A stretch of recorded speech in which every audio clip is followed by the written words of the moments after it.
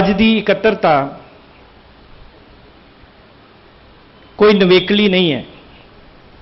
इस पवित्र अस्थान ते सदियां तो धन साहिब श्री गुरु गोबिंद सिंह साहब सच्चे पातशाह तो मगरों जदों पंथ दे विच एक समा आया, साडी मिसल वंड पै गई। सतगुरु जी का हुक्म तो नहीं सी कि सिख वंडे जांदे, पर साडियां कमियां कारण कह लो साडी मिसल वंड पै गई। वो मिसलां वख-वख हो गईयां, पर वख-वख होईयां खालसा पंथ दीयां मिसलां दा एक साझा प्लेटफॉर्म, एक साझी पार्लीमेंट इस जगह के उत्ते श्री अकाल तख्त साहब के सन्मुख सदियां तो बनी हुई है। जदों जदों जदों भी पंथ के उत्ते दुश्मन वल्लों भीड़ बनती तो इस जगह के उत्ते दरबारे खालसा नां दा शमाही इकट्ठ बुला के समुचा खालसा पंथ हर 6 महीने बाद पिछलियां होइयां ते चर्चा करता है तो भविख दीयां नीतियां घड़दा है। ये साडी परंपरा सी। वो गल वखरी है कि समा पा के असी इस गल तो वखरे हो गए। मिसलां तां 12 तो 12,000 हो गईयां, पर जिहड़ी सानू जोड़न दा एक धागा, एक कड़ी सी दरबारे खालसा के रूप में, वो सिर्फ रस्म बन के रह गई। केवल कौम दियां निहंग सिंह जथेबंदियां ही 6 महीने बाद इत्थे आके उहदी सैलीब्रेशन करदी। मानयोग जथेदार यानी हरप्रीत सिंह जी होरां ने आवाज़ मारी कि आओ। तुसीं देखिया होना कुछ दिन पहला भी पंथ दे उत्ते एक वड्डा हमला होया। धन साहिब श्री गुरु ग्रंथ साहिब सच्चे पातशाह जी की बाणी दीयां लगा मात्रां बदलण की कोशिश हुई। इसी जगह पर बैठ के पंथ ने अपना फैसला लिया। सो अज भी असी सारे दोबारा फिर इसी जगह पर बैठ के पटियाले दे विच, क्योंकि मैं एक बेनती करदिया, मैं थोड़ा जिहा ज़्यादा समा इस करके लै रहा ताकि एक मुढ़ बज सके कि असी अज इत्थे क्यों एकत्र होए। पटियाले की घटना महज एक छोटी जी गल नहीं है कि एक फिरका प्रस्त बंदा पोस्टर जारी करता है, जिहदी खुद की जथेबंदी वो पोस्टर पढ़न तो बाद कहती है कि असी इहनूं जथेबंदी चों बाहर करते हैं, इस बंदे का साडी जथेबंदी नाल कोई लेना देना नहीं, तो उस प्रोग्राम नाल भी साडा कोई लेना देना नहीं। ये पहली बारी पंथ नाल नहीं होया। टाइम्स ऑफ इंडिया की रिपोर्ट है कुछ दिन पहला दी कि पिछले 5-7 सालों तो लगातार ये कॉन्स्पिरेंसी हो रही है। पंथ दे दिल बार बार किया जा रहा है। सबनों पता है कि जदों सिखां नूं खालिस्तान के नां ते गालां दित्तियां जाणगियां, प्रवोक किया जाएगा, अगों उस वेले रिवर्ट बैक आएगा। जेड़े बंदे सिख कौम नूं गालां कड्ढणगे उन्हां नूं गनमैन दित्ते जांदे ने, तो साडे सिख नौजवान जिहड़े वो जेलां 'च धक्के खाते। ये पहली बारी पटियाले 'च वरतारा नहीं होया। तुसीं ते मैं शायद इत्थे कुछ नौजवान बैठे होण जिहड़े वो पीड़ नूं बड़े लंबे समय तो हंडा रहे हैं। देश धरोह दा परचा आम गल हो चुकी है। अज दा साडा जुड़ना, सिर जोड़ के बैठना इसलिए है कि सरकारां लंबे समय तो ये नैरेटिव सैट करदियां ने कि सिख फिरका प्रस्त ने। तुहानूं याद होवे 1947 दे विच जदों देश आज़ाद होया तो भारत वल्लों पहला जिहड़ा सानूं लव लैटर लिखिया गया, उहदे विच लिखी गई सी गल कि ये सिख फिरका प्रस्त कौम ने, इन्हां दा भी ध्यान रखना। सो मेरी हाथ जोड़ के बेनती है कि अज दा साडा जिहड़ा एजेंडा है वो है कि 14 तरीक नूं ये जिहड़ी साजिश हुई है, मैं इनू उसे साजिश के नाल तुलना देना। 1978 दे विच यही फार्मूला वरतिया गया सी सरकारां वाल। जदों इंदिरा गांधी सारे पासियां तो हार गई, उन्होंने लगा ये तो फार्मूला ही बड़ा सौखा है। सिख एक जंगजू कौम है, इन्हों कुटो, इन्हां नाल झगड़ा मुल लो। जदों इन्हों कुचलन की कोशिश करांगे सारे भारत दे विच इंज लगूगा कि ये घट गिणतियां नूं कुट रहे हैं तो असी इन्हां तो सिक्योर हाँ, तो ये साडी सिक्योरिटी के दावेदार ने, इस करके वोट इन्हां नूं पा दिओ। ये फार्मूला पुराना हो गया। पर असी महसूस करते हाँ पटियाले की घटना के विच सिखां के खिलाफ जिहड़ा नैरेटिव सिरजिया गया, सिख मास्टरमाइंड मीडिया लिख रहा है, पुलिस मास्टरमाइंड शब्द वरत रही है। ये सारियां चीज़ां इशारा करदियां ने कि ये सिखां दी भविख विच होण वाली नस्लकुशी नूं वल नूं इशारा किया गया। सो सिंह साहब जी ने तुहानूं सानूं सारिआं नूं ये आवाज़ मारी कि आपां इत्थे सिर जोड़ के बैठीए ते ये साडे गुरु दा बख्शिया होया सिद्धांत है।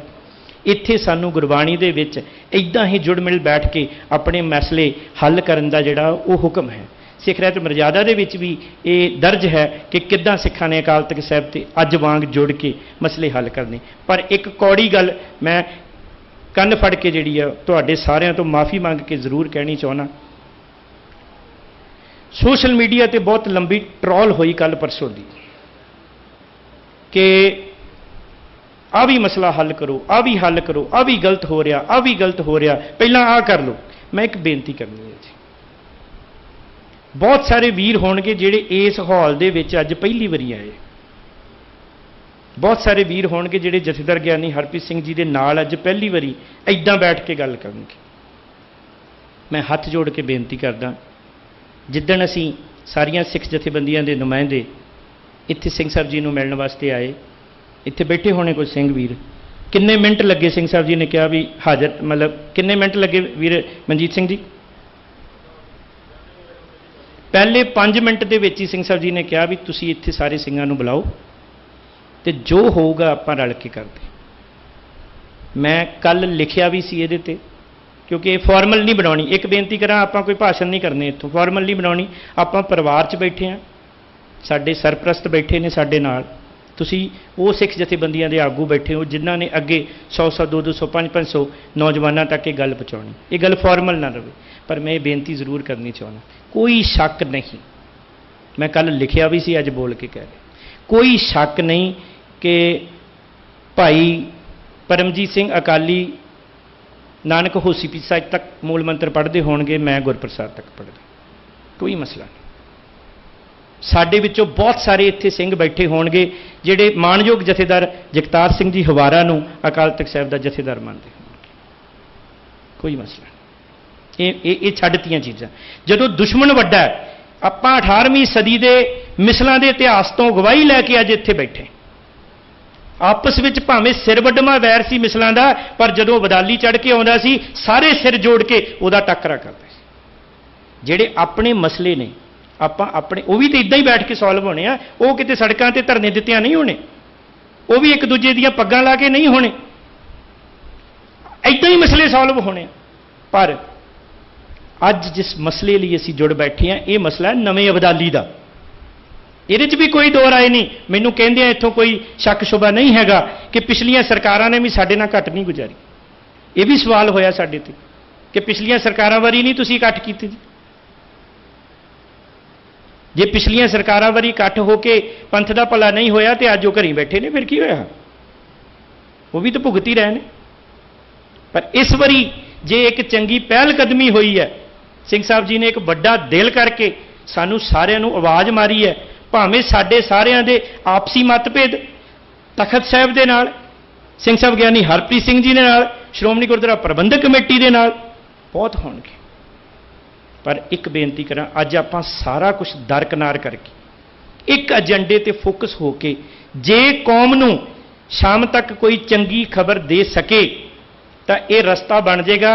होर 2 महीनों 6 महीनों आपां दूजे मुद्दे ते आके फिर सिंह साहब जी को बेनती कर देंगे भी आप बैठिए जी इत्थे, क्योंकि मसले तो सारे इदां ही हल होने कि आपां अपनी गल कहीए, वो साडे सरप्रस्त ने कौम दे, वो अपनी गल कहण, जिथे किते साडा सैटअप बैठे उस गल नूं आपां अगे तोड़दी। इस करके मैं सच्ची मुच्ची झोली अड्ड के अज समुचियां सिख जथेबंदियां नूं बेनती करदा कि मुद्दे बहुत ने, बहुत ज़्यादा पंथ दे विच हज़ारां दी तादाद विच मसले ने, सारियां दा हल निकलेगा, पर उहदी शुरुआत एक कॉमन मिनिमम प्रोग्राम तो होएगी। कॉमन मिनिमम प्रोग्राम की है कि स्टेट ने सानू चैलेंज किया, अज साडे सिख नौजवानों ते झूठे परचे स्टेट ने पाए, स्टेट का SP मास्टरमाइंड शब्द बोल रहा, अज स्टेट ने साडे नाल जिहड़ा वो सानू नस्लकुशी दे राह पाया। एक बारी सांझे दुश्मन नूं टक्कर दे के कौम विच भी अपनी क्रैडिबिलिटी सैट कर लीए, दूजा जदों असीं एक दूजे नाल बैठांगे, अज एक दूजे की गल सुनांगे, तो जिहड़े साडे, मैं कल लिखिया भी सी हथ जोड़ के बेनती करदा, वड्डे दिल नाल इत्थे बह के सुनना ते कहना, क्योंकि गुरु बॉडी करे। अज अरदास भी करांगे आपां सारे जाने, सतगुरु जी अगे इस मीटिंग तो बाद अरदास भी करांगे कि सच्चा पातशाह अज तू सानू ਜਿਹੜੇ ਸਾਡੇ दुश्मन वैरी ਦੇ मसले ने ਉਹ सॉल्व करने ਲਈ ਇਕੱਠਿਆਂ ਕੀਤਾ, तू ਸਾਡੇ ਤੇ ਬੌੜੀ ਕਰ। ਜਿਹੜੇ ਸਾਡੇ ਪੰਥ ਦੇ ਅੰਦਰੂਨੀ ਮਸਲੇ ਨੇ, ਜਿਨ੍ਹਾਂ ਤੇ ਸਾਡੇ ਆਪਸੀ ਮਤਭੇਦ ਨੇ, ਅਸੀਂ ਇਸੇ ਤਰ੍ਹਾਂ ਬੈਠ ਕੇ ਉਹਨਾਂ ਮਸਲਿਆਂ ਦੇ ਹੱਲ ਲਈ ਵੀ ਜਿਹੜਾ ਉਹ ਚਾਰਾਜੋਈ ਕਰ ਸਕੀਏ। ਪਰ ਉਹਦੀ ਇੱਕ ਸ਼ਰਤ ਹੈ ਕਿ ਜੇ ਇੱਕ ਪ੍ਰੋਟੋਕੋਲ ਬਣਾ ਕੇ, ਜੋ 18ਵੀਂ ਸਦੀ ਦੇ ਦਰਬਾਰੇ ਖਾਲਸਾ ਦਾ ਪ੍ਰੋਟੋਕੋਲ ਸੀਗਾ, ਉਹ ਪ੍ਰੋਟੋਕੋਲ ਨੂੰ ਫੋਲੋ ਕਰਾਂਗੇ। ਸੋ ਮੈਂ ਅੰਤ ਵਿੱਚ ਇਹ ਬੇਨਤੀ ਕਰਨੀ ਹੈ ਕਿ ਜਿਹੜੇ ਵੀ ਬੁਲਾਰੇ ਬੋਲਣਗੇ ਉਹਨਾਂ ਨੂੰ ਮੇਰੀ ਝੋਲੀ ਅੱਡ ਕੇ ਹੱਥ ਜੋੜ ਕੇ ਬੇਨਤੀ ਹੈ, ਏਜੰਡੇ ਤੋਂ ਬਾਹਰ ਨਾ ਜਾਇਆ ਜਾਵੇ। अगर कोई भी बुलारा एजेंडे तो बाहर जाएगा, पहली बारी टोकिया जाएगा, दूजी बारी रोकिया जाएगा, तो जो तीजी बारी करते हैं तो मजबूरी विच उन्होंने इस मीटिंग तो बाहर कर दिता जाएगा। ये प्रोटोकॉल साडे सारिਆਂ ते लागू रहेगा। ये मेरी बेनती। दूजी बेनती कि जिन्ने मतभेदां वालियां चीज़ां ने उन्होंने आपां, मैं नहीं कहता छड्ड के बहना, कोई गल नहीं, रखो कोले, पर एक समा अगे आवे आपां ओहदा भी हल कड्डांगे। अज दा जिहड़ा मसला है उहदे उत्ते मैं, क्योंकि परिवारक रूप च बैठे हैं, असीं कोई फॉर्मल लिस्ट नहीं बनाई। सो बाबा बख्शीश सिंह जी आए ने, क्योंकि वो घटना ते उत्थे मौजूद सीगे, इस करके असीं उन्हां तो सब तो पहलां जानना चाहुंदे आ कि वो जे घटनाक्रम दे उत्ते सानूं जानकारी दे सकन। बाबा बख्शीश सिंह जी नहीं आए अज? ओके। सो वीर परमजीत सिंह जी, कोई नहीं, आप परिवारक रूप से कोई फॉर्मल नहीं है, प्लीज़। उन्होंने विचों बाबा बजीत सिंह की ड्यूटी लगी सी जी, वो मेरे ख्याल लेट ने जी। कोई होर सिंह जेड़े तजिंदर वीर जी, वीर तजिंदर सिंह जी, तुसी मौजूद सी, तुहाडा ते नाले मीडिया कुछ जानकारी दे पाओगे? ओके जी, वो निरपक्ष ही रहना चाहते, वो मतलब मीडिया ने ओबीयसली उन्होंने ड्यूटी। ओके नहीं जी, वीर मनजीत सिंह, वीर मनजीत सिंह जी करतारपुर, उन्होंने बेनती करांगा कि वो इस वरतारे के उत्ते जिहड़ा ये घटनाक्रम वापरिया कि किवें इस नरेटिव किवें बनदा। पोस्टर किसी ने छापिया, 10 दिन पहला छापिया, बंगारिया पंथ नूं किसी ने, ते मास्टरमाइंड कोई हो गया। सो ये जिहड़ा नरेटिव है, इहदे ते वीर मनजीत सिंह जी करतार बेनती कर।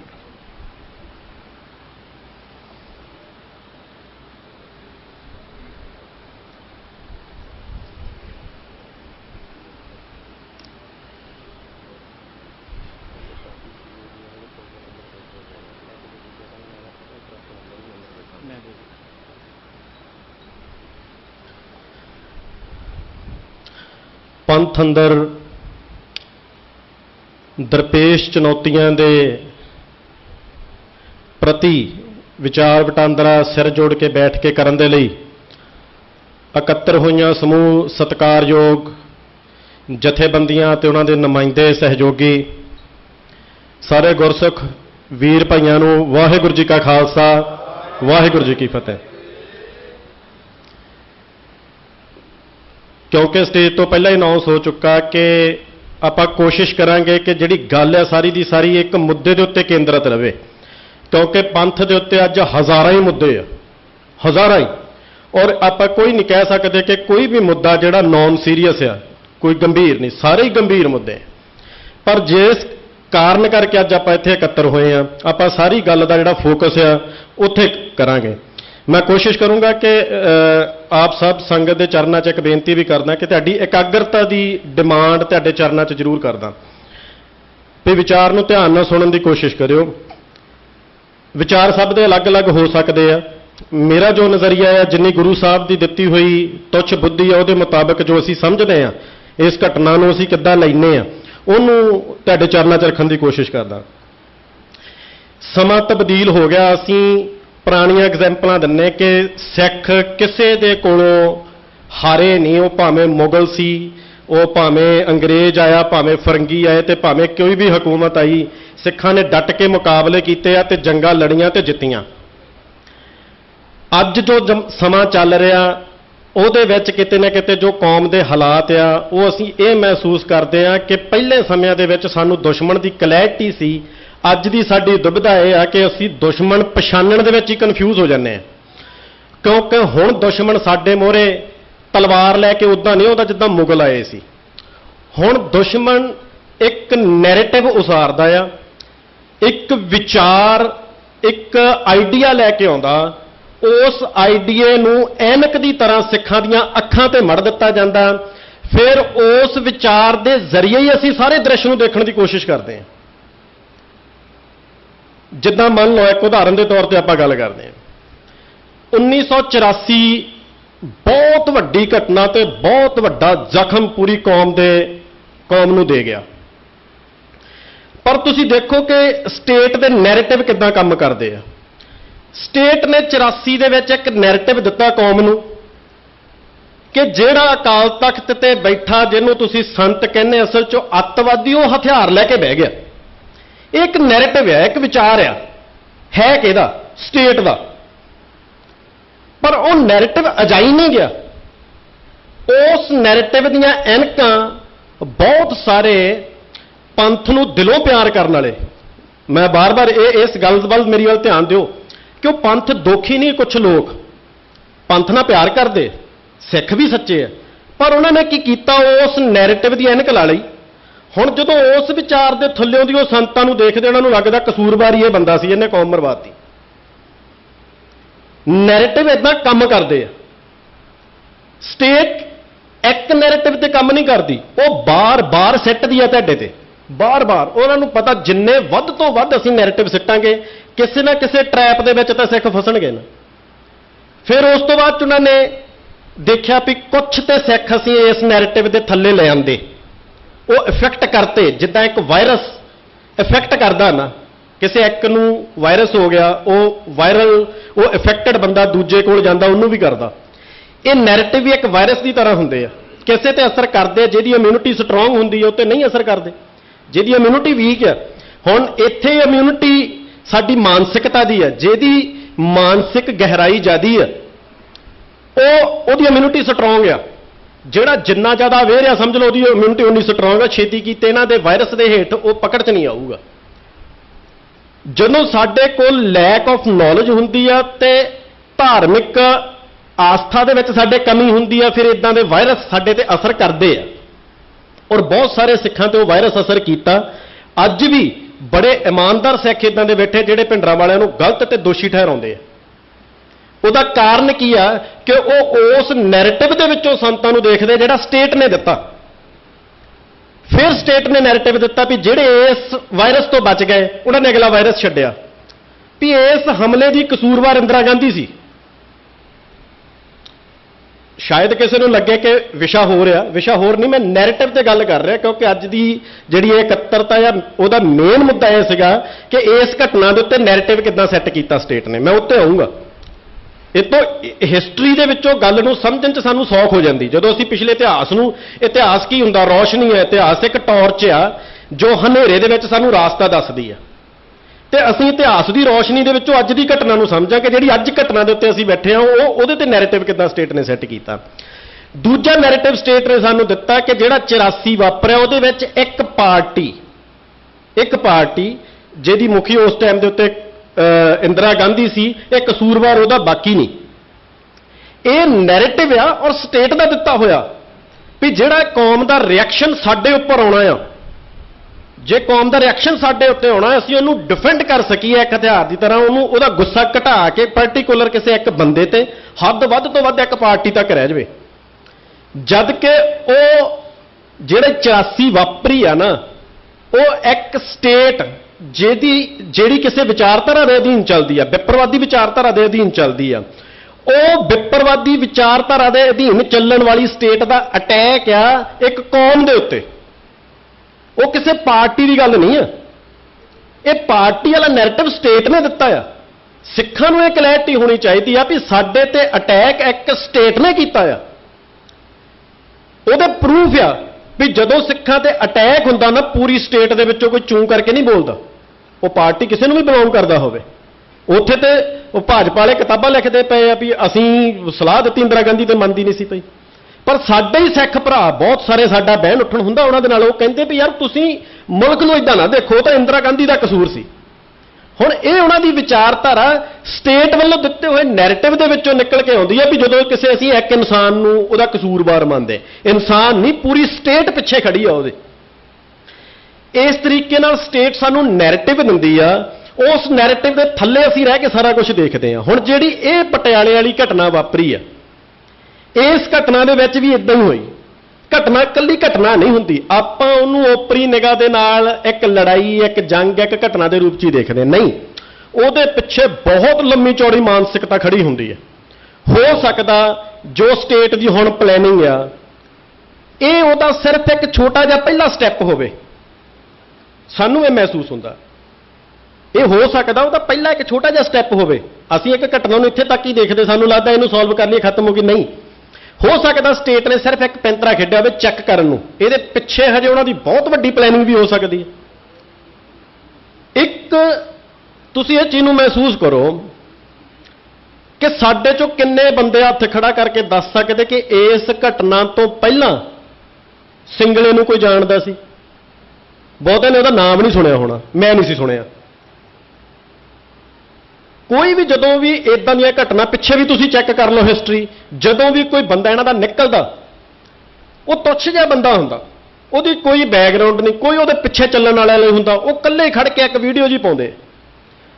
ਹੁਣ ਉਹਨਾਂ ਦੇ ਪਿੱਛੇ ਮਾਸ ਮੂਵਮੈਂਟ ਲੋਕ ਨਹੀਂ ਹੈਗੇ, ਪਰ ਤੁਸੀਂ ਇਹ ਦੇਖੋ ਉਹਨਾਂ ਦੇ ਆਈਡੀਆ ਦੇ ਪਿੱਛੇ ਕਿੰਨੇ ਲੋਕ ਆ।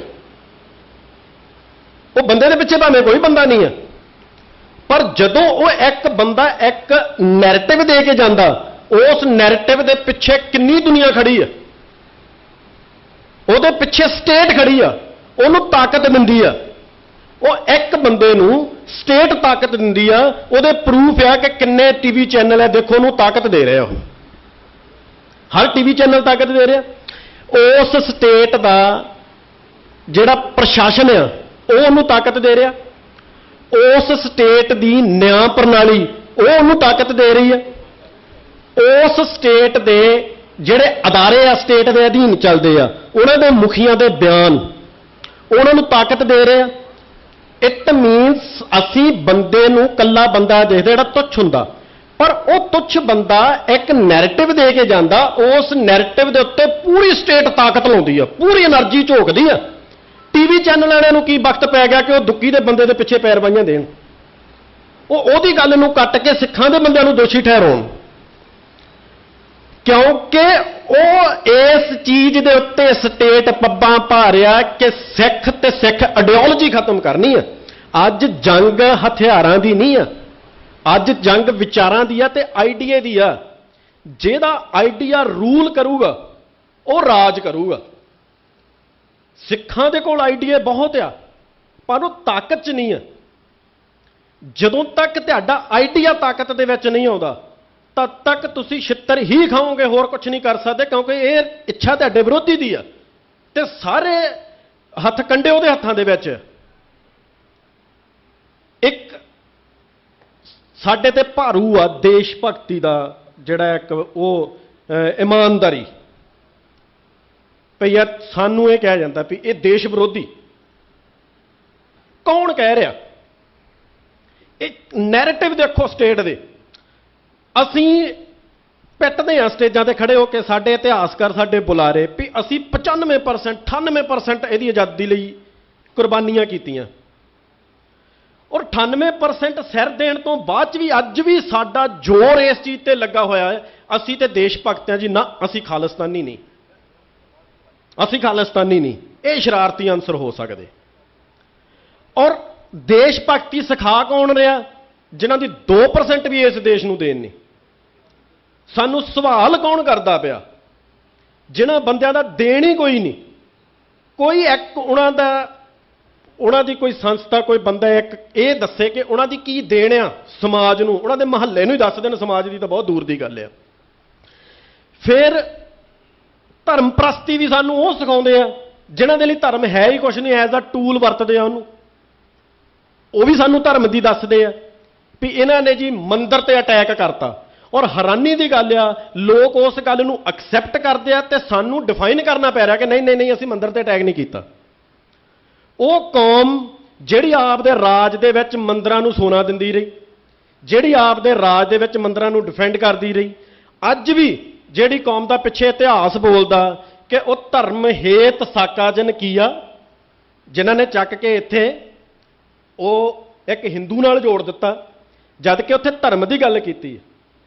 ਤੇਗ ਬਹਾਦਰ ਧਰਮ ਦੀ ਚਾਦਰ, ਉੱਥੇ ਹਿੰਦ ਦੀ ਚਾਦਰ ਨਹੀਂ। ਇਹ ਅੱਜ ਜੰਗ ਆਈਡੀਏ ਦੀ ਆ।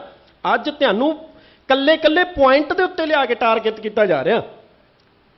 ਸਾਡੀ ਪ੍ਰੋਬਲਮ ਕੀ ਆ ਕਿ ਅਸੀਂ ਘਟਨਾ ਨੂੰ ਸਿਰਫ ਬੰਦਿਆਂ ਦੇ ਵਿੱਚੋਂ ਦੇਖਦੇ ਹਾਂ ਤੇ ਬੰਦਿਆਂ ਨੂੰ ਟਾਰਗੇਟ ਕਰਕੇ ਅਸੀਂ ਆਪ ਦੀ ਐਕਟੀਵਿਟੀ ਕਰਦੇ। ਅਸੀਂ ਬੰਦਿਆਂ ਨੂੰ ਥੋੜਾ ਸਾਈਡ ਤੇ ਕਰਕੇ ਸਟੇਟ ਦੇ ਦਿੱਤੇ ਨੈਰੇਟਿਵ ਦਾ ਚਸ਼ਮਾ ਉਤਾਰ ਕੇ ਅਗਰ ਅਸੀਂ ਸਿੱਖੀ ਵਿਚਾਰਧਾਰਾ ਦੇ ਥੱਲੇ ਔਰ ਸਿੱਖੀ ਸਿਧਾਂਤਾਂ ਦੇ ਨਜ਼ਰੀਏ ਤੋਂ ਘਟਨਾਵਾਂ ਨੂੰ ਦੇਖਣਾ ਸ਼ੁਰੂ ਕਰ ਦਾਂਗੇ ਨਾ, ਬਿਲਕੁਲ ਸਾਫ਼ ਦਿਸਣ ਲੱਗ ਪਊਗਾ ਕਿਹਦੀ ਪੱਗ ਦਾ ਕਿਹੜਾ ਰੰਗ ਆ, ਕਿਹਦੇ ਚਿਹਰੇ ਦਾ ਕਿਹੜਾ ਨੂਰ ਆ। ਪਰ ਜੇ ਮੇਰੇ ਐਨਕਾਂ ਕਾਲੀਆਂ ਲੱਗੀਆਂ ਨਾ ਤਾਂ ਮੈਨੂੰ ਹਰ ਰੰਗ ਕਾਲਾ ਕਾਲਾ ਹੀ ਦਿਸੂਗਾ ਤੇ ਜਾਂ ਉਸ ਕਾਲੇ ਰੰਗ ਤੋਂ ਪ੍ਰਭਾਵਿਤ ਕਲਰ ਦਿਸਣਗੇ। ਸੋ ਸਟੇਟ ਦੇ ਦਿੱਤੇ ਨੈਰੇਟਿਵ ਤੋਂ ਪਰੇ ਹਟ ਕੇ ਸਾਨੂੰ ਸਿੱਖੀ ਸਿਧਾਂਤਾਂ ਦੀ ਰੌਸ਼ਨੀ ਦੇ ਥੱਲੇ ਰਹਿ ਕੇ ਸਾਨੂੰ ਘਟਨਾਵਾਂ ਨੂੰ ਦੇਖਣਾ ਪਊਗਾ। ਫਿਰ ਅਸੀਂ ਘਟਨਾਵਾਂ ਦੇ ਅਸਲ ਸੱਚ ਨੂੰ ਸਮਝ ਕੇ ਫੈਸਲੇ ਲੈਣ ਦੇ ਯੋਗ ਬਣ ਸਕਦੇ ਹਾਂ।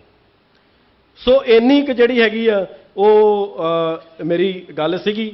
ਮੈਂ ਇੰਨੀ ਕੁ ਬੇਨਤੀ ਪੰਥ ਦੇ ਚਰਨਾਂ 'ਚ ਦੁਬਾਰਾ ਤੋਂ ਫੇਰ ਕਰਦਾ ਕਿ ਅਸੀਂ ਸਟੇਟ ਦੇ ਉਸਾਰੇ ਹੋਏ ਨੈਰੇਟਿਵ ਤੋਂ ਬਾਹਰ ਨਿਕਲ ਕੇ ਪੰਥ ਦੇ ਦਿੱਤੇ ਨਜ਼ਰੀਏ ਦੇ ਵਿੱਚੋਂ ਅਸੀਂ ਘਟਨਾਵਾਂ ਨੂੰ ਦੇਖੀਏ, ਉਹਨਾਂ ਨੂੰ ਜਾਂਚੀਏ, ਫਿਰ ਅਸੀਂ ਫੈਸਲਾ ਕਰੀਏ ਕਿ ਕੌਣ ਦੋਸ਼ੀ ਆ ਤੇ ਕੌਣ ਜਿਹੜਾ ਉਹਦੇ ਵਿੱਚੋਂ ਅਸੀਂ ਫਰਕ ਕਰਨਾ।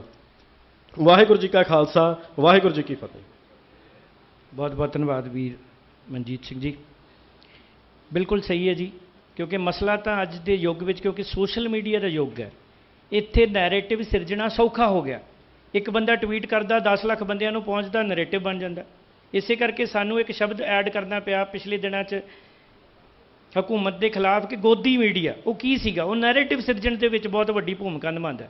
ਅਸੀਂ ਇੱਕ ਵੱਡੇ ਪੱਤਰਕਾਰ ਨੂੰ ਇੰਜ ਵੇਖਦੇ ਹਾਂ ਵੀ ਇਹ ਨਾਰਮਲ ਪੱਤਰਕਾਰ ਹੈ, ਬਟ ਪੜ੍ਹਿਆ ਲਿਖਿਆ ਵਰਗ ਵੀ ਉਹਦੀਆਂ ਜਿਹੜੀਆਂ ਝੂਠ ਤੂਫਾਨ ਹੈ ਉਹਨੂੰ ਮੰਨਦਾ ਅਤੇ ਸ਼ਾਮ ਨੂੰ ਰੋਜ਼ ਮਹਿਫਲ ਲੱਗਦੀ ਹੈ ਟੀਵੀ ਦੇ ਉੱਤੇ। ਉਹਨਾਂ ਦੇ ਲੱਖਾਂ ਕਰੋੜਾਂ ਰੁਪਏ ਦਾ ਬਿਜ਼ਨਸ ਹੁੰਦਾ, ਲੇਕਿਨ ਉਹ ਟੈਲੀਵਿਜ਼ਨ ਦੇ ਉੱਤੇ ਬੈਠੇ ਬੈਠੇ ਸਾਡੇ ਬੱਚਿਆਂ ਦੇ, ਸਾਡੇ ਨੌਜਵਾਨਾਂ ਦੇ, ਸਾਡੇ ਦਿਮਾਗਾਂ ਦੇ ਵਿੱਚ ਕੀ ਜ਼ਹਿਰ ਘੋਲ ਰਹੇ ਨੇ ਉਹ ਸਾਨੂੰ ਨਹੀਂ ਪਤਾ ਲੱਗਦਾ। ਇਸ ਕਰਕੇ ਸਭ ਤੋਂ ਪਹਿਲਾ ਕੰਮ ਹੈ ਜੀ, ਅਸੀਂ ਸਿੰਘ ਸਾਹਿਬ ਜੀ ਨੂੰ ਬੇਨਤੀ ਕਰਦੇ ਹਾਂ ਕਿ ਇਸ ਗੱਲ 'ਤੇ ਲਾਮਬੰਦੀ ਕਰਨੀ ਹੈ ਕਿ ਪਹਿਲੀ ਗੱਲ ਇਹ ਨੈਰੇਟਿਵ ਨੂੰ ਤੋੜਨਾ। ਦੂਜੀ ਗੱਲ ਸਾਡੀ ਸਾਰਿਆਂ ਦੀ ਜ਼ਿੰਮੇਵਾਰੀ ਹੈ, ਜਿਵੇਂ ਵੀਰ ਨੇ ਵੱਡੀ ਗੱਲ ਕਹੀ, ਸਾਡੇ ਕੋਲ ਸਤਿਗੁਰੂ ਜੀ ਦੀ ਬਾਣੀ ਹੈ। ਅਸੀਂ ਕੋਈ ਵੀ ਦੁਨੀਆ ਦੀ ਕੋਈ ਵੀ ਚੀਜ਼ ਚੈੱਕ ਕਰਨੀ ਹੈ ਤਾਂ ਸਾਡੇ ਕੋਲ ਸਾਡਾ ਇਤਿਹਾਸ ਹੈ, ਸਾਡੀ ਮਰਿਆਦਾ ਹੈ, ਸਾਡੇ ਕੋਲ ਸਾਡਾ ਆਪਣਾ ਸਟਰਕਚਰ ਹੈਗਾ। ਅਸੀਂ ਉਹਦੀ ਕਸਵੱਟੀ ਤੇ ਦੇਖਣਾ ਕਿ ਦੁਨੀਆ ਕੀ ਕਰ ਰਹੀ ਹੈ, ਨਾ ਕਿ ਦੁਨੀਆ ਦੀ ਕਸਵੱਟੀ ਦੇ ਉੱਤੇ ਅਸੀਂ ਬਾਣੀ ਚੈੱਕ ਕਰਦੇ ਫਿਰੀਏ, ਦੁਨੀਆ ਦੀ ਕਸਵੱਟੀ ਦੇ ਉੱਤੇ ਅਸੀਂ ਇਤਿਹਾਸ ਚੈੱਕ ਕਰਦੇ ਹੋਈਏ। ਇਹ ਪੁੱਠੀਆਂ ਐਨਕਾਂ ਲਾ ਲੀਆਂ ਪੰਥ ਨੇ, ਇਹ ਨਹੀਂ ਕਰਨਾ। ਉਹ ਸ਼ਰਾਰਤੀ ਲੋਕ ਸੀ, ਸਰਕਾਰੀ ਲੋਕ ਸੀ ਜਿਨ੍ਹਾਂ ਨੇ ਇਹ ਚੀਜ਼ਾਂ ਕੀਤੀਆਂ। ਨਹੀਂ ਜੀ, ਦੁਨਿਆਵੀ ਤੌਰ 'ਤੇ ਇੱਦਾਂ ਨਹੀਂ ਹੋ ਸਕਦਾ, ਮਹਾਰਾਜ ਵੀ ਇੱਦਾਂ ਨਹੀਂ ਕਰ ਸਕਦੇ। ਵਾਓ, ਇੱਦਾਂ ਨਹੀਂ ਹੁੰਦਾ। ਦੁਨੀਆ ਗੁਰਬਾਣੀ ਤੋਂ ਸੇਧ ਲੈ ਕੇ ਸਾਇੰਸ ਦੀਆਂ ਖੋਜਾਂ ਕਰ ਰਹੀ ਹੈ ਅਤੇ ਅਸੀਂ ਜਿਹੜੇ ਕਮਲੇ ਆ, ਅਸੀਂ ਸਾਇੰਸ ਦੇ ਨਜ਼ਰੀਏ ਤੋਂ ਗੁਰਬਾਣੀ ਵੇਖਣ ਦੀ ਕੋਸ਼ਿਸ਼ ਕਰ ਰਹੇ ਹਾਂ। ਬੇਨਤੀ ਕਰਾਂਗਾ ਵੀਰ ਸੁਖਦੇਵ ਸਿੰਘ ਜੀ ਫਗਵਾੜਾ ਨੂੰ, ਕਿਉਂਕਿ ਉਹਨਾਂ ਨੇ ਫਗਵਾੜੇ ਦੇ ਵਿੱਚ ਇਹ ਜਿਹੜੀ ਅਖੌਤੀ ਸ਼ਿਵ ਸੈਨਾ ਜਿਹੜੀ ਬਾਰ-ਬਾਰ ਸਿੱਖਾਂ ਨੂੰ ਗਾਲਾਂ ਦੇ ਕੇ ਹੀ ਗਨਮੈਨ ਲੈ ਕੇ ਠੱਗੀਆਂ ਮਾਰਦੀ ਸੀ, ਬਾਰ-ਬਾਰ ਵੱਡੀਆਂ ਝੜਪਾਂ ਕਰਦੀ ਸੀ, 5-7 ਸਾਲ ਲੰਬੀ ਲੜਾਈ ਲੜ ਕੇ ਉਹਨਾਂ ਨੂੰ ਉੱਥੋਂ ਖੇੜਿਆ ਅਤੇ ਉੱਥੇ ਸ਼ਾਂਤੀ ਪੈਦਾ ਕੀਤੀ। ਇਹ ਜਿਹੜੇ ਲੋਕ ਪੰਜਾਬ ਦੀ ਸ਼ਾਂਤੀ ਨੂੰ ਲਾਂਬੂ ਲਾਉਣ ਦੀ ਗੱਲ ਸਿੱਖਾਂ ਨਾਲ ਜੋੜਦੇ ਆ, ਆਓ ਮੈਂ ਚਾਹਾਂਗਾ ਉਹ ਆਪਣੇ ਤਜਰਬੇ ਦੇ ਵਿੱਚੋਂ ਜ਼ਰੂਰ ਇਹ ਸੇਧ ਸਾਡੇ ਨਾਲ ਸਾਂਝੀ ਕਰਨ ਕਿ ਕੀ ਹਾਲਾਤ ਬਣੇ ਕਿ ਫਗਵਾੜੇ ਦੇ ਵਿੱਚ ਉਹਨਾਂ ਨੂੰ ਲੰਬੀ ਲੜਾਈ ਲੜਨੀ ਪਈ। ਵੀਰ ਸੁਖਦੇਵ ਸਿੰਘ ਜੀ ਫਗਵਾੜਾ। ਵਾਹਿਗੁਰੂ ਜੀ ਕਾ ਖਾਲਸਾ, ਵਾਹਿਗੁਰੂ ਜੀ ਕੀ ਫਤਿਹ। ਅੱਜ ਸ਼੍ਰੀ ਅਕਾਲ ਤਖਤ ਸਾਹਿਬ ਦੀ ਸਿੰਘ ਸਾਹਿਬ ਦਾ ਧੰਨਵਾਦ ਕਿ ਉਹਨਾਂ ਨੇ ਇਨੀਸ਼ੀਏਟਿਵ ਲਿਆ ਇੱਥੇ ਆ ਕੇ ਆਪਣੀ ਗੱਲ ਰੱਖਣ ਦਾ। ਪਿਛਲੇ 1 ਹਫ਼ਤੇ ਤੋਂ ਸਰਕਾਰੀ ਬਿਰਤਾਂਤ ਦੇ ਨਾਲ ਉਹਨੂੰ ਮੋੜਾ ਦੇਣ ਦੀਆਂ ਕੋਸ਼ਿਸ਼ਾਂ ਨੌਜਵਾਨ ਸਿੱਖ ਜਥੇਬੰਦੀਆਂ ਕਰ ਰਹੀਆਂ ਸੀ, ਪਰ ਕਿਤੇ ਨਾ ਕਿਤੇ ਹਾਲੇ ਤੱਕ ਪੂਰੀ ਤਰ੍ਹਾਂ ਕਾਮਯਾਬ ਨਹੀਂ ਸੀ ਹੋ ਪਾ ਰਹੀਆਂ। ਅਸੀਂ ਮਹਿਸੂਸ ਕਰਦੇ ਸੀ ਕਿ ਸ਼੍ਰੀ ਅਕਾਲ ਤਖਤ ਸਾਹਿਬ ਇਕਲੌਤਾ ਇੱਕ ਜ਼ਰੀਆ ਜਿੱਥੋਂ ਇਸ ਸਰਕਾਰੀ ਬਿਰਤਾਂਤ ਦਾ ਮੋੜਾ ਕਟਾਇਆ ਜਾ ਸਕਦਾ ਹੈ, ਇਹਦਾ ਭਾਂਡਾ ਭੰਨਿਆ ਜਾ ਸਕਦਾ ਹੈ। ਸੋ ਉਹਦੇ ਵਿੱਚ ਸ਼ਾਇਦ ਅੱਜ ਅਸੀਂ ਕਾਫੀ ਹੱਦ ਤੱਕ ਕਾਮਯਾਬ ਹੋ ਵੀ ਜਾਵਾਂਗੇ, ਪਰ ਇਹ ਇੱਕ ਸਟੈਂਡ ਬਾਏ ਆਰਮੀ ਹੈ ਕੇਂਦਰੀ ਏਜੰਸੀਆਂ ਦੀ ਪੰਜਾਬ ਦੇ ਵਿੱਚ 30 ਤੋਂ ਜ਼ਿਆਦਾ ਅਖੌਤੀ ਸ਼ਿਵ ਸੈਨਾ ਦੇ ਨਾਂ 'ਤੇ, ਹਿੰਦੂਆਂ ਦੀ ਸੁਰੱਖਿਆ ਦੇ ਨਾਂ 'ਤੇ, ਹਾਲਾਂਕਿ ਇਹ ਅੱਜ ਤੱਕ ਨਹੀਂ ਦੱਸ ਪਾਏ ਵੀ ਇਹ ਬੇਸਿਕਲੀ ਜਿਹੜੀ ਇਹਦੀ ਸ਼ੁਰੂਆਤ ਆ ਉਹ ਮਹਾਰਾਸ਼ਟਰ ਤੋਂ, ਉੱਥੋਂ ਦੀ ਇੱਕ ਰੀਜਨਲ ਪਾਰਟੀ ਹੈ ਸ਼ਿਵਾਜੀ ਮਰਾਠੇ ਦੇ ਨਾਂ 'ਤੇ ਇਹ ਪਾਰਟੀਆਂ ਬਣੀਆਂ ਸੀ। ਪਰ ਪੰਜਾਬ ਦੇ ਵਿੱਚ ਇਹਨਾਂ ਨੂੰ ਧਾਰਮਿਕ ਤੌਰ 'ਤੇ ਸ਼ਿਵ ਭਗਵਾਨ ਦੇ ਨਾਲ ਜੋੜਿਆ ਜਾਂਦਾ, ਜੋ ਉਹ ਕਲੇਮ ਕਰਦੇ ਨੇ ਕਿ ਅਸੀਂ ਉਹਨਾਂ ਦੇ ਨਾਮ 'ਤੇ ਬਣਾਈਆਂ। ਇੱਥੇ 70% ਤੋਂ ਵੱਧ ਜਿਹੜੇ ਗੈਰ ਪੰਜਾਬੀ ਇਹਨਾਂ ਦੇ ਮੈਂਬਰ ਨੇ, ਉਹੀ ਮਹਾਰਾਸ਼ਟਰ ਦੇ ਵਿੱਚ ਇਸੇ ਸ਼ਿਵ ਸੈਨਾ ਦੇ ਕੋਲ ਰੋਜ਼ ਛਿੱਤਰ ਖਾਂਦੇ ਨੇ। ਉਹਨਾਂ ਨੂੰ ਇਹ ਕਿਹਾ ਜਾਂਦਾ ਕਿ ਤੁਸੀਂ ਬੰਬੇ 'ਚ ਕੰਮ ਨਹੀਂ ਕਰ ਸਕਦੇ, ਚਾਹੇ ਉਹ ਬਿਹਾਰ ਦੇ ਲੋਕ ਨੇ, ਚਾਹੇ ਯੂਪੀ ਦੇ ਲੋਕ ਨੇ ਜਾਂ ਅਦਰ ਸਟੇਟਸ ਦੇ ਲੋਕ ਨੇ। ਮਹਾਰਾਸ਼ਟਰ ਦੇ ਵਿੱਚ ਇਸੇ ਸ਼ਿਵ ਸੈਨਾ ਕੋਲੋਂ ਜੁੱਤੀਆਂ ਖਾਂਦੇ ਨੇ, ਤੇ ਇੱਥੇ ਉਹਨਾਂ ਦੇ ਨਾਮ 'ਤੇ ਬਣੇ ਹੋਏ ਯੂਨਿਟ ਉਹਨਾਂ ਨੂੰ ਆਪਣੇ ਪ੍ਰਧਾਨ ਬਣਾ ਕੇ ਸਿੱਖਾਂ ਦੇ ਖਿਲਾਫ ਵਰਤਦੇ ਨੇ। 30 ਤੋਂ ਵੱਧ ਇਹ ਗਰੁੱਪ, ਉਸ ਤੋਂ ਬਾਅਦ ਉਹਨਾਂ ਦੇ ਜ਼ਿਲ੍ਹਾ ਪ੍ਰਧਾਨ, ਸ਼ਹਿਰੀ ਪ੍ਰਧਾਨ, ਪੰਜਾਬ ਦੇ ਅਹੁਦੇਦਾਰ, ਇੱਕ ਮਹੱਲੇ ਦੇ ਵਿੱਚੋਂ ਇੱਕ ਸ਼ਿਵ ਸੈਨਾ ਬਣਦੀ ਹੈ। ਇੱਕੋ ਹੀ ਮਹੱਲੇ ਦੇ ਵਿੱਚ ਇੱਕ ਰਾਸ਼ਟਰੀ ਪ੍ਰਧਾਨ, ਇੱਕ ਪੰਜਾਬ ਪ੍ਰਧਾਨ, ਇੱਕ ਜ਼ਿਲ੍ਹਾ ਪ੍ਰਧਾਨ, ਇੱਕ ਸ਼ਹਿਰੀ ਪ੍ਰਧਾਨ, ਔਰ ਚਾਰਾਂ ਨੂੰ ਗਨਮੈਨ। ਉਸ ਤੋਂ ਬਾਅਦ ਪਾਇਲਟ ਗੱਡੀਆਂ, ਬੁਲਟ ਪ੍ਰੂਫ ਗੱਡੀਆਂ, ਔਰ 800 ਲੀਟਰ ਤੇਲ ਮਹੀਨੇ ਦਾ। ਸਰਕਾਰ ਜਸਟੀਫਾਈ ਤਾਂ ਕਰੇ ਵੀ 800 ਤੋਂ ਵੱਧ ਪੁਲਿਸ ਮੁਲਾਜ਼ਮ ਇਹਨਾਂ ਦੀ ਸੁਰੱਖਿਆ ਵਿੱਚ ਲੱਗੇ ਹੋਏ ਨੇ। ਇਹਨਾਂ ਦੀ ਦੇਣ ਸਿਰਫ ਤੇ ਸਿਰਫ ਇੱਕ ਹੀ ਹੈ ਨਾ ਸਮਾਜ 'ਚੋਂ, ਕਿ ਇਹ ਇੱਕ ਕੇਂਦਰੀ ਏਜੰਸੀਆਂ ਦੀ ਸਟੈਂਡ ਬਾਈ ਆਰਮੀ ਹੈ, ਜਿਨ੍ਹਾਂ ਨੂੰ ਪਿੱਛੋਂ ਡਾਇਰੈਕਸ਼ਨਸ ਆਉਂਦੀਆਂ ਨੇ, ਲਿਖਿਆ ਲਿਖਾਇਆ ਪ੍ਰੈਸ ਨੋਟ ਆਉਂਦਾ ਕਿ ਅੱਜ ਤੁਸੀਂ ਮੁਸਲਮਾਨਾਂ ਦੇ ਖਿਲਾਫ ਬੋਲਣਾ ਹੈ, ਅੱਜ ਤੁਸੀਂ ਸਿੱਖਾਂ ਦੇ ਖਿਲਾਫ ਬੋਲਣਾ ਹੈ, ਅੱਜ ਤੁਸੀਂ, ਕਿਉਂਕਿ ਅਸੀਂ ਦੁਆਬੇ ਦਾ ਤਜਰਬਾ ਗੱਲ ਕਰੀਏ ਵੀ ਕੋਈ ਧਿਰ ਇਹੋ ਜਿਹੀ ਨਹੀਂ ਬਚੀ ਜਿਨ੍ਹਾਂ ਦੇ ਨਾਲ ਇਹਨਾਂ ਦਾ ਕਲੇਸ਼ ਨਾ ਹੋਵੇ। 2012 ਤੋਂ ਬਾਅਦ ਭਾਈ ਰਾਜੋਆਣੇ ਵਾਲੇ ਮਸਲੇ ਤੋਂ ਬਾਅਦ, ਜਦੋਂ ਫਗਵਾੜੇ 'ਚ, ਕਿਉਂਕਿ ਤਕਰੀਬਨ 10 ਤੋਂ 12 ਸਾਡੇ, ਜਿਵੇਂ ਪਟਿਆਲੇ ਵਾਲਾ ਇਨਸੀਡੈਂਸ ਹੋਇਆ 2007 ਤੋਂ ਲੈ ਕੇ 2018 ਤੱਕ ਹਰ ਸਾਲ ਹੁੰਦਾ ਸੀ, ਆਮੋ ਸਾਹਮਣੇ ਗੋਲੀਆਂ, ਬੋਤਲਾਂ, ਵੱਟੇ ਚੱਲਣੇ। ਔਰ ਜਿਹੜੀ ਇਹ ਗੱਲ ਰਣਨੀਤੀ ਦੀ ਕੀਤੀ ਜਾਂਦੀ ਹੈ, ਮੰਦਰ ਪਰ ਹਮਲਾ, ਇਹ ਅਸੀਂ ਆਲਰੇਡੀ 3 ਵਾਰੀ ਫੇਸ ਕਰ ਚੁੱਕੇ ਹਾਂ। ਇਹ ਇੱਕ ਰਣਨੀਤੀ ਹੈ, ਕਿਉਂਕਿ ਇਹਨਾਂ ਨੇ ਕਦੋਂ ਲੜਨਾ, ਕਿੱਥੇ ਲੜਨਾ, ਇਹਨਾਂ ਨੇ ਪਹਿਲਾਂ ਡਿਸਾਈਡ ਕੀਤਾ ਹੁੰਦਾ, ਬਹਾਨਾ ਬਾਅਦ 'ਚ ਸੋਚਿਆ ਜਾਂਦਾ। 2012 ਦੇ ਵਿੱਚ ਵੀ ਜਦੋਂ ਫਗਵਾੜੇ ਦੇ ਵਿੱਚ ਭਾਈ ਰਾਜੋਆਣੇ ਦੀ ਫਾਂਸੀ ਰੁਕਾਉਣ ਲਈ ਮਾਰਚ ਨਿਕਲਿਆ ਤੇ ਦੁਪਹਿਰ ਨੂੰ ਸਮਾਪਤ ਹੋ ਗਿਆ 1:30 ਵਜੇ ਦੇ ਕਰੀਬ, ਕਿਉਂਕਿ ਪੰਜਾਬ ਬੰਦ ਦੀ ਕਾਲ ਸੀ। ਮਾਰਚ ਖਤਮ ਹੋਣ ਤੋਂ 1 ਘੰਟਾ ਬਾਅਦ ਸਾਨੂੰ ਇਹ ਇਨਫੋਰਮੇਸ਼ਨ ਮਿਲਦੀ ਹੈ ਕਿ ਇੱਕ ਸਪੈਸੀਫਿਕ ਜਗ੍ਹਾ ਤੇ ਪੱਥਰ, ਬੋਤਲਾਂ ਇਕੱਠੀਆਂ ਕੀਤੀਆਂ ਜਾ ਰਹੀਆਂ, ਰੋੜੇ ਇਕੱਠੇ ਕੀਤੇ ਜਾ ਰਹੇ ਨੇ।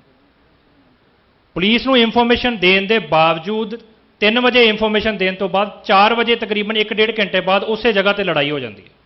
ਉੱਥੋਂ ਲੰਘ ਰਿਹਾ ਇੱਕ ਸਿੱਖ ਨੌਜਵਾਨ ਨੂੰ ਰੋਕਿਆ ਜਾਂਦਾ, ਉਹਦੀ ਦਸਤਾਰ ਉਤਾਰ ਕੇ ਕਿਹਾ ਜਾਂਦਾ ਵੀ ਜਿਹਨੂੰ ਲਿਆਣਾ ਲਿਆ, ਅਸੀਂ ਇੱਥੇ ਖੜੇ ਹਾਂ। ਇਹਦਾ ਮਤਲਬ ਜਗ੍ਹਾ ਨਿਯਤ ਕਰ ਲਈ ਸੀ, ਤਿਆਰੀ ਕਰ ਲਈ ਸੀ, ਔਰ ਸਪੈਸੀਫਿਕ ਹਮੇਸ਼ਾ ਉਹ ਜਗ੍ਹਾ ਚੁਣੀ ਜਾਂਦੀ ਹੈ ਜਿਹੜੀ ਮੰਦਰ ਦੇ ਬਿਲਕੁਲ ਨਜ਼ਦੀਕ ਹੋਵੇ।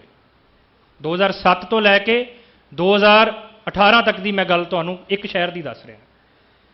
ਜਿੱਦਾਂ ਹੀ ਆਮੋ ਸਾਹਮਣੇ ਝੜਪ ਹੁੰਦੀ ਹੈ, ਜਦੋਂ ਤੁਸੀਂ ਪ੍ਰਵੋਕ ਕਰਦੇ ਹੋ, ਉਹਦਾ ਰਿਐਕਸ਼ਨ ਆਉਂਦਾ ਤੇ ਪੱਥਰਬਾਜ਼ੀ ਕਰਨ ਤੋਂ ਬਾਅਦ ਮੰਦਰ ਵੱਲ ਨੂੰ ਦੌੜਿਆ ਜਾਂਦਾ ਤੇ ਮੰਦਰ ਦੇ ਅੰਦਰੋਂ ਪਥਰਾਅ ਸ਼ੁਰੂ ਹੁੰਦਾ। ਇਹ 2016 'ਚ ਵੀ ਹੋਇਆ, 2007 'ਚ ਵੀ ਹੋਇਆ ਫਗਵਾੜੇ ਦੇ ਵਿੱਚ। ਔਰ ਠੀਕ ਕੁਝ ਮਿੰਟਾਂ ਦੇ ਵਿੱਚ ਜਲੰਧਰ ਤੋਂ ਇੱਕ ਛਪਦੀ ਹਿੰਦੀ ਪ੍ਰਿੰਟ ਮੀਡੀਆ ਇੱਕ ਖਬਰ ਫਲੈਸ਼ ਕਰਦੀ ਹੈ, ਮੰਦਰ ਪਰ ਹਮਲਾ। ਉਹ ਠੀਕ ਪਟਿਆਲੇ ਵਾਲੀ ਘਟਨਾ 'ਚ ਵੀ 1 ਹਫ਼ਤੇ ਪਹਿਲਾਂ, ਸਭ ਤੋਂ ਪਹਿਲਾਂ ਉਸੇ ਅਦਾਰੇ ਨੇ ਇਹ ਖਬਰ ਛਾਪੀ, ਮੰਦਰ ਪਰ ਹਮਲਾ। ਸੋ ਇਹ ਇੱਕ ਘੜੀ ਕਢਾਈ ਰਣਨੀਤੀ ਹੈ। ਸੋ ਅਸੀਂ 2012 ਤੋਂ ਬਾਅਦ 2017 ਤੱਕ ਦੀਆਂ ਜਿੰਨੀਆਂ ਲੜਾਈਆਂ ਇਹਨਾਂ ਦੇ ਨਾਲ 16 ਤੱਕ ਜਿੱਤੀਆਂ, ਅਸੀਂ ਇਹਨਾਂ ਤੋਂ ਪੀੜਤ ਜਾਂ ਇਹਨਾਂ ਦੇ ਨਿਸ਼ਾਨੇ ਤੇ ਆਉਣ ਵਾਲੀ ਹਰ ਧਿਰ ਨੂੰ ਆਪਣੇ ਨਾਲ ਕੀਤਾ, ਚਾਹੇ ਉਹ ਮੁਸਲਮਾਨ ਸੀ, ਚਾਹੇ ਅਸੀਂ ਉਹਨਾਂ ਨੂੰ ਦਲਿਤ ਨਹੀਂ ਕਹਿੰਦੇ, ਉਹ ਸਾਡਾ ਕੌਮ ਦਾ ਹਿੱਸਾ, ਪਰ ਜਿਹੜੇ ਆਪਣੇ ਆਪ ਨੂੰ ਖੁਦ ਕਲੇਮ ਨਹੀਂ ਕਰਦੇ, ਆਪਣੇ ਆਪ ਨੂੰ ਗੈਰ ਸਿੱਖ ਸਮਝਦੇ ਨੇ ਜਾਂ ਦਲਿਤ ਕਹਿਣਾ ਪਸੰਦ ਕਰਦੇ ਨੇ, ਚਾਹੇ ਉਹ ਧਿਰਾਂ ਨੇ ਜਾਂ ਕੁੱਲ ਮਿਲਾ ਕੇ ਜਿਹੜਾ ਬਹੁਜਨ ਸਮਾਜ ਹੈ। 5 ਸਾਲ ਇਕੱਠਿਆਂ ਨੇ ਲੜਾਈ ਲੜੀ। ਉਸ ਤੋਂ ਬਾਅਦ ਜਾ ਕੇ ਕੁੱਟੇ ਵੀ, ਗਨਮੈਨ ਵੀ ਵਾਪਸ ਕਰਾਏ, ਪਰਚੇ ਵੀ ਦਰਜ ਕਰਾਏ, ਅੰਦਰ ਵੀ ਕਰਾਏ ਤੇ 4-4 ਸਾਲ ਜੇਲ੍ਹਾਂ ਵੀ ਕੱਟ ਕੇ ਆਏ। ਇਕਲੌਤੀ ਇੱਕ FIR ਫਗਵਾੜੇ 'ਚ ਦਰਜ ਹੈ ਇੱਕ ਸ਼ਿਵ ਸੈਨਾ ਆਗੂ ਦੇ ਖਿਲਾਫ, ਜਿੱਥੇ ਪੁਲਿਸ ਨੇ ਦਰਜ ਕੀਤਾ ਕਿ ਇਹਨਾਂ ਨੇ ਸਿੱਖ ਕੌਮ ਦੇ ਮਹਾਨ ਸ਼ਹੀਦ ਸੰਤ ਗਿਆਨੀ ਜਰਨੈਲ ਸਿੰਘ ਜੀ ਖਾਲਸਾ ਜੀ ਦੇ ਖਿਲਾਫ अपशब्द बोले, इस करके इन्हां ते 295 का पर्चा दर्ज हुंदा है। और उस शिव सेना आगू के खिलाफ एक ऑन रिकॉर्ड पुलिस की FIR है। उस केस के विच 1 महीना अंदर रह के आया। उसका कारण यह सी कि यह लड़ाई सांझियां लड़न वाली है। ਇਹਦਾ ਇਨੀਸ਼ੀਏਟਿਵ ਜੇ पूरी कौम लवे कि पंजाब ਦੇ ਵਿੱਚ ਇਹਨਾਂ ਦੇ ਨਿਸ਼ਾਨੇ ਤੇ ਆਉਣ ਵਾਲੀ हर ਧਿਰ ਨੂੰ ਜੇ ਅਸੀਂ ਇਸ ਲੜਾਈ 'ਚ ਘੱਟੋ ਘੱਟ ਆਪਣੇ ਨਾਲ ਰੱਖ ਗਏ ਤਾਂ ਇਹ ਲੜਾਈ ਸਾਡੇ ਲਈ ਚਾਹੇ ਨੈਰੇਟਿਵ ਦੀ ਹੈ, ਚਾਹੇ ਹੱਥੀ ਲੜਨ ਵਾਲੀ ਹੈ, ਚਾਹੇ ਇਹਨੂੰ ਤੁਸੀਂ ਵੋਟ ਪੋਲਿਟਿਕਸ ਦੀ ਲੜਾਈ ਕਹਿ ਲਓ, ਚਾਹੇ ਪੋਲਰਾਈਜੇਸ਼ਨ ਦੀ ਲੜਾਈ ਕਰ ਲਓ, ਸਿਆਸੀ ਮੁਹਾਵਜ਼ੀ ਕਰਾ ਲਓ, ਹਰ ਪਲੇਟਫਾਰਮ ਤੋਂ ਅਸੀਂ ਉਹਨਾਂ ਨਾਲੋਂ ਤਗੜੇ ਹੋ ਜਾਵਾਂਗੇ। ਸੋ ਇਹ ਇਨੀਸ਼ੀਏਟਿਵ ਇੱਕ ਤਾਂ ਬੇਨਤੀ ਹੈ ਵੀ ਜੇ ਸ਼੍ਰੀ ਅਕਾਲ ਤਖਤ ਸਾਹਿਬ ਘੱਟੋ ਘੱਟ ਇਸ ਮਸਲੇ ਤੇ ਲੈ ਸਕੇ। ਦੂਸਰੀ ਚੀਜ਼ ਜਿਹੜੀ ਨੈਰੇਟਿਵ ਦੀ ਗੱਲ ਅਸੀਂ IT ਵਿੰਗ ਤੋਂ ਕਰ ਰਹੇ ਹਾਂ ਕਿ ਬਹੁਤ ਸਾਰੇ ਰਿਸੋਰਸਸ ਸ਼੍ਰੋਮਣੀ ਗੁਰਦੁਆਰਾ ਪ੍ਰਬੰਧਕ ਕਮੇਟੀ ਕੋਲ ਵੀ ਹੈ, ਸ਼੍ਰੀ ਅਕਾਲ ਤਖਤ ਸਾਹਿਬ ਵੀ ਸਮਰੱਥ ਹੈ। ਲਗਾਤਾਰ ਸਾਡੇ ਖਿਲਾਫ ਸਿਰਜਿਆ ਜਾ ਰਿਹਾ ਇਹ ਬਿਰਤਾਂਤ ਨੂੰ ਕੰਟੀਨਿਊਸਲੀ ਟਰੈਕ ਕਰਨਾ ਔਰ ਉਹਨੂੰ ਕਾਊਂਟਰ ਕਰਨਾ। ਇਹਦੇ ਲਈ ਆਪਣੇ IT ਸੈੱਲ ਜਿਹੜਾ ਹਾਲੇ ਤੱਕ ਸ਼੍ਰੋਮਣੀ ਕਮੇਟੀ ਦੀਆਂ ਰੋਜ਼ਾਨਾ ਗਤੀਵਿਧੀਆਂ ਨੂੰ ਲੋਕਾਂ ਤੱਕ ਪਹੁੰਚਾਉਣ ਲਈ ਕੰਮ ਕਰ ਰਿਹਾ ਹੈ, ਉਹਨਾਂ ਨੂੰ ਇਹ ਕੰਮ ਵੀ ਨਾਲ ਦੇ ਦਿੱਤਾ ਜਾਵੇ, ਚਾਹੇ ਉਹਨਾਂ ਦੀ ਟੀਮ ਐਕਸਪੈਂਡ ਕਰ ਦਿੱਤੀ ਜਾਵੇ, ਉਹਨਾਂ ਦੇ ਸਾਧਨ ਵਧਾ ਦਿੱਤੇ ਜਾਣ ਵੀ ਜਿਹੜਾ ਲਗਾਤਾਰ ਟਵਿੱਟਰ ਤੇ ਫੇਸਬੁੱਕ ਤੇ ਸਾਡੇ ਖਿਲਾਫ ਬਕਵਾਸਬਾਜ਼ੀ ਹੁੰਦੀ ਹੈ, ਨੈਰੇਟਿਵ ਸਿਰਜਿਆ ਜਾਂਦਾ, ਉਹਨੂੰ ਕਾਊਂਟਰ ਕਰਨਾ ਤੇ ਉਹਨੂੰ ਟਰੈਕ ਕਰਨਾ। ਸੋ ਇਹ ਇੱਕ ਕੰਮ ਜਿਹੜਾ ਨਾਲ ਕੀਤਾ ਜਾ ਸਕਦਾ ਹੈ। ਤੀਸਰੀ ਚੀਜ਼ ਜਿਹੜੀ ਇਹ ਇੱਕ ਅਸੀਂ ਪੰਜਾਬੀ ਟ੍ਰਿਬਿਊਨ ਦੀ ਜਿਹੜੀ ਮੈਂ ਖਬਰ ਦੀ ਗੱਲ ਕਰ ਰਿਹਾ ਸੀ ਵੀ ਜਦੋਂ 800 ਲੀਟਰ ਤੇਲ ਮਿਲਦਾ ਹੈ, 8 ਗਨਮੈਨ ਮਿਲਦੇ ਨੇ, ਗੱਡੀਆਂ ਮਿਲਦੀਆਂ ਨੇ, ਕੰਮ ਸਿਰਫ ਕੀ ਹੈ ਵੀ ਹਰ ਰੋਜ਼ ਕਿਸੇ ਨਾ ਕਿਸੇ ਘੱਟ ਗਿਣਤੀ ਦੇ ਖਿਲਾਫ ਬਕਵਾਸ ਕਰਨੀ ਹੈ। ਸੋ ਉਹਦੇ ਨਾਲ ਨਾਲ ਇਹਨਾਂ ਦੇ ਕਾਰੋਬਾਰੀ ਰਸਤੇ ਵੀ ਬਹੁਤ ਸਾਰੇ ਖੁੱਲ੍ਹੇ ਨੇ। ਬਹੁਤ ਸਾਰੇ ਸ਼ਿਵ ਸੈਨਾ ਆਗੂ ਦੇ ਵਪਾਰ ਦੇ ਧੰਦੇ, ਸਮੈਕ, ਇਲੀਗਲ ਹਥਿਆਰ, ਬਹੁਤ ਸਾਰੇ ਇਹੋ ਜਿਹੇ ਆਫੈਂਸ ਪੁਲਿਸ ਨੇ ਦਰਜ ਕੀਤੇ ਨੇ। ਉਹ ਸਿੱਖਾਂ ਦੀਆਂ ਕੰਪਲੇਨਾਂ ਨਹੀਂ ਹੈਗੀਆਂ, ਪੁਲਿਸ ਨੇ ਆਪ ਫੜੇ ਹੋਏ ਆ। ਅੰਦਰ ਰਹਿੰਦੇ ਨੇ, 2-3 ਮਹੀਨੇ ਬਾਅਦ ਜ਼ਮਾਨਤ ਲੈ ਕੇ ਆਉਂਦੇ ਨੇ, ਇੱਕ ਨਵੀਂ ਵੀਡੀਓ ਪਾਉਂਦੇ ਨੇ, ਫਿਰ ਗਨਮੈਨ ਮਿਲ ਜਾਂਦੇ। ਸੋ ਇਹ ਜਿਹੜੀ ਇੱਕ ਇਹਨਾਂ ਦੀ ਸਭ ਦੀਆਂ ਜਿਹੜੀਆਂ ਮਜਬੂਰੀਆਂ ਉਹਨੂੰ ਧਿਆਨ 'ਚ ਰੱਖੀਏ। ਇਹ ਤੁਸੀਂ ਆਪੋ ਆਪਣੇ ਸ਼ਹਿਰਾਂ 'ਚ ਵੀ ਜਦੋਂ ਲੜੋਗੇ ਇਹ ਧਿਆਨ ਰੱਖਿਓ ਕਿ ਇਹ ਸਾਰੇ ਨਹੀਂ, ਮੈਂ ਕਹਿੰਦਾ ਵੀ 80 ਤੋਂ 90% ਜਿਹੜੇ ਆ 2 ਨੰਬਰ ਦਾ ਧੰਦਾ ਕਰਦੇ ਆ, ਜਿਹਦੇ ਕਰਕੇ ਗਨਮੈਨ ਨਾ ਰੱਖਣੇ ਜ਼ਰੂਰੀ ਹੈ। ਗਨਮੈਨ ਤਾਂ ਮਿਲਾਂਗੇ ਜੇ ਸਿੱਖਾਂ ਦੇ ਖਿਲਾਫ ਬਕਵਾਸ ਕਰਾਂਗੇ।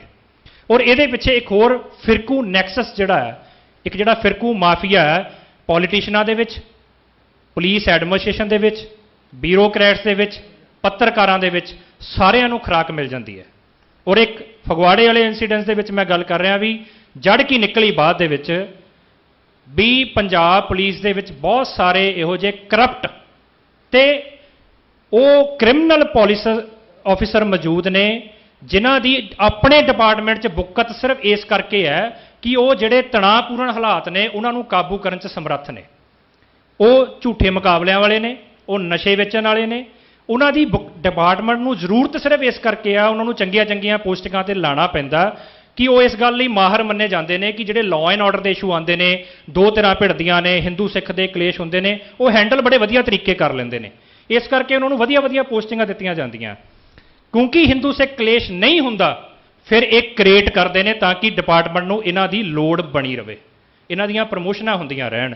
ਇਹ ਗੱਲ ਖੁਦ ਪੁਲਿਸ ਦੀ ਇੱਕ IG ਲੈਵਲ ਦੀ ਇਨਕੁਆਇਰੀ 'ਚ ਸਾਹਮਣੇ ਆ ਚੁੱਕੀ ਹੈ ਕਿ ਜਿੱਥੇ ਜਿੱਥੇ ਇਹ ਸ਼ਿਵ ਸੈਨਾ ਵਾਲੇ ਮਸਲੇ ਕ੍ਰੀਏਟ ਕਰਦੇ ਨੇ ਉਹਨਾਂ ਦੇ ਪਿੱਛੇ ਵੱਡੇ ਪੁਲਿਸ ਅਫਸਰ ਉਸ ਕਨਸਪੀਰੇਸੀ ਦੇ ਵਿੱਚ ਇਨਵੋਲਵਡ ਹੁੰਦੇ ਨੇ ਕਿ ਪਹਿਲਾਂ ਪ੍ਰੋਬਲਮ ਕ੍ਰੀਏਟ ਕੀਤੀ ਜਾਂਦੀ ਹੈ, ਉਹਨੂੰ ਪੀਕ ਤੇ ਲਿਜਾਇਆ ਜਾਂਦਾ, ਫਿਰ ਉਹ ਅਫਸਰ ਉੱਥੇ ਜਾ ਕੇ ਉਹਨੂੰ ਆਪਣੀ ਧਿਰ ਨੂੰ ਸ਼ਾਂਤ ਕਰਕੇ ਆਪਣੇ ਸਨੇਹ ਉੱਪਰ ਇਹ ਭੇਜਦੇ ਨੇ, ਲਓ ਜੀ ਅਸੀਂ ਹੈਂਡਲ ਕਰ ਲਿਆ, ਤਾਂ ਕਿ ਉਹਨਾਂ ਦੀ ਡਿਪਾਰਟਮੈਂਟ ਨੂੰ ਜ਼ਰੂਰਤ ਬਣੀ ਰਵੇ। ਉਸ ਕਰਕੇ ਉਹਨਾਂ ਦੀ ਕਰਪਸ਼ਨ ਤੇ ਉਹਨਾਂ ਦੇ ਜਿਹੜੇ ਦੂਸਰੇ 2 ਨੰਬਰ ਦੇ ਕੰਮ ਆ ਡਿਪਾਰਟਮੈਂਟ ਉਹਨਾਂ ਲਈ ਇਗਨੋਰ ਕਰਦਾ। ਸੋ ਇਹ ਸਾਰੇ ਜਿਹੜਾ ਫਿਰਕੂ ਮਾਫੀਆ ਇਹਨਾਂ ਦੀਆਂ ਜ਼ਰੂਰਤਾਂ ਇਹਦੇ 'ਚ ਪੂਰੀਆਂ ਹੁੰਦੀਆਂ ਨੇ। ਸਾਨੂੰ ਉਹਨਾਂ ਸਾਰਿਆਂ ਨੂੰ ਕਾਊਂਟਰ ਕਰਨ ਲਈ ਸਾਰੀਆਂ ਘੱਟ ਗਿਣਤੀਆਂ ਜਿਹੜੀਆਂ ਇਹਨਾਂ ਦੇ ਨਿਸ਼ਾਨੇ 'ਤੇ ਨੇ ਉਹਨਾਂ ਨਾਲ ਸਾਂਝ ਵਧਾਉਣੀ ਪਏਗੀ, ਚਾਹੇ ਉਹਨਾਂ ਨਾਲ ਕਾਮਨ ਮਿਨੀਮਮ ਪ੍ਰੋਗਰਾਮ ਵੀ ਹੋਵੇ, ਸਾਡੇ ਆਪਸੀ ਵੀ ਕੁਝ ਕਨਫਲਿਕਟ ਹੋਣਗੇ, ਇਸ ਮਸਲੇ 'ਤੇ ਉਹਨਾਂ ਨੂੰ ਨਾਲ ਰੱਖਿਆ ਜਾਵੇ। ਔਰ IT ਵਿੰਗ ਆਪਣਾ ਸਟਰੋਂਗ ਕਰਕੇ ਇਹਨਾਂ ਦਾ ਨੈਰੇਟਿਵ ਲੋੜ ਪੈਣ 'ਤੇ ਵੱਡੇ ਮਸਲਿਆਂ 'ਤੇ ਸ਼੍ਰੀ ਅਕਾਲ ਤਖਤ ਸਾਹਿਬ ਤੋਂ ਔਰ ਥੱਲਿਓਂ ਰਲ ਮਿਲ ਕੇ ਆਪਾਂ ਆਪਸ 'ਚ ਜਿਹੜੀ એનર્ਜੀ ਇੱਕ ਦੂਜੇ ਲਈ ਟਾਰਗੇਟ ਕਰਕੇ ਲਾਉਨੇ ਆ, ਉਹ ਸਟੇਟ ਦੇ ਖਿਲਾਫ ਜਿਹੜੇ ਸਟੇਟ ਵੱਲੋਂ ਸਾਡੇ ਖਿਲਾਫ ਨੈਰੇਟਿਵ ਸਿਰਜਿਆ ਜਾਂਦਾ, ਉਹ ਸਾਰੀ એનર્ਜੀ ਇੱਕ ਦੂਜੇ ਤੇ ਲਾਉਣ ਦੀ ਬਜਾਏ ਅਸੀਂ ਉਹਦੇ ਤੇ ਖਰਚ ਕਰੀਏ। ਔਰ ਜਿਹੜੀ ਸਾਡੇ ਲਈ ਜਦੋਂ ਇਹ ਅੱਤਵਾਦੀ ਕਹਿ ਕੇ ਸਾਡੀਆਂ ਜ਼ੁਬਾਨਾਂ ਨੂੰ ਚੁੱਪ ਕਰਾ ਕੇ ਆਮ ਲੋਕਾਂ ਦੀ ਹਮਦਰਦੀ ਸਾਡੇ ਨਾਲੋਂ ਤੋੜਨ ਦੀ ਕੋਸ਼ਿਸ਼ ਕਰਦੇ ਨੇ, ਫੈਕਟਸ ਨੂੰ ਇਗਨੋਰ ਕਰਦੇ ਨੇ। ਜਿਵੇਂ ਮੰਦਰ ਕਮੇਟੀ ਤੱਕ ਨੇ ਕਹਿਤਾ ਵੀ ਸਾਡੇ ਤੇ ਕੋਈ ਹਮਲਾ ਨਹੀਂ ਹੋਇਆ, ਕੋਈ ਨੁਕਸਾਨ ਨਹੀਂ ਹੋਇਆ। ਜਿਹੜੀ ਧਿਰ ਨੇ ਪ੍ਰਵੋਕ ਕੀਤਾ ਉਸ ਧਿਰ ਦੇ ਸੀਨੀਅਰ ਕਹਿ ਰਹੇ ਨੇ ਕਿ ਅਸੀਂ ਕਹਿ ਰਹੇ ਸਾਡਾ ਇਸ ਬੰਦੇ ਨਾਲ ਲਿੰਕ ਕੋਈ ਨਹੀਂ। ਉਹਦੇ ਬਾਵਜੂਦ ਸਟੇਟ ਉਸ ਬੰਦੇ ਦੇ ਹੱਕ 'ਚ ਖੜ ਕੇ ਸਾਡੇ ਸਿੱਖ ਨੌਜਵਾਨਾਂ ਨੂੰ ਮਾਸਟਰਮਾਈਂਡ ਕਹਿ ਰਹੀ ਹੈ। ਇਹ ਨੰਗਾ ਚੱਠਾ ਬੋਲਿਆ ਜਾ ਰਿਹਾ ਝੂਠ ਜਿਹੜਾ ਹੈ, ਉਸ ਨੈਰੇਟਿਵ ਨੂੰ ਭੰਨਣ ਲਈ ਸਾਨੂੰ ਆਪਸੀ ਜਿਹੜੀ ਇੱਕ ਸੁਰਤਾ ਬਣਾਉਣੀ ਪਏਗੀ, ਚਾਹੇ ਉਹ ਸੋਸ਼ਲ ਮੀਡੀਆ ਤੇ ਹੋਵੇ, ਚਾਹੇ ਜ਼ਮੀਨੀ ਪੱਧਰ ਤੇ ਲੜਾਈ ਹੋਵੇ। ਕਿਉਂਕਿ ਇਹ ਗੱਲ ਸੱਚ ਹੈ ਕਿ ਪਤਾ ਨਹੀਂ ਕੱਲ ਸਵੇਰੇ ਉੱਠਦਿਆਂ ਨੂੰ ਕੋਈ ਹੋਰ ਨਵਾਂ ਮਸਲਾ ਖੜਾ ਹੋ ਜਾਣਾ ਤੇ ਜਿੱਥੇ ਅੱਜ ਇਹ ਮਸਲਾ ਖੜਾ ਇੱਥੇ ਰੁਕ ਕੇ ਅਸੀਂ ਉਧਰ ਨੂੰ ਹੋ ਜਾਣਾ। ਕਿਰਤੀ ਸਿੱਖਾਂ ਦੀਆਂ ਚਲਾਈਆਂ ਜਾ ਰਹੀਆਂ ਇਹ ਜਥੇਬੰਦੀਆਂ ਦੀਆਂ ਸਾਡੀਆਂ ਸਮੇਂ ਦੀਆਂ, ਸਰਮਾਏ ਦੀਆਂ, ਮੈਨ ਪਾਵਰ ਦੀਆਂ ਮਜਬੂਰੀਆਂ ਹੋਣ ਕਰਕੇ ਰਾਤੀ ਗਰੇਵਾਲ ਸਾਹਿਬ ਪੀਟੀਸੀ ਤੇ ਡਿਬੇਟ ਤੇ ਸੀਗੇ ਤੇ ਮੈਂ ਉਦੋਂ ਵੀ ਕਿਹਾ ਵੀ ਹੁਣ ਜਿਹੜੀ ਉਹ ਬੰਦ ਕਮਰਿਆਂ ਵਾਲੀ ਪੋਲਿਟਿਕਸ ਹੈ ਕਿ ਅਸੀਂ ਕੁਝ ਮਾੜਾ ਹੋਇਆ ਤੇ ਨਿੰਦਿਆ ਕਰਤੀ, ਨਖੇਦੀ ਕਰਤੀ, ਚੰਗਾ ਹੋਇਆ ਤੇ ਧੰਨਵਾਦ ਕਰਤਾ, ਇਸ਼ੂਜ਼ ਹੋਇਆ ਤਾਂ ਮੰਗ ਪੱਤਰ ਦੇਤਾ, ਉਸ ਪੋਲਿਟਿਕਸ ਤੋਂ ਬਾਹਰ ਆ ਕੇ ਸਾਨੂੰ ਆਪਣੀ 30-35 ਸਾਲ ਪੁਰਾਣੀ ਜਿਹੜੀ ਸਿੱਖ ਪੋਲਿਟਿਕਸ ਵੱਲ ਮੁੜਨਾ ਪੈਣਾ। ਔਰ ਜਦੋਂ ਸਾਨੂੰ ਅੱਤਵਾਦ ਦੀ ਗੱਲ ਤੇ ਲੇਬਲ ਕੀਤਾ ਜਾਵੇ ਉਦੋਂ ਅਸੀਂ ਪੁੱਛੀਏ ਕਿ ਜਿਹੜੇ 24 ਘੰਟਿਆਂ 'ਚ ਤੁਸੀਂ ਮਾਸਟਰਮਾਈਂਡ ਘਰੋਂ ਸੋਚ ਕੇ ਆਏ ਸਾਨੂੰ ਗਰਦਾਨਤਾ, ਅੱਜ ਤੱਕ ਪੰਜਾਬ ਦਾ ਸਭ ਤੋਂ ਵੱਡਾ ਅੱਤਵਾਦੀ ਹਮਲਾ ਮੌੜ ਬੰਬ ਧਮਾਕੇ ਦੇ ਤੁਸੀਂ ਮਾਸਟਰਮਾਈਂਡ ਸਾਹਮਣੇ ਕਿਉਂ ਨਹੀਂ ਲਿਆ ਸਕੇ? ਇੱਥੇ ਪੁਲਿਸ ਦੀ ਕ੍ਰੈਡੀਬਿਲਿਟੀ ਤੇ ਜਿਹੜੇ ਸਵਾਲ ਖੜੇ ਕਰਨੇ ਨੇ, ਏਜੰਸੀਆਂ ਦੀ ਨੀਤੀ ਤੇ ਜਿਹੜੇ ਸਵਾਲ ਖੜੇ ਕਰਨੇ ਨੇ, ਉਹਦੇ ਵੱਲ ਨੂੰ ਅਸੀਂ ਇਕਸੁਰਤਾ ਵਧਾਈਏ। ਔਰ ਜੋ ਕੁਝ ਵੀ ਅੱਜ ਦੇ ਨੈਰੇਟਿਵ ਨੂੰ ਭੰਨਣ ਲਈ ਸਿੰਘ ਸਾਹਿਬ ਪ੍ਰੋਗਰਾਮ ਦੇਣ, ਕੋਈ ਡੈਲੀਗੇਸ਼ਨ ਬਣਾ ਦਿਓ, ਚਾਹੇ ਐਸਜੀਪੀਸੀ ਦਾ, ਜਥੇਬੰਦੀਆਂ ਦਾ ਸਾਂਝਾ ਹੋਵੇ, ਜਿਹੜਾ ਇਸ ਤੋਂ ਪਹਿਲਾਂ ਕਿਉਂਕਿ ਨਵੇਂ ਮਸਲੇ ਵੱਲ ਧਿਆਨ ਜਾਵੇ। ਹਲੇ ਬਹੁਤ ਸਾਰੇ ਨੌਜਵਾਨਾਂ ਦੀ ਅਰੈਸਟ ਨਹੀਂ ਪਈ, ਜੇ ਅਸੀਂ ਉਹਨਾਂ ਦਾ ਬਚਾਅ ਕਰਨਾ, ਜਿਹੜੇ ਅਰੈਸਟ ਹੋ ਗਏ ਆ ਉਹਨਾਂ ਦੇ ਲਈ ਉਹਨਾਂ ਦਾ ਕੋਈ ਬਚਾਅ ਕਰਨਾ, ਤੇ ਇੱਥੋਂ ਇੱਕ ਡੈਲੀਗੇਸ਼ਨ ਜ਼ਰੂਰ ਡਿਸਾਈਡ ਕਰੋ ਜਿਹੜਾ ਇਮੀਡੀਏਟ ਜਾ ਕੇ ਤੁਹਾਡੇ ਵੱਲੋਂ ਆਥੋਰਾਈਜ਼ਡ ਹੋਵੇ, ਡੀਜੀਪੀ ਜਾਂ ਮੁੱਖ ਮੰਤਰੀ ਨੂੰ ਮਿਲ ਕੇ ਜਿਹੜਾ ਕੰਮ ਕਾਨੂੰਨੀ ਤੌਰ ਤੇ ਕਰਨ ਵਾਲਾ ਉਹ ਛੇਤੀ ਤੋਂ ਛੇਤੀ ਕਰਵਾ ਲਈਏ। ਬਹੁਤ ਬਹੁਤ ਧੰਨਵਾਦ। ਵਾਹਿਗੁਰੂ ਜੀ ਕਾ ਖਾਲਸਾ, ਵਾਹਿਗੁਰੂ ਜੀ ਕੀ ਫਤਿਹ। ਇੱਕ ਸੁਰਤਾ ਦੀ ਗੱਲ ਮੇਰਾ ਵੀਰ ਕਰਕੇ ਗਿਆ। ਇਤਿਹਾਸ ਗਵਾਹ ਹੈ ਜਦੋਂ ਜਦੋਂ ਸਿੱਖਾਂ ਨੇ ਸਿਰ ਜੋੜਿਆ, ਮਿਸਲਾਂ ਪੰਗ ਹੋਈਆਂ, ਰਾਜ ਚੱਲ ਕੇ ਆਇਆ। ਰਾਜ ਗੱਲਾਂ ਨਾਲ ਨਹੀਂ ਮਿਲਦਾ, ਜਦੋਂ ਸਿੱਖ ਸਿਰ ਜੋੜਦਾ ਹੈ। ਇਹ ਦਸਤਾਰ ਸਤਿਗੁਰੂ ਗੁਰੂ ਗੋਬਿੰਦ ਸਿੰਘ ਦੀ ਬਖਸ਼ਿਸ਼, ਜਦੋਂ ਇਹ ਜੁੜਦੀ ਹੈ ਤੇ ਦੁਨੀਆ ਦੀਆਂ ਸਾਰੀਆਂ ਸਮੱਸਿਆਵਾਂ ਜਿਹੜੀਆਂ ਉਹ ਹੱਲ ਹੋ ਕੇ ਤੇ ਤੁਹਾਡੇ ਕਦਮਾਂ ਦੇ ਵਿੱਚ ਸਾਰਾ ਕੁਝ ਪਿਆ ਹੁੰਦਾ। ਬੇਨਤੀ ਕਰਾਂਗਾ ਮੇਰੇ ਬੜੇ ਸਤਿਕਾਰਯੋਗ ਵੀਰ ਪਰਮਜੀਤ ਸਿੰਘ ਜੀ ਅਕਾਲੀ ਹੋਰਾਂ ਨੂੰ ਕਿ ਉਹ ਆਪਣੀ ਜਿਹੜੀ ਰਾਏ ਇਸ ਮਸਲੇ ਤੇ ਰਾਏ ਸੰਗਤ ਦੇ ਨਾਲ ਸਾਂਝੀ ਕਰਨ। ਵੀਰ ਪਰਮਜੀਤ ਸਿੰਘ ਜੀ ਅਕਾਲੀ।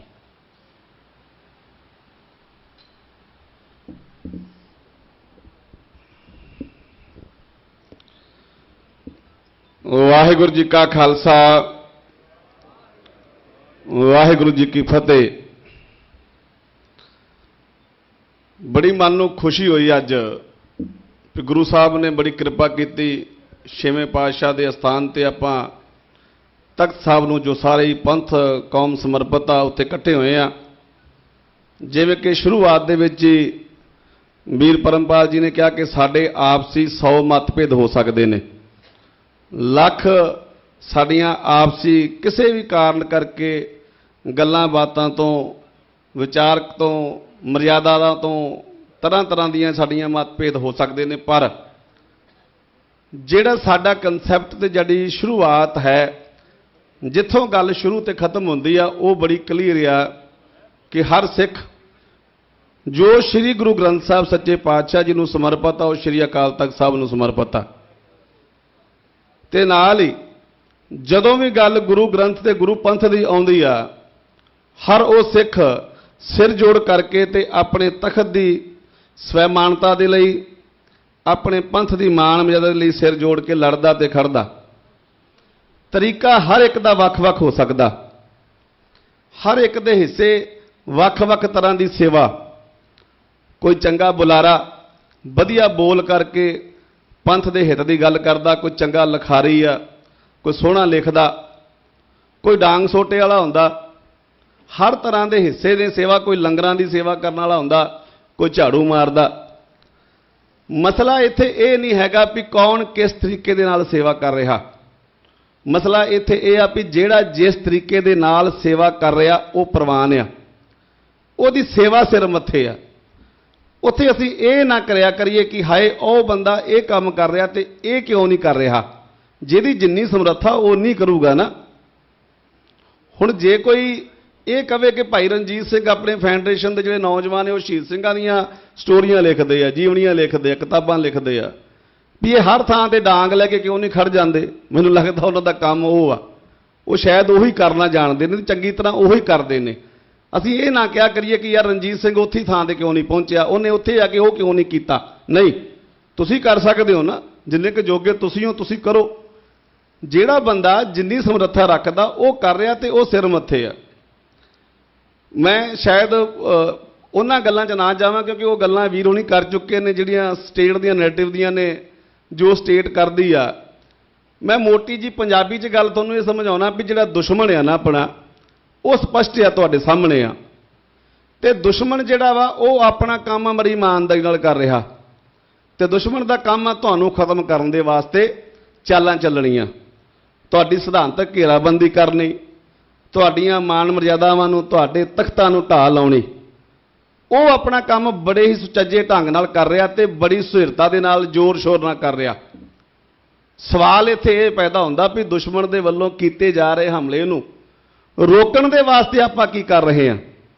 ਕਿ ਕਦੀ ਇਹ ਤਾਂ ਨਹੀਂ ਹੋ ਰਿਹਾ ਕਿ ਅਸੀਂ ਉਹਨਾਂ ਦੇ ਵੱਲੋਂ ਉਸ ਸਿਰਜੇ ਜਾ ਰਹੇ ਵਰਤਾਨ ਦਾ ਹਿੱਸਾ ਬਣਦੇ ਜਾ ਰਹੇ ਹਾਂ? ਜਿਵੇਂ ਕਿ ਆਪਾਂ ਸ਼ਿਵ ਸੈਨਾ ਦੀ ਗੱਲ ਕਰਦੇ ਹਾਂ, ਪਰ ਨਹੀਂ, ਸਾਡੇ ਵਿੱਚ ਕੁਝ ਸਾਡੀ ਵੇਸ਼ ਭੂਸ਼ਾ ਦੇ ਅਜਿਹੇ ਲੋਕ ਜਿਨ੍ਹਾਂ ਦੇ ਨਾਮ ਮੈਂ ਸਪਸ਼ਟ ਰੂਪ 'ਚ ਲੈਣਾ ਚਾਹੂੰਗਾ, ਜਿਵੇਂ ਢੱਡਰੀਆਂ ਵਾਲਾ ਹੋ ਗਿਆ, ਆ ਨੇਕੀ ਵਰਗੇ ਹੋ ਗਏ, ਇਹਦੇ ਵਰਗੇ ਹੋਰ ਬਹੁਤ ਨੇ, ਜਿਨ੍ਹਾਂ ਦਾ ਪੂਰਾ ਜ਼ੋਰ ਲੱਗਿਆ ਹੋਇਆ ਕਿ ਉਹ ਸ਼੍ਰੀ ਅਕਾਲ ਤਖਤ ਸਾਹਿਬ ਦੀ ਉਸ ਪ੍ਰਭ ਸੁਭਤਾ ਨੂੰ ਚੈਲੰਜ ਕਰਕੇ ਲੋਕਾਂ ਦੇ ਮਨਾਂ ਦੇ ਵਿੱਚੋਂ ਸ਼੍ਰੀ ਅਕਾਲ ਤਖਤ ਸਾਹਿਬ ਦਾ ਸਤਿਕਾਰ ਘਟਾ ਦੇਣ। ਜਿਵੇਂ ਕਿ ਉਹ ਬਿਲਡਿੰਗ ਕਹਿ ਦਿੰਦੇ ਨੇ, ਜਿਵੇਂ ਕਿ ਉਹ ਕਹਿ ਦਿੰਦੇ ਨੇ ਜਿਹੜੇ ਉਹਦੇ ਲੋਕ ਨੇ ਉਹ ਕਾਬਜ ਨੇ, ਉਹਨਾਂ ਦੇ ਪ੍ਰਤੀ ਉਹਨਾਂ ਦੀ ਜਿਹੜੀ ਸ਼ਬਦਾਵਲੀ ਆਪਾਂ ਚੰਗੀ ਤਰ੍ਹਾਂ ਜਾਣਦੇ ਹਾਂ। ਸੋ ਇਹਨਾਂ ਲੋਕਾਂ ਦੇ ਵੱਲੋਂ ਇਸ ਕੀਤੇ ਜਾ ਰਹੇ ਮਾੜੇ ਕੰਮਾਂ ਤੋਂ ਸੁਚੇਤ ਹੋਣ ਦੇ ਵਾਸਤੇ ਸਾਨੂੰ ਕਰਨਾ ਕੀ ਚਾਹੀਦਾ? ਸਭ ਤੋਂ ਪਹਿਲਾਂ ਤਾਂ ਅਸੀਂ ਇਹ ਚੀਜ਼ ਸਮਝ ਲਈਏ ਵੀ ਜਿਹੜਾ ਵੀ ਮਨੁੱਖ, ਭਾਵੇਂ ਉਹ ਰਾਜਸੀ ਹੋਵੇ ਭਾਵੇਂ ਉਹ ਧਾਰਮਿਕ, ਦਿੱਲੀ ਦੀ ਵਿਚਾਰਧਾਰਾ ਦੇ ਅਧੀਨ ਕੰਮ ਕਰਨ ਵਾਲਾ, ਉਹਨੇ ਤੁਹਾਡਾ ਕਦੀ ਵੀ ਭਲਾ ਨਹੀਂ ਕਰਨਾ। ਉਹਨੇ ਨਾ ਤੁਹਾਨੂੰ ਇਨਸਾਫ ਦੇਣਾ ਤੇ ਨਾ ਲੈ ਕੇ ਦੇਣਾ। ਹਾਂ, ਤੁਹਾਨੂੰ ਉਲਝਾ ਕੇ ਰੱਖੂਗਾ, ਤੁਹਾਨੂੰ ਉਧਰੋਂ ਪੰਥਕ ਮਸਲਿਆਂ ਵੱਲੋਂ ਤੁਹਾਡੇ ਪੰਥ ਦੀ ਚੜ੍ਹਦੀ ਕਲਾ ਦੇ ਵਾਸਤੇ ਕਰਨ ਵਾਲੇ ਕਾਰਜਾਂ ਤੋਂ ਉਲਝਾ ਕੇ ਦੂਜੇ ਬੰਨੇ ਲਿਜਾ ਸਕਦਾ। ਤੇ ਸਾਨੂੰ ਉਸ ਦੁਸ਼ਮਣ ਦੀ ਪਛਾਣ ਕਰਨ ਦੀ ਲੋੜ ਆ। ਦੂਸਰਾ, ਹਮੇਸ਼ਾ ਹੀ ਆਪਾਂ ਕਹਿੰਦੇ ਆ ਕਿ ਹਰ ਸਿੱਖ ਸ਼੍ਰੀ ਅਕਾਲ ਤਖਤ ਸਾਹਿਬ ਨੂੰ ਸਮਰਪਿਤ ਆ। ਅੱਜ ਵੀ ਆਪਾਂ ਸ਼੍ਰੀ ਅਕਾਲ ਤਖਤ ਸਾਹਿਬ ਦੀ ਛਤਰ ਛਾਇਆ ਹੇਠ ਆਏ ਆ, ਇਕੱਠੇ ਹੋਏ ਆ। ਬੇਸ਼ੱਕ ਸਾਡੀਆਂ ਆਪਸੀ 100 ਮਤਭੇਦ ਵਿਚਾਰਧਾਰਕ ਹੋਣਗੀਆਂ, ਪਰ ਇੱਥੇ ਗੱਲ ਅੱਜ ਕਿਉਂਕਿ ਪੰਥ ਦੀ ਆ, ਗੁਰੂ ਗ੍ਰੰਥ ਦੇ ਸਿਧਾਂਤਾਂ ਦੀ ਹੈ, ਇਸ ਕਰਕੇ ਆਪਾਂ ਇਕੱਠੇ ਹੋ ਗਏ ਆ। ਸਾਨੂੰ ਇਹਨਾਂ ਦੇ ਵੱਲੋਂ ਇਸ ਸਿਰਜੇ ਜਾ ਰਹੇ ਵਰਤਾਂਤ ਨੂੰ ਤੋੜਨ ਦੀ ਲੋੜ ਆ ਕਿ ਜਿਹੜਾ ਸ਼੍ਰੀ ਅਕਾਲ ਤਖਤ ਸਾਹਿਬ ਦਾ ਸਿਧਾਂਤ, ਸ਼੍ਰੀ ਅਕਾਲ ਤਖਤ ਸਾਹਿਬ ਦੀ ਸਾਡੇ ਪ੍ਰਤੀ ਉਹਨਾਂ ਦੀ ਜ਼ਿੰਮੇਵਾਰੀ ਤੇ ਸਾਡੀ ਜਿਹੜੀ ਸਿੱਖ ਦੀ ਜ਼ਿੰਮੇਵਾਰੀ ਸ਼੍ਰੀ ਅਕਾਲ ਤਖਤ ਸਾਹਿਬ ਦੀ ਆ, ਉਹ ਬੜੀ ਸਪਸ਼ਟ ਹੈ ਕਿ ਸਾਡੇ ਵਾਸਤੇ ਸਰਵਸ਼੍ਰੇਸ਼ਟ ਆ। ਜਿਹੜਾ ਵੀ ਮਨੁੱਖ ਉਸ ਅਹੁਦੇ ਦੇ ਉੱਤੇ ਵਿਰਾਜਮਾਨ ਆ, ਉਹ ਸਾਡੇ ਵਾਸਤੇ ਸਤਿਕਾਰਯੋਗ ਆ। ਮਤਭੇਦ ਸਾਡੇ 100 ਹੋਣਗੇ, 100 ਸਾਡੀਆਂ ਹੋ ਸਕਦਾ ਸਾਡੇ 'ਚ ਘਾਟਾਂ ਹੋਣ, ਹੋ ਸਕਦਾ ਸਾਨੂੰ ਕੁਝ ਗੱਲਾਂ ਉਹਨਾਂ ਦੀਆਂ ਨਾ ਚੰਗੀਆਂ ਲੱਗਦੀਆਂ ਹੋਣ, ਪਰ ਇਹਦਾ ਮਤਲਬ ਇਹ ਨਹੀਂ ਨਾ ਕਿ ਅਸੀਂ ਉਹਨਾਂ ਦੇ ਪ੍ਰਤੀ ਸਾਡੀ ਸ਼ਬਦਾਵਲੀ ਮਾੜੀ ਵਰਤੀਏ। ਇਹ ਤਾਂ ਨਹੀਂ ਨਾ ਕਿ ਅਸੀਂ ਉਹਨਾਂ ਨੂੰ ਨੀਵਾਂ ਦਿਖਾਉਣ ਦੇ ਵਾਸਤੇ ਕੁਝ ਯਤਨ ਕਰੀਏ। ਸਾਨੂੰ ਇਹ ਨਹੀਂ ਕਰਨਾ ਚਾਹੀਦਾ। ਸਾਨੂੰ ਦੁਸ਼ਮਣ ਦੇ ਵੱਲੋਂ ਇਹਨਾਂ ਕੀਤੇ ਜਾ ਰਹੇ ਹਮਲਿਆਂ ਨੂੰ ਸਮਝਣ ਦੀ ਲੋੜ ਆ ਤੇ ਹਰ ਉਸ ਮਨੁੱਖ ਨੂੰ ਗੱਲ ਨਾਲ ਲਾਉਣ ਦੀ ਲੋੜ ਆ ਜਿਹੜਾ ਗੱਲ ਗੁਰੂ ਗ੍ਰੰਥ ਗੁਰੂ ਪੰਥ ਦੀ ਕਰਦਾ। ਆ ਹੁਣ ਹੀ ਨੌਜਵਾਨ ਆਇਆ ਤੁਹਾਡੇ 'ਚ ਦੇਖਿਆ ਤੁਸੀਂ, ਮੇਰੀ ਮਨੋਜ ਸਿੰਘ ਦੋਹਨ, ਹਰਿਆਣੇ ਤੋਂ ਨੌਜਵਾਨ ਆ। ਕਿਵੇਂ ਗੁਰੂ ਸਾਹਿਬ ਦੀ ਕਿਰਪਾ ਹੋਈ ਅੰਦੋਲਨ ਦੇ ਵਿੱਚ ਅੱਜ ਇਹ ਸਿੱਖੀ ਦੇ ਸਿਧਾਂਤਾਂ ਦੇ ਵਿੱਚ ਦ੍ਰਿੜਤਾ ਨਾਲ ਕੰਮ ਕਰ ਰਹੇ ਨੌਜਵਾਨ ਆ। ਇਹਨਾਂ ਵਰਗੇ ਹੋਰ ਬੇਅੰਤ ਨੇ। ਅਸੀਂ ਕਰਨਾ ਤਾਂ ਇਹੀ ਆ ਵੀ ਅਸੀਂ ਉਹਨਾਂ ਨੂੰ ਗੱਲ ਨਾਲ ਲਾਉਣਾ ਜਿਹੜੇ ਸਾਡੇ ਗੁਰੂ ਗ੍ਰੰਥ ਗੁਰੂ ਪੰਥ ਦੀ ਗੱਲ ਕਰਦੇ ਨੇ। ਅਸੀਂ ਕਰਨਾ ਤੇ ਇਹ ਆ ਵੀ ਸਾਡੇ ਤਖਤ ਸਾਹਿਬਾਨ, ਸਾਡੇ ਲੀਡਰ, ਸਾਡੇ ਆਗੂ ਸਾਹਿਬਾਨ, ਸਾਡੀਆਂ ਸਰਮੌਰ ਸੰਸਥਾਵਾਂ ਦਾ ਸਤਿਕਾਰ ਕਾਇਮ ਕਰਨਾ।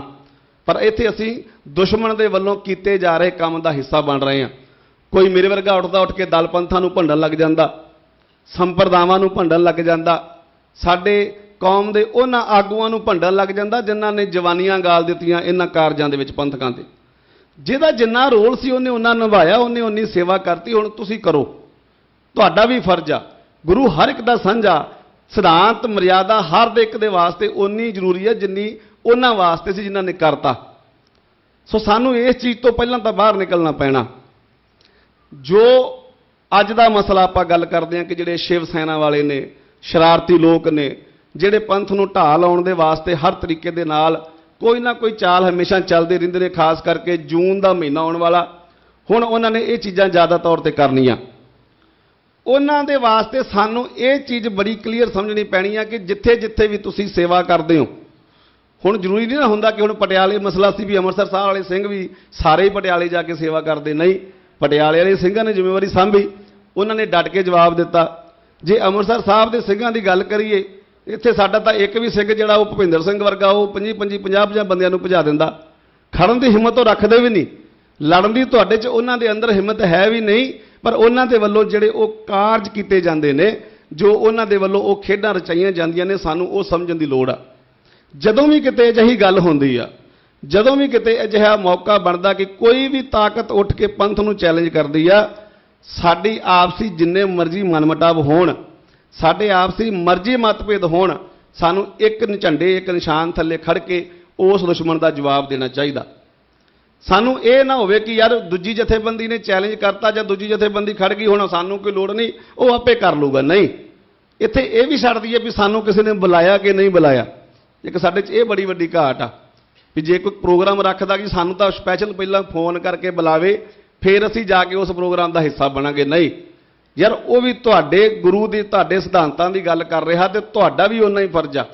ਇੱਥੇ ਇਹ ਮੈਟਰ ਹੀ ਨਹੀਂ ਕਰਦਾ ਕਿ ਪ੍ਰੋਗਰਾਮ ਕਿਹਨੇ ਦਿੱਤਾ, ਮੈਟਰ ਇਹ ਕਰਦਾ ਕਿ ਪ੍ਰੋਗਰਾਮ ਤਾਂ ਪੰਥ ਦੇ ਹਿੱਤ ਵਿੱਚ ਆ ਨਾ, ਪ੍ਰੋਗਰਾਮ ਤਾਂ ਪੰਥ ਦੀ ਚੜ੍ਹਦੀ ਕਲਾ ਵਾਸਤੇ ਆ ਨਾ, ਤੇ ਫਿਰ ਆਪਾਂ ਉਹਦਾ ਹਿੱਸਾ ਕਿਉਂ ਨਹੀਂ ਬਣਦੇ?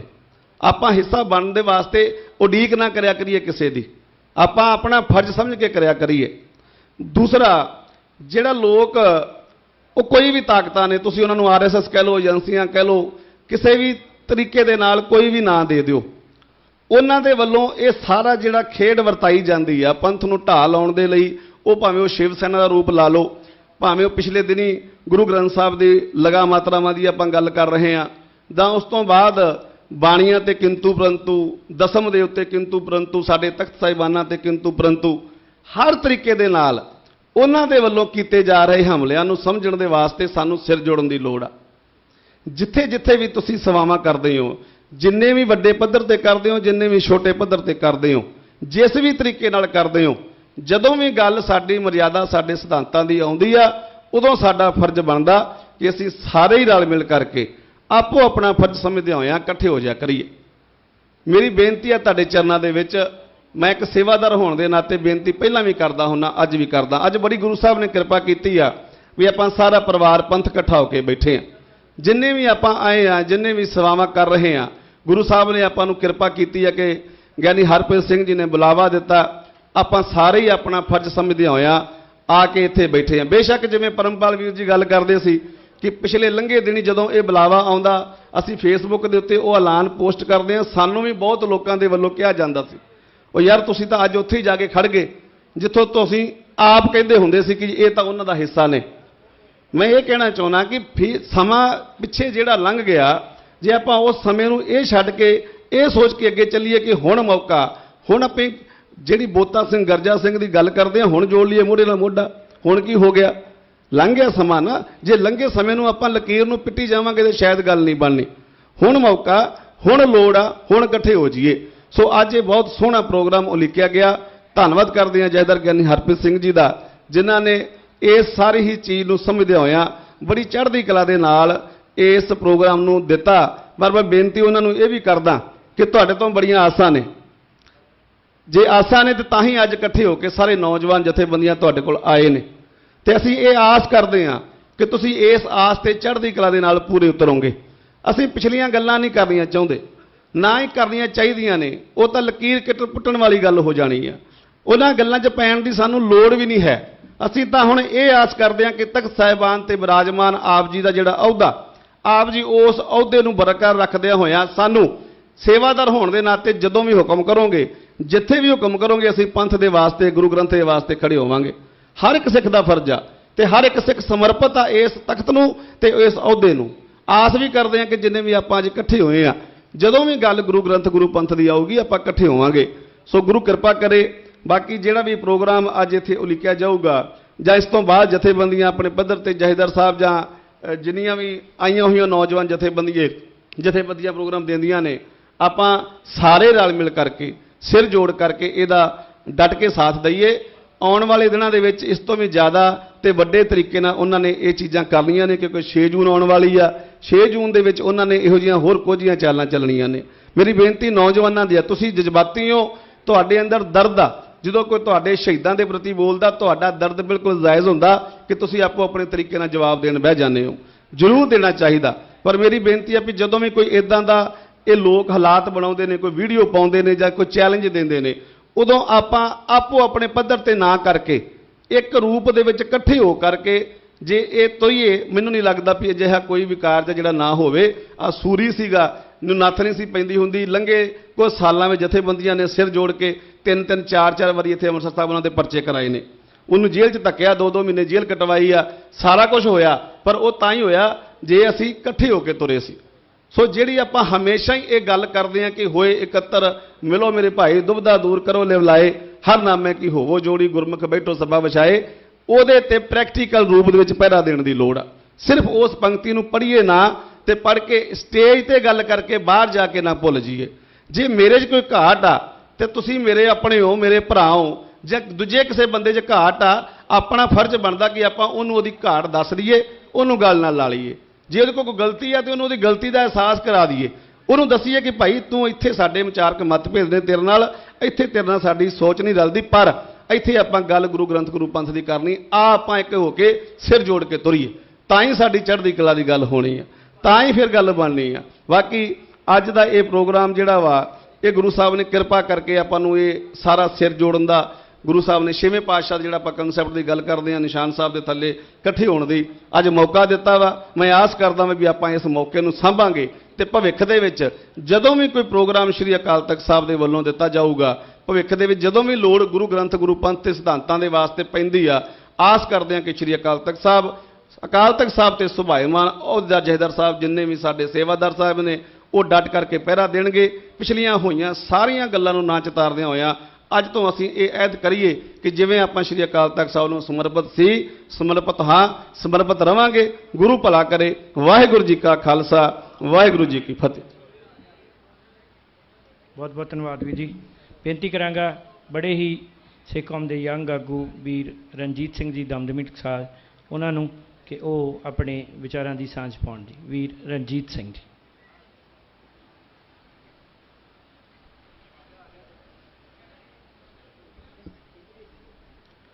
ਵੱਡਾ ਤੇਰਾ ਦਰਬਾਰ, ਸੱਚਾ ਤੁਧ ਤਖਤ, ਸਿਰ ਸਾਹਾਂ ਪਾਤਸ਼ਾਹ, ਨਿਹਚਲ ਚੌਰ ਛਤ। ਸੋ ਦੇਗ ਤੇਗ ਦੇ ਧਣੀ, ਕਲਮ ਦੇ ਲਿਖਾਰੀ, ਜ਼ੁਲਮ ਦੇ ਸ਼ਿਕਾਰੀ, ਨੀਲੇ ਦੇ ਸ਼ਾਹ ਸਵਾਰ, ਖਾਲਸਾਈ ਫੌਜਾਂ ਦੇ ਸਰਦਾਰ, ਕਲਗੀਧਰ ਪ੍ਰੀਤਮ। ਸ੍ਰੀ ਗੁਰੂ ਗੋਬਿੰਦ ਸਿੰਘ ਜੀ ਸੱਚੇ ਪਾਤਸ਼ਾਹ ਜੀ ਵੱਲੋਂ ਬਖਸ਼ੀ ਹੋਈ ਮੁਬਾਰਕ ਫਤਿਹ ਗੁਰੂ ਪਿਆਰਿਓ, ਆਪਾਂ ਸਾਰੇ ਸਾਂਝੀ ਕਰੀਏ। ਗੱਜ ਕੇ ਆਖੋ ਵਾਹਿਗੁਰੂ ਜੀ ਕਾ ਖਾਲਸਾ, ਵਾਹਿਗੁਰੂ ਜੀ ਕੀ ਫਤਿਹ। ਜਦੋਂ ਆਪਾਂ ਪੁਰਾਤਨ ਇਤਿਹਾਸ ਪੜ੍ਹਦੇ ਹਾਂ ਤੇ ਜਦੋਂ ਵੀ ਖਾਲਸਾ ਜਰਵਾਣਿਆਂ ਦੇ ਨਾਲ ਟੱਕਰਦਾ ਰਿਹਾ ਜਾਂ ਕਿਸੇ ਫਰਿਆਦੀ ਦੀ, ਕਿਸੇ ਮਜ਼ਲੂਮ ਦੀ ਪੁਕਾਰ ਸੁਣ ਕੇ ਉਹਦੀ ਪੱਤ ਬਚਾਉਣ ਦੇ ਲਈ ਨਿੱਤਰਦਾ ਰਿਹਾ, ਜਾਂ ਪੰਥ ਦੇ ਉਜਲੇ ਭਵਿੱਖ ਦੇ ਵਾਸਤੇ ਕੋਈ ਇਕੱਠ ਗੁਰਮਤੇ ਜਾਂ ਸਰਬੱਤ ਖਾਲਸਾ ਹੁੰਦਾ ਰਿਹਾ, ਤਾਂ ਹਮੇਸ਼ਾ ਹੀ ਜਿਹੜਾ ਖਾਲਸਾ ਆ ਉਹ ਸ੍ਰੀ ਅਕਾਲ ਤਖਤ ਸਾਹਿਬ ਜੀ ਦੀ ਛਤਰ ਛਾਇਆ ਹੇਠ ਹੀ ਜਿਹੜਾ ਵਿਚਰਦਾ ਰਿਹਾ। ਸੋ ਆਪਾਂ ਇੱਥੇ ਜਿੰਨੇ ਜਾਣੇ ਵੀ ਬੈਠੇ ਆ, ਭਾਵੇਂ ਕੋਈ ਭਾਈ ਜਗਤਾਰ ਸਿੰਘ ਜੀ ਹਵਾਰਾ ਨੂੰ ਜਥੇਦਾਰ ਮੰਨਦਾ ਹੋਵੇ ਤੇ ਚਾਹੇ ਭਾਵੇਂ ਕੋਈ ਸਿੰਘ ਸਾਹਿਬ ਗਿਆਨੀ ਹਰਪ੍ਰੀਤ ਸਿੰਘ ਜੀ ਨੂੰ ਜਥੇਦਾਰ ਮੰਨਦਾ ਹੋਵੇ, ਪਰ ਅਸੀਂ ਸਾਰੇ ਹੀ ਸ੍ਰੀ ਅਕਾਲ ਤਖਤ ਸਾਹਿਬ ਜੀ ਨੂੰ ਸਮਰਪਿਤ ਹਾਂ। ਜਦੋਂ ਗੁਰੂ ਗ੍ਰੰਥ ਦੀ ਗੱਲ ਆਉਂਦੀ ਏ ਤੇ ਜਦੋਂ ਗੁਰੂ ਪੰਥ ਦੀ ਗੱਲ ਆਉਂਦੀ ਏ, ਉੱਥੇ ਅਸੀਂ ਸਾਰੇ ਇਕਜੁੱਟ ਹਾਂ ਤੇ ਇੱਕ ਮੁੱਠ ਹਾਂ। ਭਾਵੇਂ ਕਿ ਸਾਡੇ ਵਿੱਚ ਅਨੇਕਾਂ ਹੀ ਇੱਕ ਦੂਜੇ ਦੇ ਨਾਲ ਗਿਲੇ ਸ਼ਿਕਵੇ ਆ, ਮਤਭੇਦ ਆ, ਵਖਰੇਵੇਂ ਆ, ਵਿਚਾਰਾਂ ਦੇ ਜਿਹੜੇ ਤਕਰਾਰ ਆ ਉਹ ਹੁੰਦੇ ਰਹਿੰਦੇ ਆ। ਪਰ ਅੱਜ ਅਸੀਂ ਉਹਨਾਂ ਮਹਾਨ ਸੂਰਬੀਰਾਂ ਤੋਂ ਸੇਧ ਲੈ ਕੇ ਇੱਥੇ ਪਹੁੰਚੇ ਹਾਂ। ਜਦੋਂ 18ਵੀਂ ਸਦੀ ਦੇ ਵਿੱਚ ਸਰਬੱਤ ਖਾਲਸਾ ਹੋਇਆ ਸੀ ਤੇ ਉਸ ਸਮੇਂ ਦੁਸ਼ਮਣ ਧਿਰ ਦੇ ਨਾਲ ਜਦੋਂ ਜੰਗ ਲੜਨ ਦੀ ਗੱਲ ਹੋਈ ਤਾਂ ਕੁਝ ਮਿਸਲਾਂ ਦੇ ਸਰਦਾਰਾਂ ਨੇ ਆਖਿਆ ਕਿ ਵੱਖੋ ਵੱਖਰੇ ਮਿਸਲਾਂ ਦੇ ਝੰਡੇ ਹੇਠ ਜਿਹੜੀ ਜੰਗ ਆ ਉਹ ਲੜੀ ਜਾਵੇ। ਤਾਂ ਉਸ ਸਮੇਂ ਕੌਮ ਦੇ ਜਥੇਦਾਰ ਸਰਦਾਰ ਜੱਸਾ ਸਿੰਘ ਆਹਲੂਵਾਲੀਆ ਨੇ ਕਿਹਾ ਸੀ ਕਿ ਮਿਸਲ ਵੰਡ ਅਬ ਕਬਹੁ ਨਾ ਪਾਵੋ, ਰਲ ਮਿਲ ਖਰ ਤੁਰ ਪੰਥ ਬਚਾਵੋ। ਸੋ ਅੱਜ ਕੌਮ ਉੱਤੇ ਜਿਹੜੀ ਭੀੜ ਆ ਉਹ ਪਈ ਆ। ਅੱਜ ਅਸੀਂ ਸਾਰੇ ਉਸ ਭੀੜ ਨੂੰ ਦੂਰ ਕਰਨ ਵਾਸਤੇ, ਉਹਦਾ ਕੋਈ ਹੱਲ ਕੱਢਣ ਦੇ ਵਾਸਤੇ ਇੱਥੇ ਸ੍ਰੀ ਅਕਾਲ ਤਖਤ ਸਾਹਿਬ ਦੇ ਸੱਦੇ ਦੇ ਉੱਤੇ ਆਪਾਂ ਇਕੱਤਰ ਹੋਏ ਆ। ਸੋ ਇਹ ਜਿਹੜੀ ਭੀੜ ਆ ਇਹ ਇਕੱਲੀ ਭਾਈ ਬਲਜਿੰਦਰ ਸਿੰਘ ਪਰਵਾਨਾ ਜਾਂ ਭਾਈ ਗੁਰਸੇਵਕ ਸਿੰਘ ਭਾਣਾ ਉੱਤੇ ਨਹੀਂ ਪਈ, ਇਕੱਲਾ ਉਹਨਾਂ ਨੂੰ ਨਿਸ਼ਾਨਾ ਨਹੀਂ ਬਣਾਇਆ ਗਿਆ, ਇਹ ਸਾਡੀ ਕੌਮ ਨੂੰ ਨਿਸ਼ਾਨਾ ਬਣਾਇਆ ਗਿਆ, ਸਾਡੇ ਪੰਥ ਨੂੰ ਨਿਸ਼ਾਨਾ ਬਣਾਇਆ ਗਿਆ ਆ, ਸਾਡੇ ਧਰਮ ਨੂੰ ਜਿਹੜਾ ਨਿਸ਼ਾਨਾ ਆ ਉਹ ਬਣਾਇਆ ਗਿਆ ਆ। ਸਾਡੀ ਜਿਹੜੀ ਨਸਲਕੁਸ਼ੀ ਕਰਨ ਦੇ ਲਈ ਸਾਡਾ ਜਿਹੜਾ ਇੱਕ ਪੇੜ ਆ ਨਾ, ਮੁੱਢ ਆ, ਉਹ ਬੰਨਣ ਦੀ ਜਿਹੜੀ ਕੋਸ਼ਿਸ਼ ਆ ਉਹ ਕੀਤੀ ਜਾ ਰਹੀ ਆ। ਸੋ ਇਹਨਾਂ ਗੱਲਾਂ ਨੂੰ ਸਮਝਣਾ ਪਏਗਾ, ਕਿਉਂਕਿ ਭਾਰਤ ਸਰਕਾਰ ਦੀ ਇੱਕ ਨੀਤੀ ਬਣ ਚੁੱਕੀ ਆ ਕਿ ਜੇ ਸਿੱਖ ਕੌਮ ਦੇ ਦਬਾਅ ਹੇਠ ਜਾਂ ਅੰਤਰਰਾਸ਼ਟਰੀ ਦਬਾਅ ਹੇਠ ਕਿਤੇ ਇੱਕ ਬੰਦੀ ਸਿੰਘ ਨੂੰ ਰਿਹਾ ਕਰਨਾ ਵੀ ਪੈ ਜਾਏ ਤਾਂ ਜਿਹੜੇ 50 ਨਵੇਂ ਸਿੰਘ ਆ ਉਹ ਹੋਰ ਫੜ ਲਏ ਜਾਣ। ਤੇ ਉਹੀ ਹਾਲ ਹੋ ਰਿਹਾ ਆ। ਸਮੇਂ-ਸਮੇਂ ਦੇ ਉੱਤੇ ਸਿੱਖ ਨੌਜਵਾਨਾਂ ਦੇ ਜਿਹੜੇ ਟਰੈਪ ਆ ਉਹ ਲਾਏ ਜਾਂਦੇ ਆ, ਉਹਨਾਂ ਨੂੰ ਜੇਲ੍ਹਾਂ ਦੇ ਵਿੱਚ ਜਿਹੜਾ ਆ ਉਹ ਧੱਕਿਆ ਜਾਂਦਾ ਆ।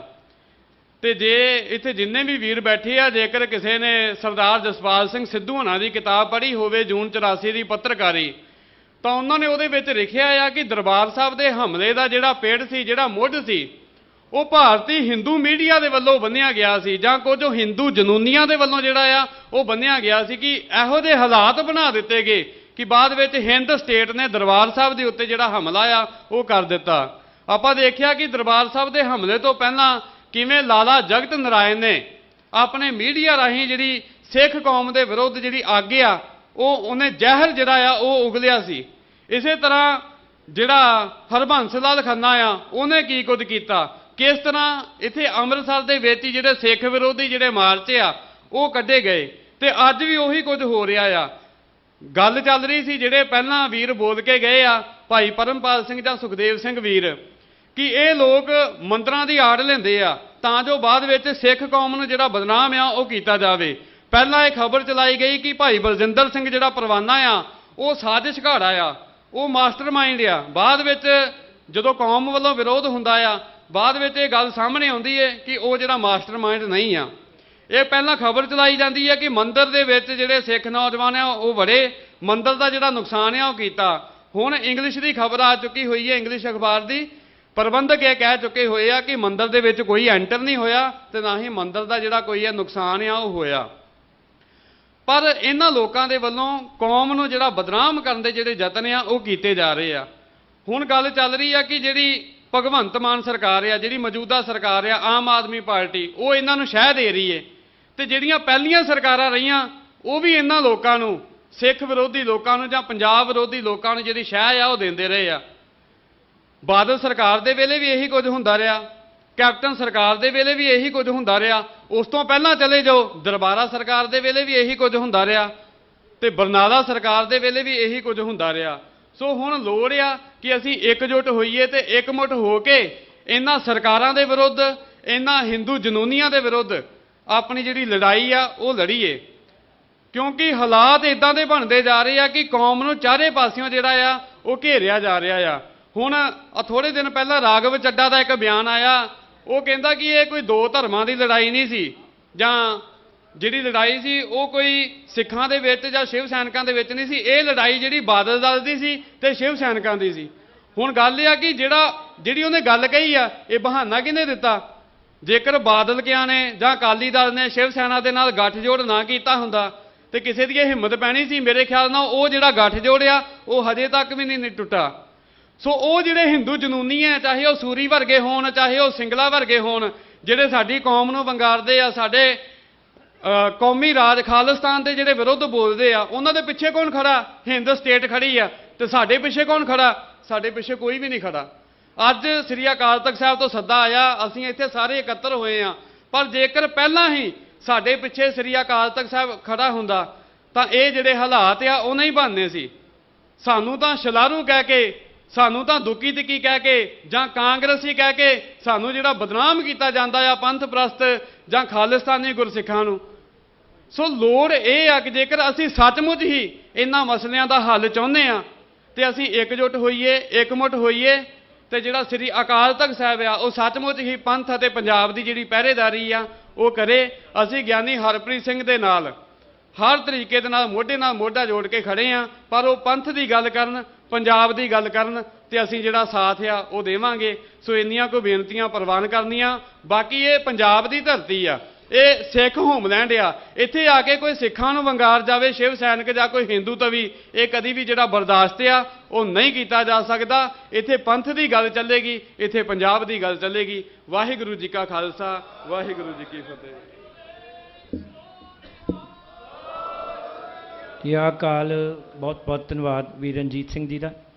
ਹਰਿਆਣੇ ਤੋਂ ਅਲਾਇੰਸ ਆਫ ਸਿੱਖ ਆਰਗੇਨਾਈਜੇਸ਼ਨ ਦੇ ਜਿਹੜੇ ਪਾਰਟ ਨੇ ਯੂਨੀਨੈਟ ਸਿੱਖ ਮਿਸ਼ਨ ਵੀਰ ਮਨੋਜ ਸਿੰਘ ਜੀ ਦੂਹਨ, ਉਹਨਾਂ ਨੂੰ ਬੇਨਤੀ ਕਰਾਂਗਾ ਕਿ ਉਹ ਹਰਿਆਣੇ ਦੇ ਵਿੱਚ ਵੀ ਬਹੁਤ ਸਾਰੀਆਂ ਐਸੀਆਂ ਸਮੱਸਿਆਵਾਂ ਨੇ ਜਿਹੜੀਆਂ ਕਿ ਸਿਰਫ ਪੰਜਾਬ ਵਿੱਚ ਹੀ ਨਹੀਂ ਉੱਥੋਂ ਦੇ ਸਿੱਖ ਵੀ ਫੇਸ ਕਰ ਰਹੇ ਨੇ, ਕਿਉਂਕਿ ਆਪਾਂ ਦੇਖਿਆ ਕਿ ਅੱਜ ਦੀ ਹੀ ਸ਼ਾਇਦ ਖਬਰ ਹੈ ਕਿ ਕੁਝ ਨੌਜਵਾਨਾਂ ਨੂੰ ਉੱਥੇ ਜਿਹੜਾ ਉਹ ਚੱਕ ਕੇ ਤੇ ਉਹਨਾਂ ਦੇ ਉੱਤੇ ਬਹੁਤ ਵੱਡੇ ਜਿਹੜੇ ਉਹ ਪਰਚੇ ਪਾ ਦਿੱਤੇ ਗਏ ਨੇ। ਸੋ ਬੇਨਤੀ ਕਰਾਂਗਾ ਵੀਰ ਮਨੋਜ ਸਿੰਘ ਜੀ ਦੂਹਨ। ਵਾਹਿਗੁਰੂ ਜੀ ਕਾ ਖਾਲਸਾ, ਵਾਹਿਗੁਰੂ ਜੀ ਕੀ ਫਤਿਹ। Respected Singh Saab, SGPC members, साध संगत, इस कॉन्फ्रेंस में एक शब्द बार बार जिसकी रिपीटेशन हुई वो है नैरेटिव, कि नैरेटिव जो है स्टेट नैरेटिव को सेट करती है और हम लोग उस नैरेटिव का चश्मा लगाकर सब चीज़ों को देखना और उसको इंटरप्रिटेशन उसकी शुरू कर देते हैं। इसी तरीके से एक और शब्द है प्रिंसिपल कंट्राडिक्शन। चाइना में एक आदमी हुआ, एक लीडर हुआ माओ त्से तुंग। माओ त्से तुंग ने एक शब्द दिया था प्रिंसिपल कंट्राडिक्शन। प्रिंसिपल कंट्राडिक्शन का मतलब यह है कि समस्याएं तो बहुत हैं, there are a lot of contradictions in Chinese society, कि चीन के समाज में समस्याएं बहुत हैं, लेकिन प्रिंसिपल कंट्राडिक्शन क्या है, सबसे बड़ी समस्या क्या है। युद्ध के अंदर भी हम लोग देखें कि फर्ज करो 10 आदमी लाठी लेकर आ जाएं और हमें उनका मुकाबला करना हो, तो उनमें से जो सबसे ताकतवर होगा अगर हम लोग उसके ऊपर अटैक करेंगे तो लड़ाई को जीत जाएंगे, अदरवाइज हम लोग सबसे कमजोर पर अटैक करेंगे तो हम लोग लड़ाई को हार जाएंगे। तो चाइना की सोसाइटी में माओ ने कहा कि प्रिंसिपल कंट्राडिक्शन है अमीर और गरीब की लड़ाई, प्रोलिटेरिएट जो सब कुछ हार चुका है, सर्वहारा की और पूंजीपति की, कैपिटलिस्ट की लड़ाई। लेकिन जब हम लोग भारतीय संदर्भ में आते हैं, इंडियन पर्सपेक्टिव में आते हैं, तो भारतीय समाज का जो प्रिंसिपल कंट्राडिक्शन है वो है विपरवाद, वो है ब्राह्मणवाद। और विपरवाद जो है यही स्टेट का इस्तेमाल करता है नैरेटिव को सेट करने के लिए। तो इसलिए छोटी छोटी समस्याएं तो हैं, छोटे छोटे एजेंडे तो हैं, लेकिन जो सबसे बड़ी समस्या है विपरवाद की, जो सांस्कृतिक हमला हम पर हो रहा है, उसका हमें मुकाबला करना होगा। और एक ही इनका मकसद है कि येन केन प्राक्रेन बाय हुक और बाय क्रुक सिक्खी को फैलने से रोका जाए, सिक्खी के विस्तार को रोका जाए, सिक्खी के फलसफे को रोका जाए। अभी हरियाणा के अंदर एक हफ्ता पहले करनाल में एक स्कॉर्पियो गाड़ी के शीशे तोड़ दिए गए, और शीशे इसलिए तोड़े क्योंकि उस गाड़ी के पीछे संत जी का, संत जरनैल सिंह खालसा भिंडरवाला जी का फोटो लगा हुआ था। उसके बाद गिरफ्तारी उन लोगों की होनी चाहिए थी जिन्होंने उस शीशे को तोड़ा, जिन्होंने उस गाड़ी को नुकसान किया। लेकिन कल जो है पंजाब के 4 लड़कों को, 4 नौजवानों को ये कह के पकड़ लिया गया कि ये खालिस्तानी हैं, ये जो है इन्होंने कट्टा जो है इनके पास मिला है, जो पाकिस्तान से ड्रोन से जो है इन्होंने कट्टा जो है वो इंडिया में बॉलिंग हुई थी, और इस कट्टे को और इन 31 जो कारतूस थे इनको ये तेलंगाना में जो है भेजना चाह रहे थे। माने खालिस्तान का नक्शा जो है इसका मतलब तेलंगाना तक इनकी नज़रों में हो गया। तो ये लोग जो हैं झूठे नैरेटिव सेट करके हमें जो है डरा रहे हैं, जिससे हरियाणा के जो नौजवान जो सिख बनने की ओर अग्रसर हैं या जिनके अंदर सिक्खी की भावना पनप रही है, उनके बीच ये डर बिठा दिया जाए कि अगर तुम सिख बनोगे तो तुम्हें जो है खालिस्तान का नाम देकर तुम्हें गिरफ्तार कर लिया जाएगा। इसी कड़ी में जो है भाई परवाना जी की गिरफ्तारी हुई और इसी कड़ी में यहां पंजाब के अंदर ये हिंदू और सिख के बीच में जो है लड़ाई करवाना चाहते हैं।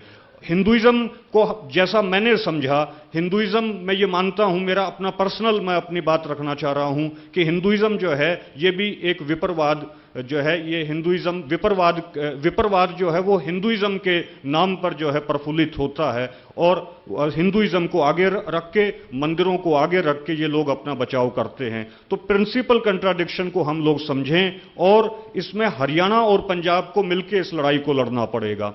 हरियाणा और पंजाब को जो छोटे इश्यूज हैं, SYL का इश्यू है, देखो हमारी जो कौम है, पंजाब की जो धरती है, इसने दुनिया को अमृत छकाया है, सिख कौम ने दुनिया को अमृत छकाया है। तो अमृत छकाने वाली कौम कम से कम जो है पानी के मसले पे नहीं लड़े, हम लोग इकट्ठे मिलकर लड़ेंगे और इन शक्तियों को हराएंगे। आप लोगों ने मेरी बात को ध्यान से सुना, आपका धन्यवाद। वाहे गुरु जी का खालसा, वाहे गुरु जी की फतेह।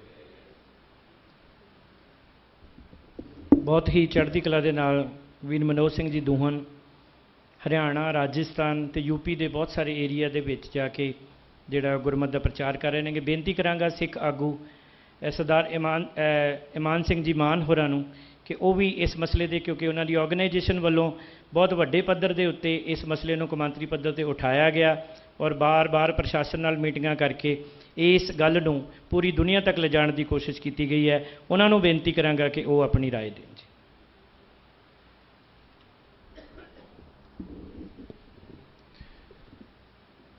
ਛੇਵੇਂ ਪਾਤਸ਼ਾਹ ਦੇ ਸਜਾਏ ਸਥਾਨ ਤੇ ਇਕੱਤਰਿਤ ਹੋਈ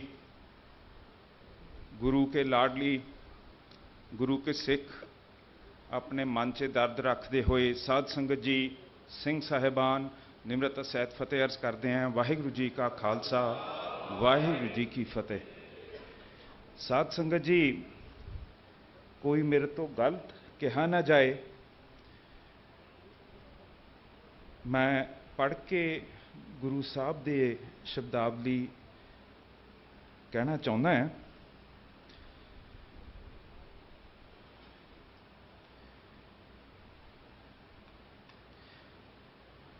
छोटा जिहा उन्हां दी पंक्ति मैं लैनी है। चिंता काकी कीजिए जो अनहोनी होए, ए मार्ग संसार को नानक थिर नहीं कोए। जो बीत रहा है वो महाराज दे बाहर नहीं है, ते जिहड़ा चिंता दा विषय है वो सिर्फ ते सिर्फ चिंता ते ही रहना चाहिए, क्योंकि चिंता च कदी भी अपना पंथ फसिया नहीं है। कोई साडे उत्ते चक्रवायु नहीं आया। जिस स्थान दे उत्ते छेवें पातशाह ने वो चिंते दे विषय दे बरखिलाफ मीरी पीरी गुरु अर्जन साहब महाराज तो बाद उरे मीरी पीरी स्थापित की। उन्होंने गमी ते चिंता च टाइम नहीं अपना बिताया, उन्होंने सगों जो बीतिया सी उनका हल कढ़न वास्ते साडे सामने दो मीरी ते पीरी दे झंडे सानू बख्शते सीगे। जिहड़ा ये चिंता दा विषा आपां कौम च लैके आए हैं, मैं बेनती करना चाहुंदा है कि किसी समय ते बीजेपी RSS ने एक चिंतन शिविर रखिया सीगा, जिहदे विच वो मुद्दे अपने सामने रखदे सीगे। उस तो बाद अकाली दल ने चिंतन कट्ठ रख लिया। अज असी उरे चिंता दे कट्ठ कर रहे हैगे हैं, पर सानू हुक्म है चढ़दी कला दा ते काम करन दा। मेरी बेनती है समूह जथेबंदियां नू, सिंह साहिबानां नू कि चढ़दी कला दे साडे कट्ठ हुंदे हैं, असी चढ़दी कला च रहिंदे हैं, भाणा सानू मानना आउंदा है ते असी अगे सलाह मशवरे करके उरे इकट्ठे हो के आपां अगे चलदे हैं। अगे तो आपां कदी भी चिंता दे नाल कोई अपना कट्ठ ना रखीए, क्योंकि साडे तां चढ़दी कला दे कट्ठ हुंदे हैगे हैं। ये बेनती है, जे संगत इनू कबूल कर ले ਆਪਾਂ ਅੱਗੇ ਤੋਂ ਇਹ ਲਫ਼ਜ਼ ਕਦੀ ਨਾ ਵਰਤੀਏ, ਕਿਉਂਕਿ ਗੁਰੂ ਕੇ ਘਰ 'ਚ ਕੋਈ ਚਿੰਤਾ ਨਹੀਂ ਹੈਗਾ, ਸਭ ਕੁਝ ਉਹਦੇ ਹੱਥ 'ਚ ਹੈ। ਜੋ ਉਹ ਕਰਦਾ ਸਾਨੂੰ ਕਬੂਲ ਹੈ। ਅਸੀਂ ਤਾਂ ਭਾਣਾ ਮੰਨਣ ਵਾਲੇ ਹਾਂ ਤੇ ਚਿੰਤਾ 'ਚ ਰਹਿਣ ਵਾਲੇ ਅਸੀਂ ਕੌਮ ਹੈ ਹੀ ਨਹੀਂ। ਸਾਨੂੰ ਨਾ ਕੋਈ ਚੱਕਰਵਾਯੂ ਫੜ ਸਕਦਾ, ਨਾ ਕੋਈ ਚਿੰਤਾ ਫੜ ਸਕਦੀ ਹੈ। ਅਸੀਂ ਤਾਂ ਜਿੱਥੇ ਬੈਠੇ ਹਾਂ, ਭਾਈ ਮਨੀ ਸਿੰਘ ਦੇ ਮਨ 'ਚ ਜੇ ਚਿੰਤਾ ਹੁੰਦੀ ਤਾਂ ਫਿਰ ਦੱਸੋ ਇੱਥੇ ਕਿਹੜਾ ਉਹ ਖੜ ਸਕਦੇ ਸੀਗੇ। ਚਿੰਤਾ ਨਹੀਂ ਸਾਡੇ ਮਨ 'ਚ, ਇਹ ਤਾਂ ਭਾਣਾ ਹੈ, ਅਸੀਂ ਮੰਨ ਰਹੇ ਹਾਂ, ਅਸੀਂ ਅੱਗੇ ਚੱਲਾਂਗੇ। ਸਾਧ ਸੰਗਤ ਜੀ, ਪਾਤਸ਼ਾਹੀਆਂ ਨੇ ਮੰਜੀਆਂ ਸਾਨੂੰ ਬਖਸ਼ੀਆਂ, ਪਾਤਸ਼ਾਹੀਆਂ ਨੇ ਮਹੰਤਾਂ ਨੂੰ ਖਤਮ ਕੀਤਾ, ਪਾਤਸ਼ਾਹੀਆਂ ਦੇ ਅਧੀਨ ਸਾਨੂੰ ਬਾਬਾ ਬੰਦਾ ਸਿੰਘ ਬਹਾਦਰ ਵਰਗੇ ਮਿਲੇ। ਅਸੀਂ ਹੱਲ ਕਰਦੇ ਆ ਰਹੇ ਹਾਂ। ਜੇ ਖਤਮ ਵੀ ਹੋ ਗਏ ਤਾਂ ਸਾਡੇ ਨਿਰਮਲੇ ਉਦਾਸੀ ਸੰਪਰਦਾ ਨੇ ਗੁਰੂ ਗ੍ਰੰਥ ਸਾਹਿਬ ਨੂੰ ਸਥਾਨ ਦੇ ਕੇ ਉਸ ਸਮੇਂ 'ਚੋਂ ਕੱਢਿਆ, ਜਦ ਜੰਗਲਾਂ 'ਚ ਵੀ ਇੱਕ ਦੋ ਸਿੱਖ ਮਿਲਦੇ ਹੁੰਦੇ ਸੀਗੇ। ਤੇ ਉਹ ਹੱਲ ਕਰਦੇ ਹੋਏ ਭਗੇਲ ਸਿੰਘ ਸਾਹਿਬ ਜਥੇਦਾਰ ਨੇ ਜਾ ਕੇ ਦਿੱਲੀ ਵੀ ਫਤਿਹ ਕੀਤਾ। ਅੱਜ ਜਿਹੜੇ ਗੁਰੂ ਘਰ ਦਿੱਲੀ 'ਚ ਵੱਸਦੇ ਆ, ਸਰ ਭਗੇਲ ਸਿੰਘ ਕਰਕੇ ਵੱਸਦੇ ਹੈਗੇ ਆ। ਸਾਧ ਸੰਗਤ ਜੀ, ਉਹਦੇ ਵਿੱਚੋਂ ਆਪਾਂ ਅੱਗੇ ਜਾ ਕੇ ਮਿਸਲਾਂ ਨੂੰ ਬੰਨ੍ਹ ਕੇ, ਜਿਵੇਂ ਸਿੰਘ ਸਾਹਿਬ ਨੇ ਹੁਣੇ ਦੱਸਿਆ ਸੀਗਾ, ਆਪਾਂ ਨੇ ਆਪਣਾ ਮਹਾਰਾਜਾ ਰਣਜੀਤ ਸਿੰਘ ਦਾ ਰਾਜ ਤਿਆਰ ਕੀਤਾ। ਔਰ ਉਸ ਤੋਂ ਉਪਰੰਤ ਜਦ ਉਹ ਖੁੱਸ ਗਿਆ, ਅਸੀਂ ਸਭ ਤੋਂ ਪਹਿਲਾਂ ਆਪਣੇ ਗੁਰੂ ਘਰਾਂ ਦੀ ਆਜ਼ਾਦੀ ਦੀ ਲੜਾਈ ਲੜੀ, ਜਿਹਦੇ ਵਿੱਚ ਨਿਹੱਥੇ ਸਿੰਘਾਂ ਨੇ ਜਾ ਕੇ ਗੁਰਦੁਆਰਿਆਂ ਦੇ ਸਾਹਮਣੇ ਗੋਲੀਆਂ ਦਾ ਸਾਹਮਣਾ ਕੀਤਾ। ਉਹਨਾਂ ਨੇ ਆਪਣੇ ਵੱਲੋਂ ਸਹੁੰ ਚੱਕੀ ਹੋਈ ਸੀ ਕਿ ਅਸੀਂ ਉੱਥੇ ਹਥਿਆਰਬੰਦ ਨਹੀਂ ਜਾਵਾਂਗੇ, ਅਸੀਂ ਵਾਹਿਗੁਰੂ ਦਾ ਜਾਪ ਕਰਦੇ ਹਾਂ, ਗੋਲੀਆਂ ਦਾ ਸਾਹਮਣਾ ਕਰਾਂਗੇ। ਤੇ ਨਤੀਜੇ ਇਹ ਸੀ ਕਿ ਇੱਥੇ ਆਪਣੇ ਸ੍ਰੀ ਸਾਹਿਬ ਦੀ ਨੋਕ ਤੇ ਚਾਬੀਆਂ ਦਾ ਮੋਰਚਾ ਆਪਾਂ ਜਿੱਤ ਕੇ ਸਭ ਤੋਂ ਪਹਿਲੀ ਜਮਹੂਰੀਅਤ ਸੰਸਥਾ ਇੱਥੇ ਸਥਾਪਿਤ ਕੀਤੀ ਹੈ, ਜਿਹਦੇ ਵਿੱਚ ਅਸੀਂ ਅੱਜ ਉਰੇ ਮਸ਼ਰੂਫ ਹਾਂ, ਬੈਠੇ ਹਾਂ, ਅਸੀਂ ਆਪ ਦੀ ਕਾਰਜਕਾਰੀ ਕਰਦੇ ਹਾਂ। ਸਾਧ ਸੰਗਤ ਜੀ, ਸਾਡੇ ਉੱਤੇ ਜਿਹੜੇ ਇਲਜ਼ਾਮ ਲੱਗੇ ਹੈ, ਇਹ ਕੋਈ ਨਵੇਂ ਨਹੀਂ ਹੈਗੇ। ਇਹ ਕੋਈ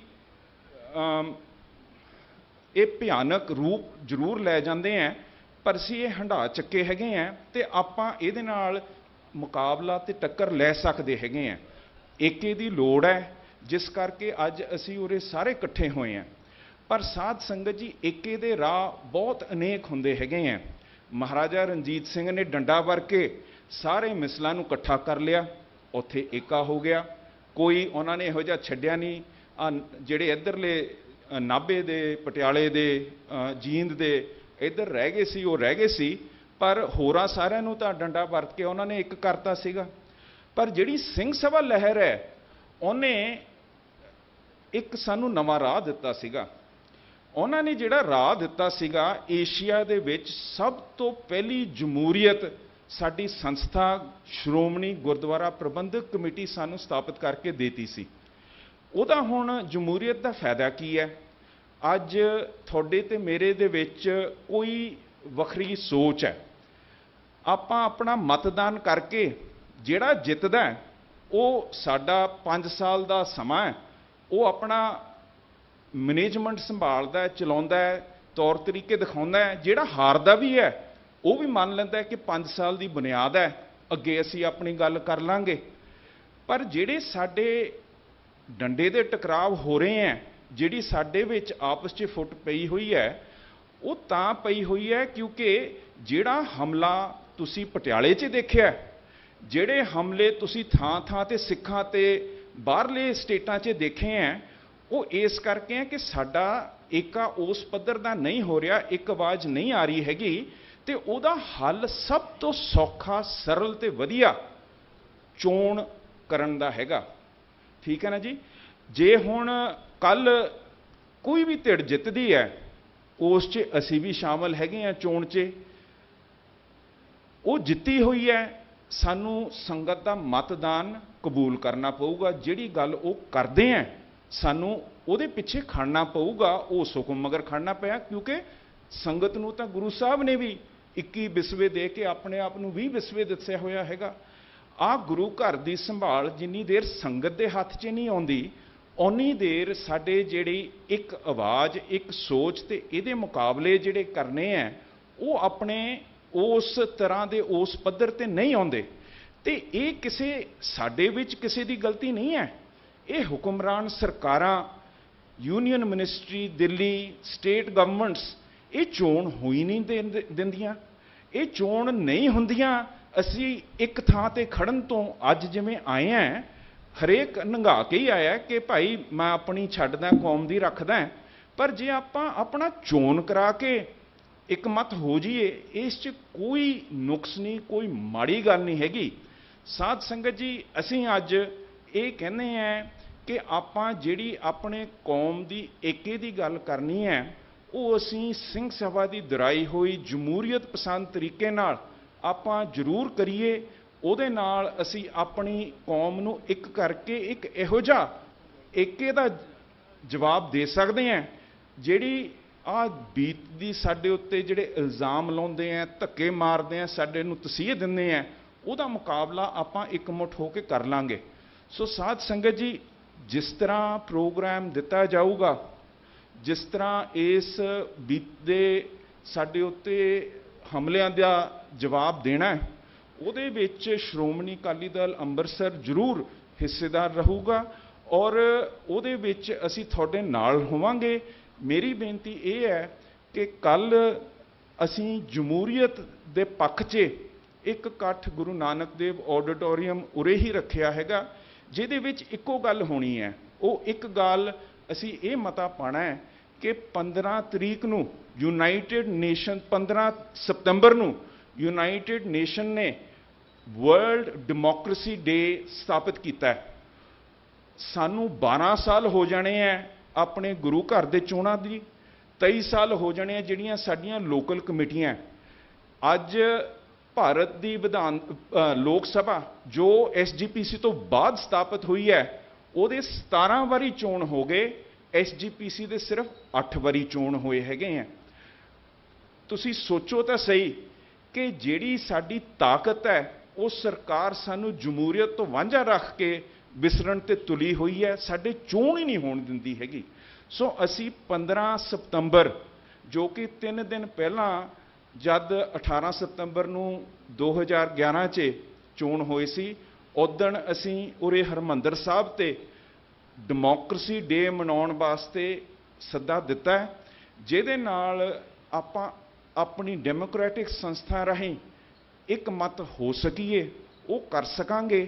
ਸੋ ਅੱਜ ਮੈਂ ਸਿੰਘ ਸਾਹਿਬ ਨੂੰ ਬੇਨਤੀ ਕਰਦਾ ਹਾਂ ਕਿ ਇਹ ਕੱਲ੍ਹ ਦੀ ਕਾਨਫਰੰਸ ਹੈ, ਉਹਦੇ ਵਿੱਚ ਵੀ ਜੇ ਆ ਸਕਣ, ਜੇ ਠੀਕ ਸਮਝਣ, ਤਾਂ ਉੱਥੇ ਵੀ ਆਪਾਂ ਆਪਣੀ ਜਮਹੂਰੀਅਤ ਬਹਾਲ ਕਰਨ ਵਾਸਤੇ ਆਪਣੀ ਇੱਕ ਮਤ ਹੋ ਕੇ ਉਰੇ ਇਕੱਠ ਕਰੀਏ, ਸਰਕਾਰਾਂ ਨੂੰ ਦਸੀਏ ਕਿ ਤੁਹਾਡੀਆਂ ਸਾਜ਼ਿਸ਼ਾਂ ਨਹੀਂ ਚੱਲਣੀਆਂ ਹੈਗੀਆਂ, ਅਸੀਂ ਆਪਣੀ ਡੈਮੋਕ੍ਰੇਸੀ ਚਾਹੁੰਦੇ ਹਾਂ, ਅਸੀਂ ਆਪਣੇ ਚੋਣ ਚਾਹੁੰਦੇ ਹਾਂ, ਅਸੀਂ ਗੁਰੂ ਘਰ ਦੀ ਸੰਭਾਲ ਆਪਣੇ ਹੱਥ ਲੈਣਾ ਚਾਹੁੰਦੇ ਹਾਂ। ਵਾਹਿਗੁਰੂ ਜੀ ਕਾ ਖਾਲਸਾ, ਵਾਹਿਗੁਰੂ ਜੀ ਕੀ ਫਤਿਹ। ਬਹੁਤ ਬਹੁਤ ਧੰਨਵਾਦ ਵੀਰ ਇਮਾਨ ਸਿੰਘ ਚੀਮਾਨ ਦਾ। ਇੱਕ ਚੀਜ਼ ਜ਼ਰੂਰ ਬੇਨਤੀ ਕਰਾਂਗਾ, ਮੈਂ ਮੇਰੀ ਔਕਾਤ ਨਹੀਂ ਕਿ ਐਡੇ ਵੱਡੇ ਆਗੂ ਦੀ ਗੱਲ ਨੂੰ ਟੋਕ ਸਕਾਂ, ਬਟ ਉਹ ਚਿੰਤਾ ਬੈਠਕ ਨਹੀਂ ਸੀ ਜੀ, ਚਿੰਤਨ ਬੈਠਕ ਸੀ। ਉਹ ਬੇਸਿਕਲੀ ਉਹਦਾ ਆਪੋਜੀਸ਼ਨ ਵਰਡ ਹੁੰਦਾ ਹੈ ਕਿ ਸਿੱਖ ਕੌਮ ਬਿਲਕੁਲ ਠੀਕ ਹੈ, ਉਹਨਾਂ ਨੇ ਚਿੰਤਾ ਨਹੀਂ ਕਰਦੀ, ਚਿੰਤਨ ਕਰਦੀ ਹੈ। ਸੋ ਇਹ ਚਿੰਤਨ ਬੈਠਕ ਸੀਗੀ, ਇਸ ਕਰਕੇ ਅਸੀਂ ਅੱਜ ਚਿੰਤਨ ਕਰ ਰਹੇ ਹਾਂ, ਮੰਥਨ ਕਰ ਰਹੇ ਹਾਂ ਭਵਿੱਖ ਦੀਆਂ ਜਿਹੜੀਆਂ ਨੀਤੀਆਂ ਦਾ। ਬਹੁਤ ਬਹੁਤ ਧੰਨਵਾਦ ਵੀਰ ਜੀ ਦਾ। ਅਰੇ ਨਾ ਵੀਰ ਜੀ ਪਲੀਜ਼। ਸੋ ਮੈਂ ਜਿਹੜੀ ਅਗਲੇਰੀ ਬੇਨਤੀ ਹੈ ਉਹ ਕਰਾਂਗਾ ਸਰਦਾਰ ਪਲਵਿੰਦਰ ਸਿੰਘ ਜੀ ਤਲਵਾੜਾ, ਉਹਨਾਂ ਨੂੰ ਬੇਨਤੀ ਕਰਾਂਗਾ ਕਿ ਉਹ ਪਟਿਆਲਾ ਦੇ ਇਸ ਹਿੰਸਕ ਘਟਨਾ ਦੇ ਉੱਤੇ ਜਿਹੜੀ ਆਪਣੀ ਰਾਏ ਹੈ ਉਹ ਸਿੱਖ ਪੰਥ ਦੇ ਸਾਹਮਣੇ ਰੱਖਣ। ਮੇਰੀ ਬੁਲਾਰਿਆਂ ਨੂੰ ਬੇਨਤੀ ਹੈ, ਕਿਉਂਕਿ ਮੈਂ ਬਹੁਤ ਛੋਟਾ ਹਾਂ, ਬਟ ਮੇਰੀ ਬੇਨਤੀ ਸੀਗੀ ਕਿ ਏਜੰਡੇ ਤੋਂ ਬਾਹਰ ਜਿਹੜਾ ਕਿਰਪਾ ਕਰਕੇ ਤੁਸੀਂ ਸਾਰੇ ਸਤਿਕਾਰਯੋਗ ਹੋ, ਮੈਨੂੰ ਕਹਿਣਾ ਨਾ ਪਵੇ, ਕਿਰਪਾ ਕਰਨੀ ਇਸ ਗੱਲ ਦਾ ਧਿਆਨ ਰੱਖਣਾ ਪਲੀਜ਼। ਵਾਹਿਗੁਰੂ ਜੀ ਕਾ ਖਾਲਸਾ, ਸ਼੍ਰੀ ਵਾਹਿਗੁਰੂ ਜੀ ਕੀ ਫਤਿਹ। ਪਰਮ ਸਤਿਕਾਰਯੋਗ ਗੁਰੂ ਪਿਆਰੀ ਸਾਧ ਸੰਗਤ ਜੀ, ਅੱਜ ਸ਼੍ਰੀ ਅਕਾਲ ਤਖਤ ਸਾਹਿਬ ਦੇ ਰਹਿਨਮਾਈ ਹੇਠ ਸਿੱਖ ਚਿੰਤਨ ਜਿਹੜਾ ਆਪਾਂ ਕਰਨ ਵਾਸਤੇ ਇਕੱਠੇ ਹੋਏ ਹਾਂ, ਇਹ ਬੜੀ ਵਧੀਆ ਗੱਲ ਹੈ। ਸਿੰਘ ਸਾਹਿਬ ਨੇ ਉਪਰਾਲਾ ਕੀਤਾ, ਬਹੁਤ ਵਧੀਆ ਗੱਲ ਹੈ। ਮੈਂ ਸਿੰਘ ਸਾਹਿਬ ਨੂੰ ਬੇਨਤੀ ਕਰਨੀ ਚਾਹੁੰਦਾ ਕਿ ਪਟਿਆਲੇ ਦੇ ਵਿੱਚ ਸਿੰਘ ਸਾਹਿਬ ਜੋ ਹੋਇਆ, ਉਹ ਸਾਰੀ ਸਿੱਖ ਕੌਮ ਨੂੰ ਚੈਲੰਜ ਹੈ। ਅੱਜ ਆਪਾਂ ਨੂੰ ਇਹ ਦੇਖਣਾ ਪਊਗਾ ਕਿ ਸਿੱਖ ਕੌਮ ਦਾ ਦੁਸ਼ਮਣ ਕੌਣ ਹੈ। ਭਗਵੰਤ ਮਾਨ ਨੂੰ ਜੇ ਆਪਾਂ ਦੁਸ਼ਮਣ ਸਮਝਾਂਗੇ ਨਾ, ਆਪਾਂ ਫੇਰ ਮਾਰ ਖਾ ਜਾਾਂਗੇ, ਕਿਉਂਕਿ ਭਗਵੰਤ ਮਾਨ ਤਾਂ ਇੱਕ ਮੁਹਰ ਹੈ ਕਿ ਜਿਹਨੂੰ ਉਹਨਾਂ ਨੇ ਬਣਾਇਆ ਹੋਇਆ ਹੈ। ਜਿਹੜੀ ਅਸਲ ਲੜਾਈ ਹੈ ਸਿੱਖ ਕੌਮ ਦੀ, ਉਹ ਦਿੱਲੀ ਸਟੇਟ ਦੇ ਨਾਲ ਹੈ ਔਰ ਉਹ ਆਰਐਸਐਸ ਦੇ ਨਾਲ ਹੈ। ਆਰਐਸਐਸ ਬਿਲਕੁਲ ਇਹ ਗੱਲ ਨਹੀਂ ਚਾਹੁੰਦੀ ਕਿ ਇਸ ਭਾਰਤ ਦੀ ਧਰਤੀ ਤੇ ਹਿੰਦੂ ਰਾਸ਼ਟਰ ਨੂੰ ਕੋਈ ਚੈਲੰਜ ਕਰ ਸਕੇ।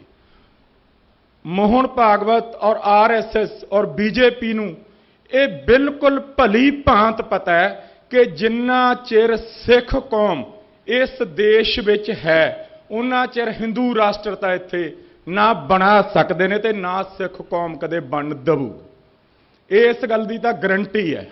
ਦੂਸਰੀ ਗੱਲ ਇਹ ਕਿ ਜਿਹੜੀ ਆਪਾਂ ਆਪਣੇ ਆਪ ਇਹ ਕਹੀ ਜਾਂਦੇ ਆ ਕਿ ਸਾਡੀ ਸਿੱਖ ਨਸਲਕੁਸ਼ੀ ਕਰ ਦੇਣਗੇ, ਸਿੱਖ ਨਸਲਕੁਸ਼ੀ ਨਹੀਂ ਕੋਈ ਕਰ ਸਕਦਾ। ਸਿੱਖ ਨਸਲਕੁਸ਼ੀ ਦੇ ਤਾਂ ਹੁਣ ਇਹ ਨੇੜੇ ਤੇੜੇ ਵੀ ਨਹੀਂ ਜਾ ਸਕਦੇ। ਵਰਲਡ ਦੇ ਵਿੱਚ ਸਿੱਖ ਕੌਮ ਇੱਕੋ ਇੱਕ ਕੌਮ ਹੈ ਜਿਹਦੇ ਨਿਸ਼ਾਨ ਸਾਹਿਬ 176 ਦੇਸ਼ਾਂ ਝੂਲਦੇ ਨੇ, ਤੇ ਸਿੱਖਾਂ ਦਾ ਲੋਹਾ ਤਾਂ ਸਾਰਾ ਵਰਲਡ ਮੰਨ ਗਿਆ, ਤੇ ਇਹ ਫਿਰ ਕਿਹੜੇ ਬਾਗ ਦੀ ਮੂਲੀ ਨੇ। ਸੋ ਇਹ ਬਾਰ-ਬਾਰ ਹਮਲੇ ਕਰਦੇ ਨੇ। ਉਹ ਇਹ ਦੇਖਦੇ ਨੇ ਪਰਖ ਕੇ ਸਿੱਖ ਕੌਮ ਦੀ ਅਣਖ ਨੂੰ ਕਿ ਦੇਖੀਏ ਕਿ ਹੁਣ ਦੇਖੀਏ 78 ਤੋਂ ਲੱਗੇ ਹੋਏ ਨੇ। ਵੈਸੇ ਤਾਂ ਇਹ 47 ਤੋਂ ਹੀ ਲਗਾਤਾਰ ਤਤਪਰ ਨੇ ਕਿ ਸਿੱਖ ਕੌਮ ਨੂੰ ਦਬਾ ਕੇ ਅਸੀਂ ਰੱਖੀਏ। ਸਿੱਖ ਕੌਮ ਨੂੰ ਦਬਾ ਕੇ ਕੋਈ ਨਹੀਂ ਰੱਖ ਸਕਦਾ, ਕਿਉਂਕਿ ਜਿੰਨਾ ਚਿਰ ਸਿੱਖ ਕੌਮ ਅਕਾਲ ਤਖਤ ਸਾਹਿਬ ਨੂੰ ਸਮਰਪਿਤ ਹੈ ਨਾ, ਉਹਨਾਂ ਚਿਰ ਸਿੱਖ ਕੌਮ ਨੂੰ ਦਬਾਉਣ ਦਾ ਤਾਂ ਮਤ ਕੋਈ ਸਮਝੇ ਕਿ ਸਿੱਖ ਕੌਮ ਨੂੰ ਦਬਾ ਲੂਗਾ।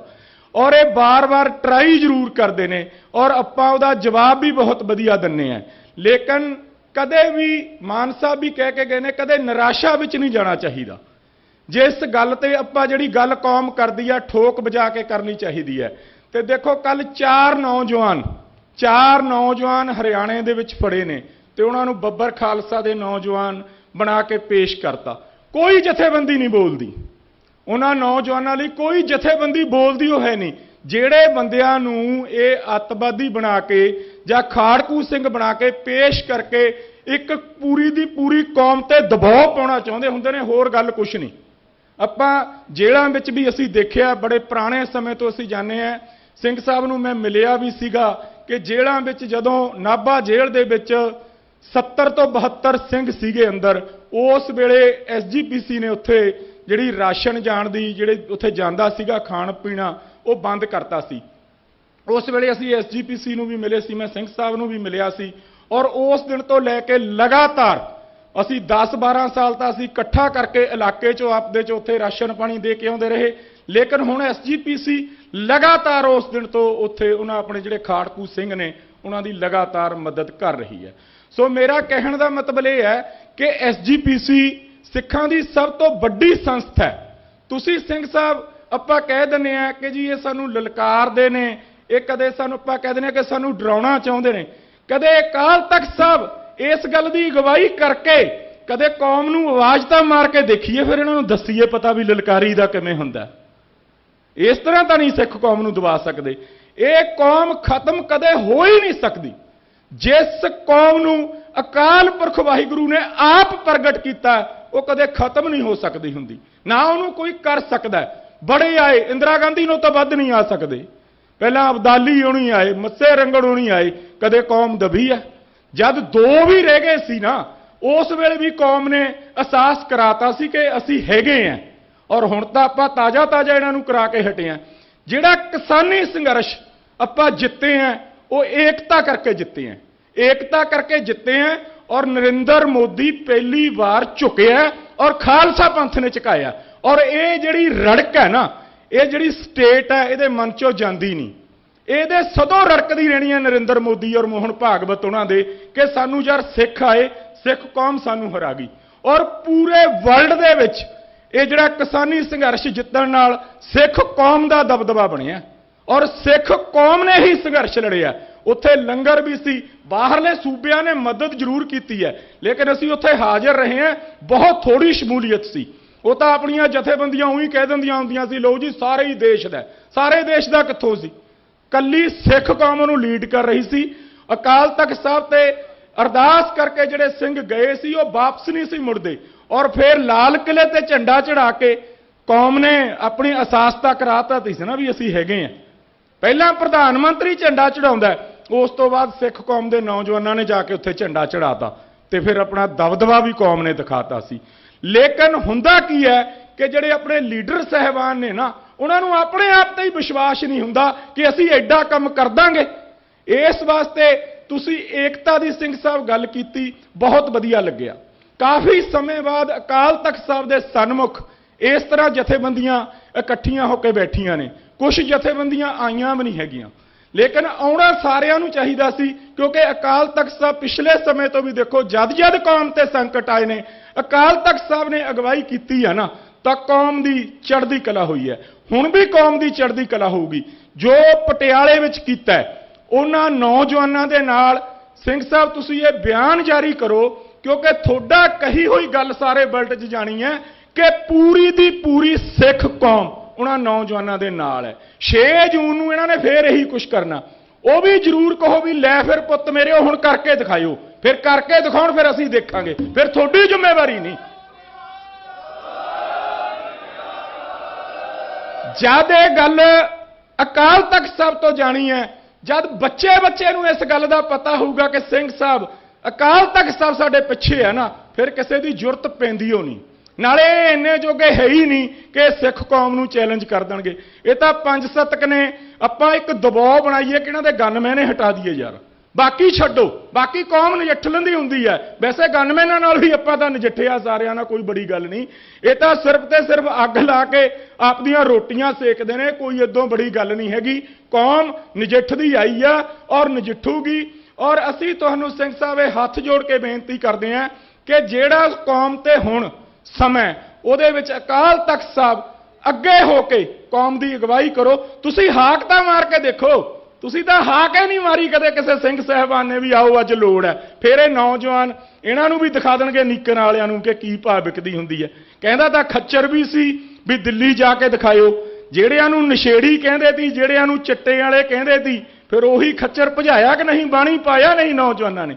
लेकिन जदों बजुर्ग राजनीति दे विच भी मैं हमेशा इस गल की प्रौढ़ता करता हुन्ना कि नौजवानों के हथ होनी चाहिए है गल। आपां जिहड़ी पॉलिटिक्स आ ना उहदे विच ज़्यादातर बजुर्गे फिट करे हुंदे ने, उन्हां नूं लगदा ही नहीं हुंदा भी आह हो जाऊगा क्योंकि उम्र का तकाजा हुंदा है। लेकिन नौजवानों के विच एक जोश हुंदा, वो जोश तुसीं भर सकदे हो। तुसीं भरो, तुसीं अगवाई करो क्योंकि 50 साल तो उत्ते नहीं लड़ हुंदा फिर एवें आपां कहीए लड़ना तो नौजवानी ने हुंदा। तुसीं ऐतकी संगत दे कहे ते ऐतकी एक बार इत्थों ये ऐलान कर दो कि पुत्त मेरियो 6 जून नूं कोई पत्ता भी हिल के दिखावे, जे फिर भी हिल गया फिर असीं तुहानूं कोई लांभा नहीं दिंदे। लेकिन कौम इन्नी जोगी हैगी है, लेकिन कौम नूं अगवाई करन वाला जथेदार चाहिदा है। मैं तो तुहानूं स्पष्ट दस्सां क्योंकि मैं गोल जी गल तां नहीं करदा हुंदा, मैं तो सरदार जगतार सिंह भाई जगतार सिंह उन्हां दा सज्जण है पूरा, ठीक है नहीं। पर मैं थोड़ी इन्नी क रिस्पैक्ट करदा कि तुसीं शायद कल्पना नहीं कर सकते। मैनूं मैसेज भी थोड़ा 2-3 दिन हो गए मिलिया सीगा कि आपां 4 घंटे मिलना। मैं आऊँगा जरूर कौमी गल्लां करन वास्ते। जगजीत सिंह आ मुंडा मेरा मित्र है, बहुत थोड़ा क्लास फेलो रहा, लंबा समा थोड़े नाल पढ़दा रहा। लेकिन कौम की जद जद गल आऊगी वो अगवाई वो प्रोग्राम कौम पक्षी चाहे कोई दवे, उत्थे फिर एक दूसरे ते टीका टिप्पणियां करन दा समा नहीं हुंदा। हुण 2-3 समय हैगे ने, आ मोर्चे लगे हुए ने 4-5 सिंह साहब, 4-5 मोर्चे लगे हुए ने, उत्थे थोड़ी थोड़ी संगत हुंदी है, बिल्कुल मोर्चे वाली गल नहीं उत्थे लगदी। क्यों ना इन्हां सारियां नूं इकट्ठा करके एक मोर्चा बंदी ਸਿੰਘਾਂ ਦਾ ते एक होर इन्हां नाल ला के नाले आ जिहड़ा दूआ लाना कहंदा सी कि सिख कौम अपने तौर ते लड़के देख लवे। यार लड़के देख तां लईए ना जिउंदे जी। एक मोर्चा सिख कौम बंदी ਸਿੰਘਾਂ ਲਈ और एक होर अपने जिहड़े कौम दे पंजाब दे मसले ने उन्होंने एक मोर्चे का जरूर ऐलान करो जिस दी रहनमाई अकाल तख्त साहब करे। फिर हथ देखियो, फिर इन्हों बाणी किवें नौजवान पाउंदे ने, वो थोड़ी रहनमाई चाहिदी है। जिवें एक सिख नौजवान कह के गया कि जद पिछे अकाल तख्त साहब जथेदार साहब खड़े हुंदे ने ना, फिर कौम दुगने चौगने जोश नाल लड़दी है। लेकिन बाणी तां हुण पाई फिरदे ने, हुण तक तो कोई जथेबंदी भी नहीं पूरी खड़दी, बाद च आउंदे हुंदे ने ਪ੍ਰੈਸ ਕਾਨਫਰੰਸ ਕਰਨ ਕਿ ਹਾਂ ਜੀ ਆਹ ਹੋ ਗਿਆ ਉਹ ਹੋ ਗਿਆ। ਤੁਸੀਂ ਅੱਜ ਇੱਥੇ ਇਕੱਠ ਕੀਤਾ, ਤੁਹਾਡਾ ਬਹੁਤ ਬਹੁਤ ਧੰਨਵਾਦ ਹੈ ਕਿ ਇੱਕ ਵਾਰ ਫੇਰ ਕੌਮ ਸਿਰ ਜੋੜ ਕੇ ਬੈਠੀ, ਤੁਸੀਂ ਸੱਦਾ ਦਿੱਤਾ ਔਰ ਤੁਸੀਂ ਹੁਣ ਅੱਜ ਇੱਥੇ ਇਸ ਗੱਲ ਨੂੰ ਇੱਕ ਪਾਸੇ ਲਾ ਕੇ ਜਾਇਓ। ਇੱਕ ਤਾਂ ਬੰਦੀ ਸਿੰਘਾਂ ਵਾਲਾ ਬਹੁਤ ਜ਼ਰੂਰੀ ਹੈ ਕਿਉਂਕਿ ਸਾਰੀ ਸਿੱਖ ਕੌਮ ਨੂੰ ਚੈਲੰਜ ਹੈ ਕਿ 25-25 ਸਾਲ ਹੋ ਗਏ ਆਪਣੇ ਉਹ ਨੌਜਵਾਨ, ਉਹਨਾਂ ਦੀ ਨਿੱਜ ਦੀ ਲੜਾਈ ਨਹੀਂ ਸੀ ਕੋਈ, ਕੌਮ ਲਈ ਉਹ ਲੜੇ ਨੇ ਔਰ ਉਹਨਾਂ ਵਾਸਤੇ ਸਾਰੀ ਸਿੱਖ ਕੌਮ ਏਕਤਾ ਦਿਖਾ ਕੇ ਇੱਕ ਜਿਹੜੇ ਪੰਜਾਬ ਦੇ ਮਸਲੇ ਨੇ, ਜੇ ਸਾਨੂੰ ਪੱਥਰ ਕੋਲਾ ਮੁੱਲ ਮਿਲ ਸਕਦਾ ਤਾਂ ਫਿਰ ਸਾਡਾ ਪਾਣੀ ਮੁਫਤ ਕਿਵੇਂ ਲਿਜਾ ਸਕਦੇ ਨੇ ਯਾਰ। ਨਹਿਰਾਂ ਨੂੰ ਨੱਕੇ ਕਈ ਲੈ ਕੇ ਲਾਉਣ ਤਾਂ ਚੱਲੀਏ ਨਾ, ਫਿਰ ਇਹਨਾਂ ਨਾਲ ਕਰਾਂਗੇ ਬੈਠ ਕੇ ਗੱਲ, ਜਦ ਮੋੜੇ ਨੱਕੇ ਨਹਿਰਾਂ ਦੇ ਫਿਰ ਆਪੇ ਫਿਰਨਗੇ ਪਿੱਛੇ। ਕਦੇ ਵੀ ਆਪਣੀ ਐਡੀ ਚੜ੍ਹਦੀ ਕਲਾ ਵਾਲੀ ਕੌਮ ਹੈ, ਇੰਨੀਆਂ ਸ਼ਹਾਦਤਾਂ ਨੇ, ਐਡਾ ਵੱਡਾ ਇਤਿਹਾਸ ਆ ਕੌਮ ਦਾ, ਕਦੇ ਬੈਕ ਫੁੱਟ ਤੇ ਪਿੱਛੇ ਨਾ ਚੱਲੋ, ਅੱਗੇ ਲੱਗੋ, ਪਿੱਛੇ ਇਹ ਤੁਰੇ ਫਿਰਨਗੇ। ਫਿਰ ਇਹਨਾਂ ਨਾਲ ਕਿਸਾਨੀ ਸੰਘਰਸ਼ ਦੇ ਵਿੱਚ ਪਿੱਛੇ ਪਿੱਛੇ ਤੁਰੇ ਫਿਰਦੇ ਸੀ। ਜਦ ਜਦ ਕੌਮ ਦਾ ਦਬਦਬਾ ਹੋਊਗਾ, ਜਦ ਜਦ ਕੌਮ ਸਮਰੱਥਾ ਨਾਲ ਲੜੂਗੀ। ਆਪਾਂ ਦੇਖਿਆ ਕਿ 26 ਜਨਵਰੀ ਤੋਂ ਬਾਅਦ ਕਿਸਾਨ ਜਥੇਬੰਦੀਆਂ ਜਿਹੜੀਆਂ ਬਾਰ-ਬਾਰ ਇਹ ਗੱਲ ਕਹਿੰਦੀਆਂ ਸੀ ਕੌਮ ਦੀ ਲੜਾਈ ਨਹੀਂ ਜੀ, ਕੌਮ ਦੀ ਨਹੀਂ, ਇਹਨੂੰ ਧਾਰਮਿਕ ਨਾ ਬਣਾਓ, ਕੋਈ ਚਪੜਾਸੀ ਵੀ ਨਹੀਂ ਮਿਲਣ ਆਇਆ। ਲੇਕਿਨ ਜਿੰਨਾ ਚਿਰ 26 ਜਨਵਰੀ ਤੱਕ ਕੌਮ ਦਾ ਦਬਦਬਾ ਸੀ ਨਾ, ਹਰ ਇੱਕ ਦਿਨ ਛੱਡ ਕੇ ਮੀਟਿੰਗ ਹੁੰਦੀ ਸੀ। ਕੌਮਾਂ ਹੀ ਸਟੇਟ ਨਾਲ ਟਕਰਾਉਂਦੀਆਂ ਹੁੰਦੀਆਂ ਨੇ। ਮੈਂ ਇਸ ਗੱਲ ਦਾ ਹਮੇਸ਼ਾ ਜ਼ੋਰ ਦਿੰਦਾ ਹੁੰਦਾ ਕਿ ਜਦੋਂ ਵੀ ਸਟੇਟ ਨਾਲ ਦਿੱਲੀ ਨਾਲ ਟਕਰਾਊਗੀ ਤਾਂ ਕੌਮ ਟਕਰਾਊਗੀ, ਕਦੇ ਯੂਨੀਅਨਾਂ ਸਟੇਟਾਂ ਨਾਲ ਨਹੀਂ ਟਕਰਾਉਂਦੀਆਂ ਹੁੰਦੀਆਂ, ਕੌਮਾਂ ਸਟੇਟਾਂ ਨਾਲ ਟਕਰਾਉਂਦੀਆਂ ਨੇ।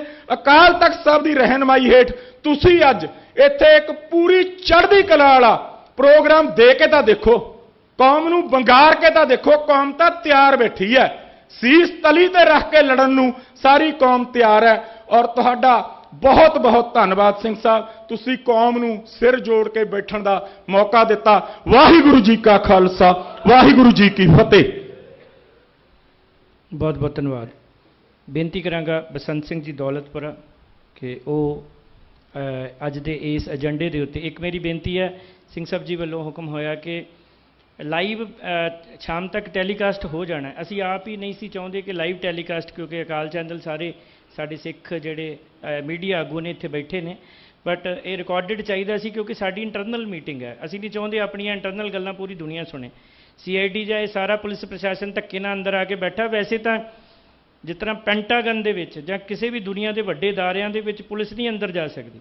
ਇਹ ਸਾਡੀ ਬਦਕਿਸਮਤੀ ਹੈ ਕਿ ਚਲੋ ਸ਼੍ਰੋਮਣੀ ਗੁਰਦੁਆਰਾ ਪ੍ਰਬੰਧਕ ਕਮੇਟੀ ਦਾ ਵੱਡਪਣ ਹੈ ਵੀ ਇਹਨਾਂ ਨੂੰ ਅਲਾਓ ਕਰਦੇ ਨੇ, ਅਦਰਵਾਈਜ਼ ਇਹ ਨਹੀਂ ਆ ਸਕਦੇ। ਸੋ ਪਰ ਮੈਂ ਇਹ ਜ਼ਰੂਰ ਬੇਨਤੀ ਕਰਾਂਗਾ ਕਿ ਇਹ ਸ਼ਾਮ ਨੂੰ ਟੈਲੀਕਾਸਟ ਹੋ ਜਾਣਾ। ਤੇ ਸਿੰਘ ਸਾਹਿਬ ਜੀ ਦਾ ਹੁਕਮ ਹੈ ਵੀ ਸਾਰੇ ਜਣੇ ਆਪਣਾ ਆਪਣਾ ਰਿਕਾਰਡ ਨਾ ਕਰੋ, ਤਾਂ ਕਿ ਜਿਹੜੀ ਆਪਾਂ ਇੱਕ ਸੁਰਤਾ ਦੀ, ਇਕਸਾਰਤਾ ਦੀ ਗੱਲ ਕਰ ਰਹੇ ਹਾਂ, ਉਹ ਇੱਕ ਸੁਰਤਾ ਨਾਲ ਹੀ ਸ਼ਾਮ ਨੂੰ ਜਿਹੜਾ ਸਾਰੇ ਚੈਨਲਾਂ 'ਤੇ ਜਾਵੇ।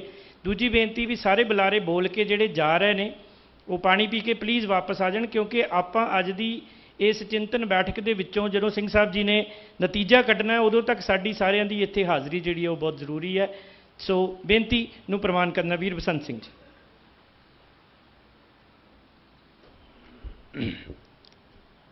ਧੰਨ ਧੰਨ ਸ੍ਰੀ ਗੁਰੂ ਗ੍ਰੰਥ ਸਾਹਿਬ ਜੀ ਦੀ ਛਤਰ ਛਾਇਆ ਹੇਠ ਤਖਤ ਸ੍ਰੀ ਅਕਾਲ ਤਖਤ ਸਾਹਿਬ ਤੇ ਜਿੰਨੀ ਵੀ ਸੰਗਤ ਬਿਰਾਜਮਾਨ ਹੈ, ਸਾਰੇ ਗੱਜ ਕੇ ਬੁਲਾਓ ਵਾਹਿਗੁਰੂ ਜੀ ਕਾ ਖਾਲਸਾ, ਵਾਹਿਗੁਰੂ ਜੀ ਕੀ ਫਤਿਹ। ਜੋ ਪਟਿਆਲੇ ਦੇ ਵਿੱਚ ਹੋਇਆ ਏ, ਮੈਂ ਆਪਣਾ ਨਿੱਜੀ ਐਕਸਪੀਰੀਅੰਸ ਜੋ ਤੁਹਾਡੇ ਨਾਲ ਸ਼ੇਅਰ ਕਰਨਾ ਚਾਹੁੰਦਾ, ਜੋ ਉੱਥੇ ਦੇਖਿਆ ਗਿਆ ਏ ਕਿ ਜਿਹੜੇ ਸਟੇਟ ਨੈਰੇਟਿਵ ਦੀ ਗੱਲ ਅੱਜ ਇੱਥੇ ਕੀਤੀ ਗਈ ਆ ਕਿ ਉਹ ਇੱਕ ਬਿਰਤਾਂਤ ਸਿਰਜਦੇ ਆ। ਉਸ ਬਿਰਤਾਂਤ ਦੇ ਵਿੱਚ ਅਸੀਂ ਜਾ ਕੇ ਖੜੇ ਹੋ ਜਾਂਦੇ ਆ, ਕਿਉਂਕਿ ਅਸੀਂ ਲੜਨ ਤਾਂ ਜਾਂਦੇ ਆ ਪਰ ਅਸੀਂ ਮੈਦਾਨ ਤੈਅ ਨਹੀਂ ਕਰਦੇ ਕਿ ਸਾਡਾ ਸਿੱਖਾਂ ਦਾ ਯੁੱਧ ਦੀ ਜਿਹੜੀ ਜੰਗ ਦੀ ਨੀਤੀ ਆ, ਅਸੀਂ ਕਿਸ ਨੀਤੀ ਨਾਲ ਲੜਨਾ। ਸਾਰੀਆਂ ਜਥੇਬੰਦੀਆਂ ਸਤਿਕਾਰਯੋਗ ਆ ਜਿਹੜੀਆਂ ਉੱਥੇ ਪਹੁੰਚਦੀਆਂ ਨੇ, ਕਿਉਂਕਿ ਜਦੋਂ ਗੁਰੂ ਗੋਬਿੰਦ ਸਿੰਘ ਜੀ ਮਹਾਰਾਜ ਸੱਚੇ ਪਾਤਸ਼ਾਹ ਜੀ ਨੇ ਆਨੰਦਪੁਰ ਸਾਹਿਬ ਦੇ ਕਿਲੇ ਦੇ ਵਿੱਚ ਜੰਗ ਦਾ ਮੈਦਾਨ ਜਿਹੜਾ ਉੱਥੇ ਚੁਣਿਆ ਹੋਇਆ ਸੀ, ਤੇ ਗੁਰੂ ਸਾਹਿਬ ਬਾਹਰ ਜਾ ਕੇ ਵੀ ਲੜ ਸਕਦੇ ਸੀ ਜੇ ਲੜਨ ਦੀ ਗੱਲ ਸੀਗੀ, ਪਰ ਗੁਰੂ ਜੀ ਨੇ ਉਹ ਨੀਤੀ ਜਿਹੜੀ ਸਾਨੂੰ ਦੇ ਕੇ ਗਏ ਆ ਪਿਛਲੇ ਇਤਿਹਾਸਕ ਤੱਥਾਂ ਤੋਂ ਕਿ ਆਨੰਦਪੁਰ ਸਾਹਿਬ ਦੇ ਕਿਲੇ ਦੇ ਵਿੱਚ ਲੜਾਈ ਦੀ ਜਿਹੜੀ ਆ ਨੀਤੀ ਘੜੀ ਗਈ ਆ। ਅਸੀਂ ਕੀ ਕੀਤਾ, ਅਸੀਂ ਜੋਸ਼ ਦੇ ਵਿੱਚ ਆ ਕੇ, ਇਹਦੇ ਵਿੱਚ ਕੋਈ ਸ਼ੱਕ ਨਹੀਂ ਮੀਡੀਆ ਤੇ ਚੀਜ਼ਾਂ ਪਈਆਂ, ਅਸੀਂ ਉਹਨਾਂ ਦੀਆਂ ਸਟੇਜਾਂ ਤੱਕ ਪਹੁੰਚੇ, ਅਸੀਂ ਉਹਨਾਂ ਦੇ ਜੰਗ ਦੇ ਮੈਦਾਨ ਦੇ ਵਿੱਚ ਚਲੇ ਗਏ ਸੀ। ਜਿਹੜਾ ਨੈਰੇਟਿਵ ਸਟੇਟ ਨੇ ਥਰੋ ਕੀਤਾ ਉਸ ਨੈਰੇਟਿਵ ਦੇ ਵਿੱਚ ਅਸੀਂ ਕਿਤੇ ਨਾ ਕਿਤੇ ਫਸ ਗਏ ਸੀ।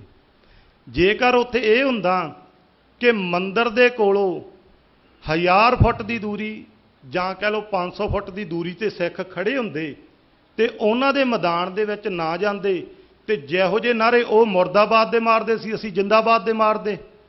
ਕਿਉਂਕਿ ਅਸੀਂ ਤਾਂ ਆਪਦੇ ਰਾਜ ਨੂੰ ਜਾਂ ਜਿਹੜਾ ਸਾਡਾ ਕੌਮੀ ਨਾਰਾ ਏ ਜਾਂ ਆਪਾਂ ਖਾਲਸਾ ਰਾਜ ਦੀ ਗੱਲ ਕਰਦੇ ਹਾਂ, ਪਾਤਸ਼ਾਹੀ ਦਾਅਵੇ ਦੀ ਗੱਲ ਕਰਦੇ ਹਾਂ, ਤੇ ਉਸ ਦਾਅਵੇ ਦਾ ਹੱਕ ਤਾਂ ਫਿਰ ਸਿੱਖਾਂ ਨੂੰ ਆ ਨਾ। ਕਿਉਂਕਿ ਸਿੱਖਾਂ ਨੇ ਬਹੁ ਗਿਣਤੀ ਦੇ ਵਿੱਚ ਪੰਜਾਬ ਨੂੰ ਹਮੇਸ਼ਾ ਹੀ ਜਿਹੜੀਆਂ ਕੁਰਬਾਨੀਆਂ ਕਰਕੇ ਬਚਾਇਆ ਏ।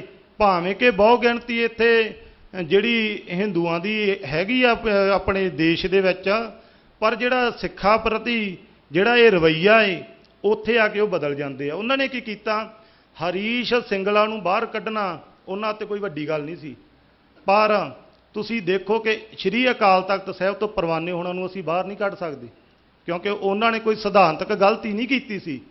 ਜਿਹੜੀ ਹਰੀਸ਼ ਸਿੰਗਲੇ ਨੇ ਕੀਤੀ ਸੀ ਉਹ ਉਹਨਾਂ ਮੁਤਾਬਕ ਭੜਕਾਊ ਤੇ ਸਿਧਾਂਤਕ ਗਲਤੀ ਸੀ, ਉਹਨਾਂ ਨੇ ਕੱਢ ਕੇ ਬਾਹਰ ਮਾਰੀ। ਅਸੀਂ ਤਾਂ ਆਪਦੀ ਗੱਲ ਨੂੰ, ਆਪਦੇ ਰਾਜ ਨੂੰ ਡਿਫੈਂਡ ਕਰਨ ਗਏ ਸੀ ਨਾ, ਜਿਹੜੇ ਪਾਤਸ਼ਾਹੀ ਦਾਅਵੇ ਦੀ ਅਸੀਂ ਗੱਲ ਕਰਦੇ। ਸੋ ਜਦੋਂ ਵੀ ਕਿਤੇ ਕਾਲ ਆਉਂਦੀ ਆ, ਸਭ ਤੋਂ ਪਹਿਲਾਂ ਜਿਵੇਂ ਦੂਜੇ ਵੀ ਬੋਲ ਕੇ ਗਏ ਸੀ ਕਿ ਸਭ ਤੋਂ ਸਰਮੌਰ ਸੰਸਥਾ ਸ਼੍ਰੀ ਅਕਾਲ ਤਖਤ ਸਾਹਿਬ ਹੈ। ਸਾਨੂੰ ਕਿਸੇ ਸਰਕਾਰ ਦਾ ਨਾ ਤਾਂ ਭੈ ਪਿਛਲੀਆਂ ਸਰਕਾਰਾਂ ਜਾਂ ਪਿਛਲੇ ਸਮਿਆਂ 'ਚ ਰਿਹਾ ਏ ਤੇ ਨਾ ਹੀ ਅੱਜ ਆ। ਕੌਮ ਅਕਾਲ ਤਖਤ ਨੂੰ ਸਮਰਪਿਤ ਆ, ਜਿਹਦਾ ਅੱਜ ਸਬੂਤ ਸਾਰੀਆਂ ਹੀ ਸਿੱਖ ਜਥੇਬੰਦੀਆਂ ਨੇ ਇੱਥੇ ਆ ਕੇ ਦਿੱਤਾ। ਸੋ ਕਹਿਣ ਤੋਂ ਭਾਵ ਇਹ ਹੈ ਕਿ ਜੇ ਉਸ ਸਮੇਂ ਸ਼੍ਰੀ ਅਕਾਲ ਤਖਤ ਸਾਹਿਬ ਤੋਂ 8 ਤਰੀਕ ਨੂੰ ਉਹਨਾਂ ਨੇ ਚੈਲੰਜ ਕੀਤਾ, 9 ਤਰੀਕ ਨੂੰ ਇਹ ਸ਼੍ਰੀ ਅਕਾਲ ਤਖਤ ਸਾਹਿਬ ਤੋਂ ਸੰਦੇਸ਼ ਜਾਂਦਾ ਕਿ ਭਾਈ ਇਹਨਾਂ ਤੇ ਲਗਾਮ ਲਗਾਈ ਜਾਵੇ, ਤਾਂ ਕਿ ਜਦੋਂ ਕੌਮ ਨੇ ਦੇਖਿਆ ਕਿ ਜਦੋਂ ਇਸ ਸਥਾਨ ਤੋਂ ਸਾਡੀ ਆਵਾਜ਼ ਨਹੀਂ ਗਈ, ਕਿਉਂਕਿ ਪੂਰੀ ਸਿੱਖ ਕੌਮ ਸ਼੍ਰੀ ਅਕਾਲ ਤਖਤ ਨੂੰ ਸਮਰਪਿਤ ਆ, ਤੇ ਜਦੋਂ ਵੀ ਕੋਈ ਇਹੋ ਜਿਹੀ ਵੰਗਾਰ ਪੈਂਦੀ ਆ ਤੇ ਕੌਮ ਸਾਰੇ ਖਾਲਸਾ ਪੰਥ ਸ਼੍ਰੀ ਅਕਾਲ ਤਖਤ ਤੇ ਕੇਂਦਰਿਤ ਹੋ ਜਾਂਦਾ ਕਿ ਉੱਥੋਂ ਬਿਆਨ ਕੀ ਆਊਗਾ।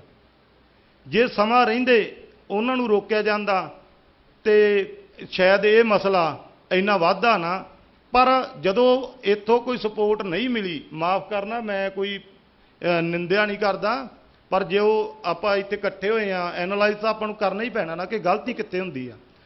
ਇਹਦੇ ਵਿੱਚ ਕੀ ਹੋਇਆ ਕਿ ਜਦੋਂ ਨਹੀਂ ਫੈਸਲਾ ਲਿਆ ਗਿਆ ਤੇ ਸਿੱਖ ਜਥੇਬੰਦੀਆਂ ਨੇ ਆਪ ਮੁਹਾਰੇ ਭਾਵਨਾ ਦੇ ਵਿੱਚ ਆ ਕੇ ਉੱਥੇ ਚਲੇ ਗਏ, ਤੇ ਉੱਥੇ ਜਿਹੜੀ ਉਹਨਾਂ ਤੋਂ ਜਾਣੇ ਅਣਜਾਣੇ ਵਿੱਚ ਗਲਤੀ ਹੋ ਗਈ ਆ, ਉਸ ਟਰੈਪ ਦੇ ਵਿੱਚ ਅਸੀਂ ਫਸ ਗਏ ਸੀ।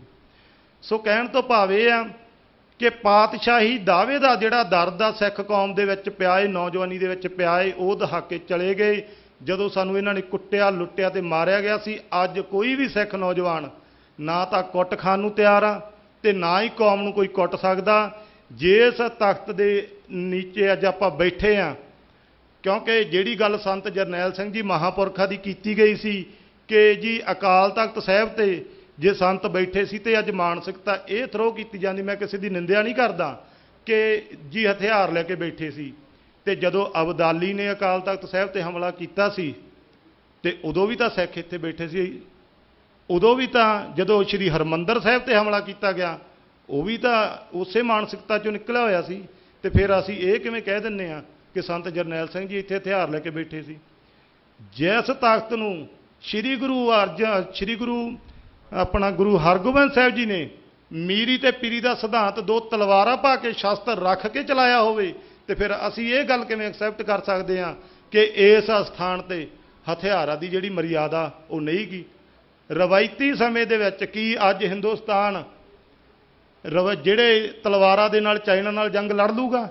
ਜੇ ਤਾਂ ਉਹ ਚਾਈਨਾ ਦੇ ਨਾਲ ਜੰਗ ਲੜ ਲੂਗਾ ਤਲਵਾਰਾਂ ਦੇ ਨਾਲ, ਤੇ ਫਿਰ ਸਿੱਖ ਕੌਮ ਦੇ ਕੋਲ ਸ਼ਸਤਰ ਰੱਖਣ ਦਾ ਅਧਿਕਾਰ ਤਾਂ ਗੁਰੂ ਨੇ ਦਿੱਤਾ ਹੈ। ਜਿਵੇਂ ਜਿਵੇਂ ਅੱਗੇ ਜਾ ਕੇ ਹਥਿਆਰਾਂ ਦੀ ਲੜਾਈ ਚੱਲਦੀ ਆ, ਉਸੇ ਤਰ੍ਹਾਂ ਹੀ ਰਵਾਇਤੀ ਹਥਿਆਰਾਂ ਦੇ ਨਾਲ ਨਾਲ ਸਿੱਖ ਕੌਮ ਵੀ ਜਿਹੜੇ ਆਉਣ ਵਾਲੇ ਸਮੇਂ ਦੇ ਵਿੱਚ ਆ ਵਧੀਆ ਹਥਿਆਰ ਆ, ਕਿਉਂਕਿ ਮਹਾਂਪੁਰਖਾਂ ਦੇ ਬਚਨ ਸੀ ਕਿ ਸਿੱਖ ਭੁੱਖਾ ਰਹਿ ਸਕਦਾ ਪਰ ਹਥਿਆਰ ਸਭ ਤੋਂ ਵਧੀਆ ਲੈ, ਕਿਉਂਕਿ ਅੱਜ ਉਹਨਾਂ ਦੀ ਜ਼ਰੂਰਤ ਆ। ਹਥਿਆਰ ਕਿਸੇ ਨੂੰ ਮਾਰਨ ਵਾਸਤੇ, ਨਿੱਜ ਵਾਸਤੇ ਇਹ ਪਾਪ ਆ ਕਿ ਸਿੱਖ ਨੇ ਹਥਿਆਰ ਰੱਖ ਕੇ ਬੰਦਾ ਮਾਰਨਾ ਪਾਪ ਆ, ਜਿਵੇਂ ਮਹਾਂਪੁਰਖ ਕਹਿੰਦੇ ਸੀ। ਪਰ ਆਪਣੇ ਧਰਮ ਦੀ ਤੇ ਆਪਣੀ ਇੱਜ਼ਤ ਵਾਸਤੇ ਤੇ ਖਾਲਸਾ ਪੰਥ ਤੇ ਜਦੋਂ ਕੋਈ ਇਦਾਂ ਦਾ ਹਮਲਾ ਹੁੰਦਾ ਏ ਉਹਨੂੰ ਡਿਫੈਂਡ ਕਰਨ ਵਾਸਤੇ ਜੇ ਗੋਲੀ ਚੱਲਦੀ ਵੀ ਆ ਤੇ ਉਹਦੇ ਵਿੱਚ ਕੋਈ ਹਰਜ ਵੀ ਨਹੀਂ ਗੀ, ਭਾਵੇਂ ਕਿ ਅਸੀਂ ਕਿਸੇ ਨੂੰ ਭੜਕਾਉਣ ਦੇ ਵਿੱਚ ਇਹ ਚੀਜ਼ ਨਹੀਂ ਕਰ ਸਕਦੇ, ਪਰ ਆਪਦਾ ਸੈਲਫ ਡਿਫੈਂਸ ਵਾਸਤੇ ਤਾਂ ਅਸੀਂ ਕਰ ਸਕਦੇ ਹਾਂ। ਜਦੋਂ ਸਾਨੂੰ ਇਹ ਚੀਜ਼ਾਂ ਦਾ ਅਹਿਸਾਸ ਕਰਾਇਆ ਜਾਂਦਾ ਏ ਉਦੋਂ ਇਹ ਤਕਰਾਰ ਵੱਧਦੇ ਆ।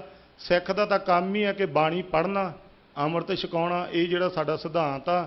ਤੇ ਪਾਤਸ਼ਾਹੀ ਦਾਅਵੇ ਦੇ ਜਿਹੜਾ ਦਰਦ ਆ, ਕਿਉਂਕਿ ਕੌਮ ਨੇ ਰਾਜ ਮਾਣਿਆ ਹੋਇਆ, ਜਿਹੜੇ ਤਖਤ ਦੇ ਆਪਾਂ ਅੱਜ ਬੈਠੇ ਆ ਇਕੱਤਰ ਹੋ ਕੇ, ਇਹ ਹੀ ਸਾਨੂੰ ਸਿਖਾਉਂਦਾ ਕਿ ਤੁਸੀਂ ਰਾਜ ਕੀਤਾ ਹੈ। ਹੋਰ ਵੀ ਤਖਤ ਆ, ਹੋਰ ਕੌਮਾਂ ਦੇ ਤਖਤ ਵੀ ਹੋਣਗੇ, ਪਰ ਗੁਰੂ ਨੇ 5 ਤਖਤਾਂ ਦੇ ਵਿੱਚੋਂ ਜਿਹੜਾ ਸਰਮੌਰ ਤਖਤ ਹੈ, ਭਾਵੇਂ ਕਿ 5 ਸਤਿਕਾਰਯੋਗ ਆ, ਪਰ ਸ਼੍ਰੀ ਅਕਾਲ ਤਖਤ ਸਾਹਿਬ ਨੂੰ ਜਿਹੜੀ ਗੁਰੂ ਜੀ ਨੇ ਮਰਿਆਦਾ ਚਲਾਈ ਸੀ ਸ਼ਾਸਤਰ ਰੱਖਣ ਦੀ ਤੇ ਵਿਦਿਆ ਦੇ ਅਭਿਆਸ ਦੀ, ਤੇ ਧਰਮ ਦੇ ਉੱਤੇ ਮਾਫ ਕਰਨਾ, ਜਿਹੜਾ ਰਾਜਨੀਤੀ ਦੇ ਉੱਤੇ ਕੁੰਡਾ ਜਿਹੜਾ ਗੁਰੂ ਜੀ ਨੇ ਧਰਮ ਦਾ ਪਾਇਆ ਸੀ।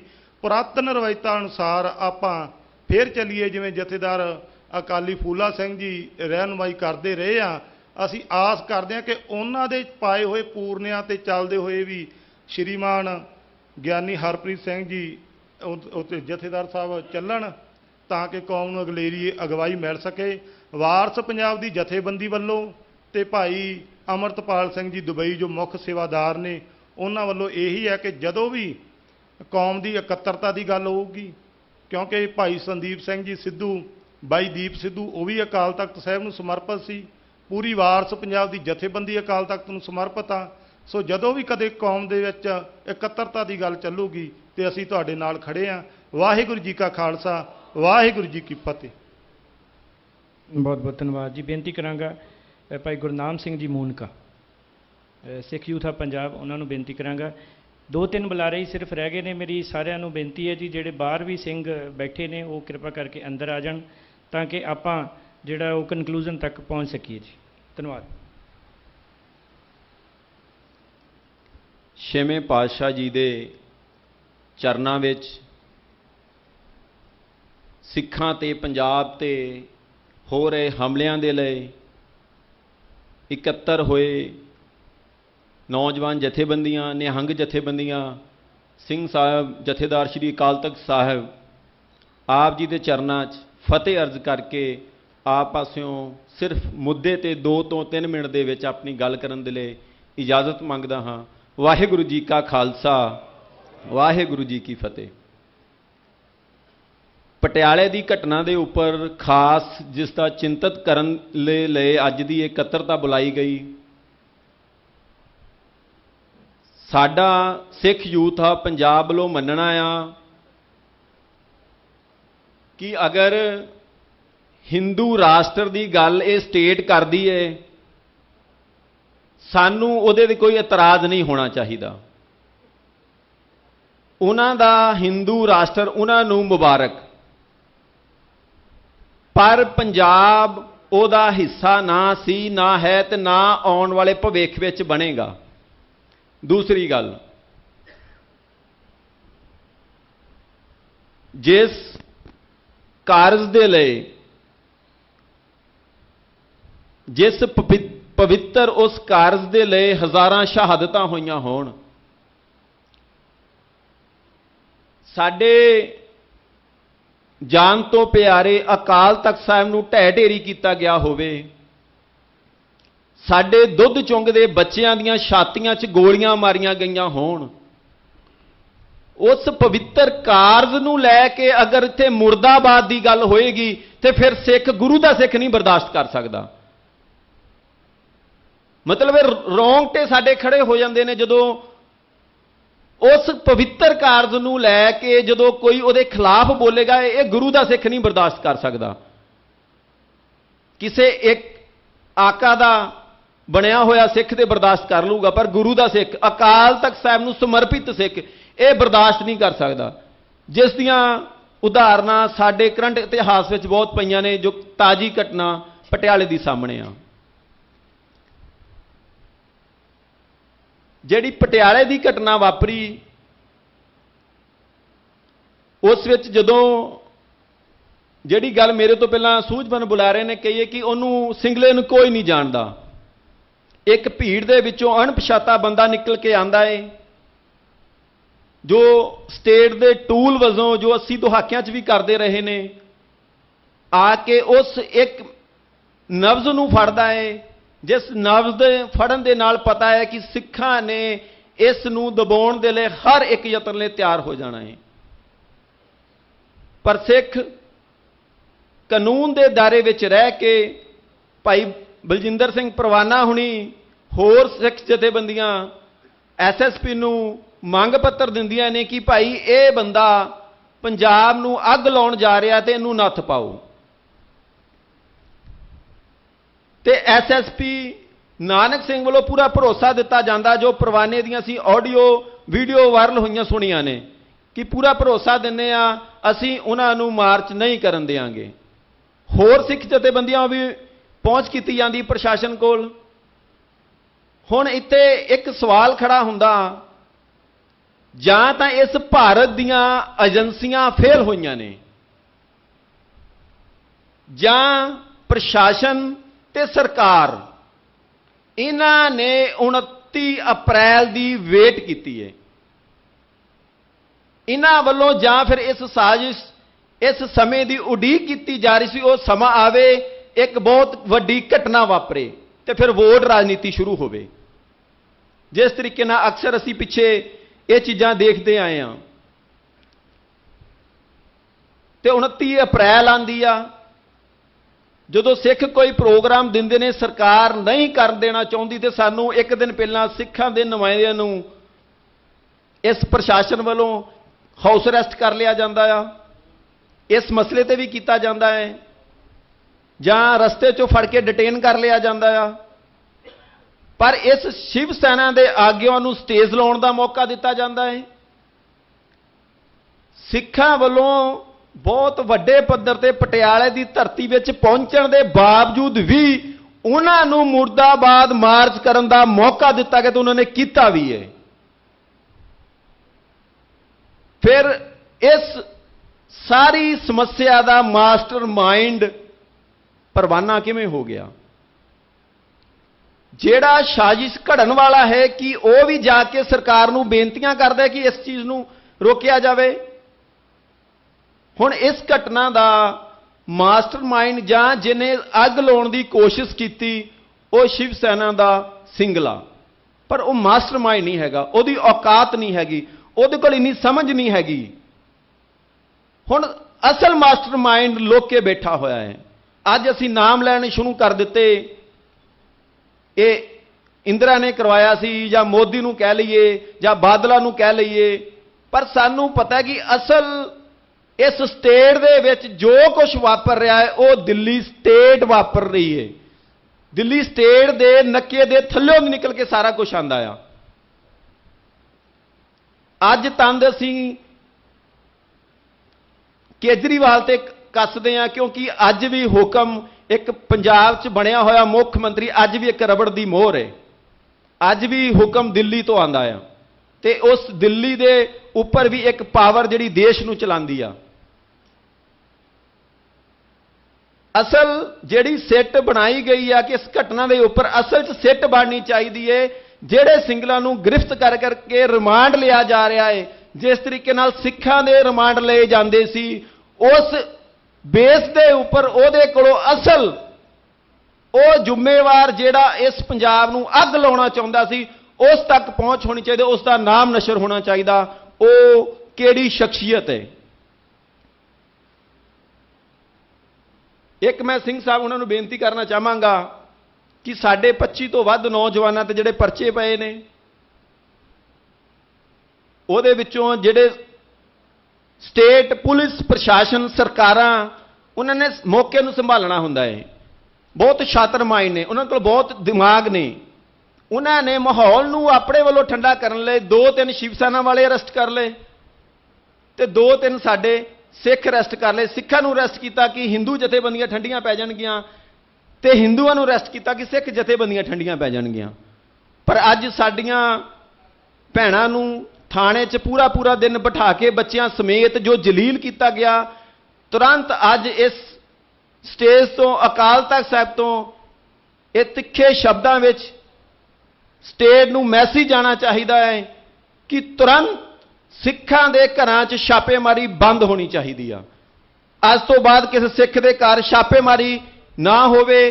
ਜਿਹੜੇ ਸਿੰਘ ਨੌਜਵਾਨ ਫੜੇ ਗਏ ਨੇ ਜਾਂ ਜਿਨ੍ਹਾਂ ਦੇ ਨਾਮ ਨੇ ਘਰਾਂ 'ਚੋਂ ਬਾਹਰ ਨੇ, ਦਲ ਖਾਲਸਾ ਵੱਲੋਂ ਮੀਤ ਪ੍ਰਧਾਨ ਬਾਬਾ ਹਰਦੀਪ ਸਿੰਘ ਜੀ ਮਹਿਰਾਜ, ਗੁਰਵਿੰਦਰ ਸਿੰਘ ਜੀ ਬਠਿੰਡਾ, ਖਾਰਾ ਸਾਹਿਬ ਵਕੀਲ, ਉਹਨਾਂ ਨੇ ਇੱਕ ਪੈਨਲ ਜਿਹੜਾ ਵਕੀਲ ਮਨਵੀਰ ਸਿੰਘ ਜੀ ਟਿਵਾਣਾ ਜੋ ਪਟਿਆਲੇ ਸੀਨੀਅਰ ਵਕੀਲ ਨੇ ਉਹਨਾਂ ਦੇ ਨਾਲ ਬਣਾਇਆ ਹੈ, ਜੋ ਉਹਨਾਂ ਦੀ ਪੈਰਵਾਈ ਕਰ ਰਿਹਾ ਹੈ। ਜਿਹੜੇ ਨੌਜਵਾਨਾਂ ਦੀ ਹਲੇ ਪਹੁੰਚ ਨਹੀਂ ਹੋਈ ਉਹਨਾਂ ਨਾਲ ਰਾਬਤਾ ਕਰ ਸਕਦਾ ਹੈ। ਆਪਣੇ ਲੈਵਲ ਦੇ ਕੋਈ ਕਰਨਾ ਚਾਹੁੰਦਾ ਤੇ ਆਪਣੇ ਲੈਵਲ ਦੀ ਆਪਣੀ ਬੇਲ ਜਿਹੜੀ ਉਹ ਲਵਾ ਸਕਦਾ ਹੈਗਾ ਆ। ਇੱਕ ਹੋਰ ਸੁਝਾਅ ਮੈਂ ਦੇਣਾ ਚਾਹੁੰਦਾ ਆ, ਇਹ ਪਹਿਲੀ ਤੇ ਆਖਰੀ ਘਟਨਾ ਨਹੀਂ ਹੈਗੀ।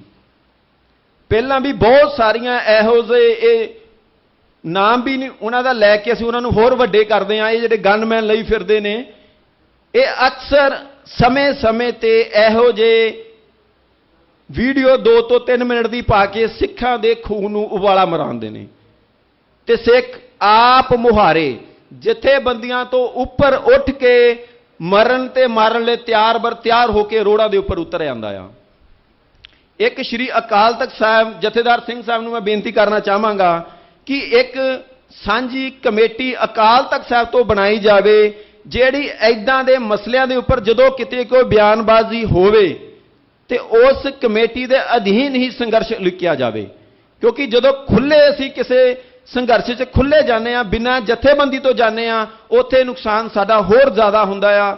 ਉਹਨੂੰ ਲੀਗਲ ਤੌਰ ਤੇ ਪਹਿਲਾਂ ਸੈਟਲ ਕੀਤਾ ਜਾਵੇ, ਨਾ ਹੋਵੇ ਤੇ ਅਗਰ ਕੋਈ ਐਲਾਨ ਪ੍ਰੋਗਰਾਮ ਦਾ ਸੰਘਰਸ਼ ਦਾ ਹੋਵੇ ਫਿਰ ਉਸ ਅਕਾਲ ਤਖਤ ਤੋਂ ਬਣਾਈ ਹੋਈ ਜੋ ਸਾਂਝੀ ਕਮੇਟੀ ਹੋਵੇ, ਜਿਸ ਸਾਂਝੇ ਨੌਜਵਾਨ ਲੈ ਕੇ ਬਣਾਈ ਜਾਵੇ, ਉਹਦੇ ਤੇ ਜਿਹੜਾ ਉਹ ਆਪਣਾ ਜਿਹੜਾ ਅਮਲ ਕੀਤਾ ਜਾਵੇ। ਇੰਨੀਆਂ ਬੇਨਤੀਆਂ ਨਾਲ ਮੈਂ ਸਿੱਖ ਯੂਥ ਤੋਂ ਪੰਜਾਬ ਵੱਲੋਂ ਆਪਣੀ ਗੱਲ ਰੱਖਦਾ ਹੋਇਆ ਖੇਮਾ ਦਾ ਜਾਚਕ ਹਾਂ। ਵਾਹਿਗੁਰੂ ਜੀ ਕਾ ਖਾਲਸਾ, ਵਾਹਿਗੁਰੂ ਜੀ ਕੀ ਫਤਿਹ। ਬਹੁਤ ਬਹੁਤ ਧੰਨਵਾਦ ਜੀ। ਬੇਨਤੀ ਕਰਾਂਗਾ ਵੀਰ ਤੇਜਵੀਰ ਸਿੰਘ ਜੀ ਨੂੰ, ਕਿਉਂਕਿ ਹਰਿਆਣੇ ਤੋਂ ਆਏ ਨੇ।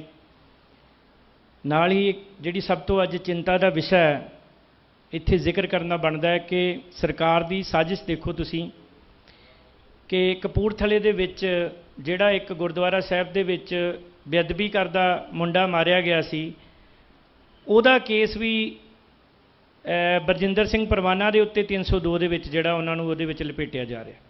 ਇਹ ਸਰਾਸਰ ਨਿਹੱਕ ਹੈ, ਕਿਉਂਕਿ ਪਹਿਲਾਂ ਹੀ ਜਿਹੜੀ ਧਾਰਾ ਬਰਜਿੰਦਰ ਸਿੰਘ ਪਰਵਾਨਾ ਤੇ 153A ਲਾਈ ਹੈ, ਕੋਈ ਦੁਨੀਆ ਦਾ ਐਡਵੋਕੇਟ ਸਿੱਧ ਕਰਦੇ ਕਿ ਬਰਜਿੰਦਰ ਸਿੰਘ ਪਰਵਾਨਾ ਜਿਹੜਾ SSP ਨਾਨਕ ਸਿੰਘ ਦੇ ਨਾਲ ਮਿਲ ਕੇ ਸਾਰੇ ਜਿਹੜਾ ਸਿਸਟਮ ਸੀ ਉਹਨੂੰ ਬੜੇ ਸੂਝਵਾਨ ਢੰਗ ਦੇ ਨਾਲ, ਸੰਵਿਧਾਨਿਕ ਢੰਗ ਦੇ ਨਾਲ ਟੈਕਲ ਕਰਨ ਦੀ ਕੋਸ਼ਿਸ਼ ਕਰ ਰਿਹਾ ਸੀਗਾ, ਉਹਦੇ ਉੱਤੇ 153A ਕਿਹੜੇ ਢੰਗ ਨਾਲ ਲੱਗਦੀ? ਉਹ 153 ਤੇ ਝੂਠੀ ਸੀਗੀ ਤੇ ਉਲਟੀ ਨਵੀਂ 302 ਦੀ ਜਿਹੜੀ ਤਿਆਰੀ ਹੋ ਰਹੀ ਹੈ, ਅੱਜ ਅਸੀਂ ਉਹਦੇ ਉੱਤੇ ਵੀ ਵੱਡੀ ਵਿਚਾਰ ਕਰਨੀ ਹੈ ਤਾਂ ਕਿ ਸਰਕਾਰ ਨੂੰ ਇਹੋ ਜਿਹਾ ਘਟੀਆ ਕੰਮ ਕਰਨ ਤੋਂ ਜਿਹੜਾ ਉਹ ਵਰਜਿਆ ਜਾ ਸਕੇ। ਵੀਰ ਤੇਜਵੀਰ ਸਿੰਘ ਜੀ, ਹਰਿਆਣਾ ਅੰਬਾਲਾ। ਗੁਰੂ ਕਲਗੀਧਰ ਪਾਤਸ਼ਾਹ ਦੀ ਬਖਸ਼ੀ ਹੋਈ ਫਤਿਹ ਪ੍ਰਵਾਨ ਕਰੋ ਜੀ। ਵਾਹਿਗੁਰੂ ਜੀ ਕਾ ਖਾਲਸਾ, ਵਾਹਿਗੁਰੂ ਜੀ ਕੀ ਫਤਿਹ।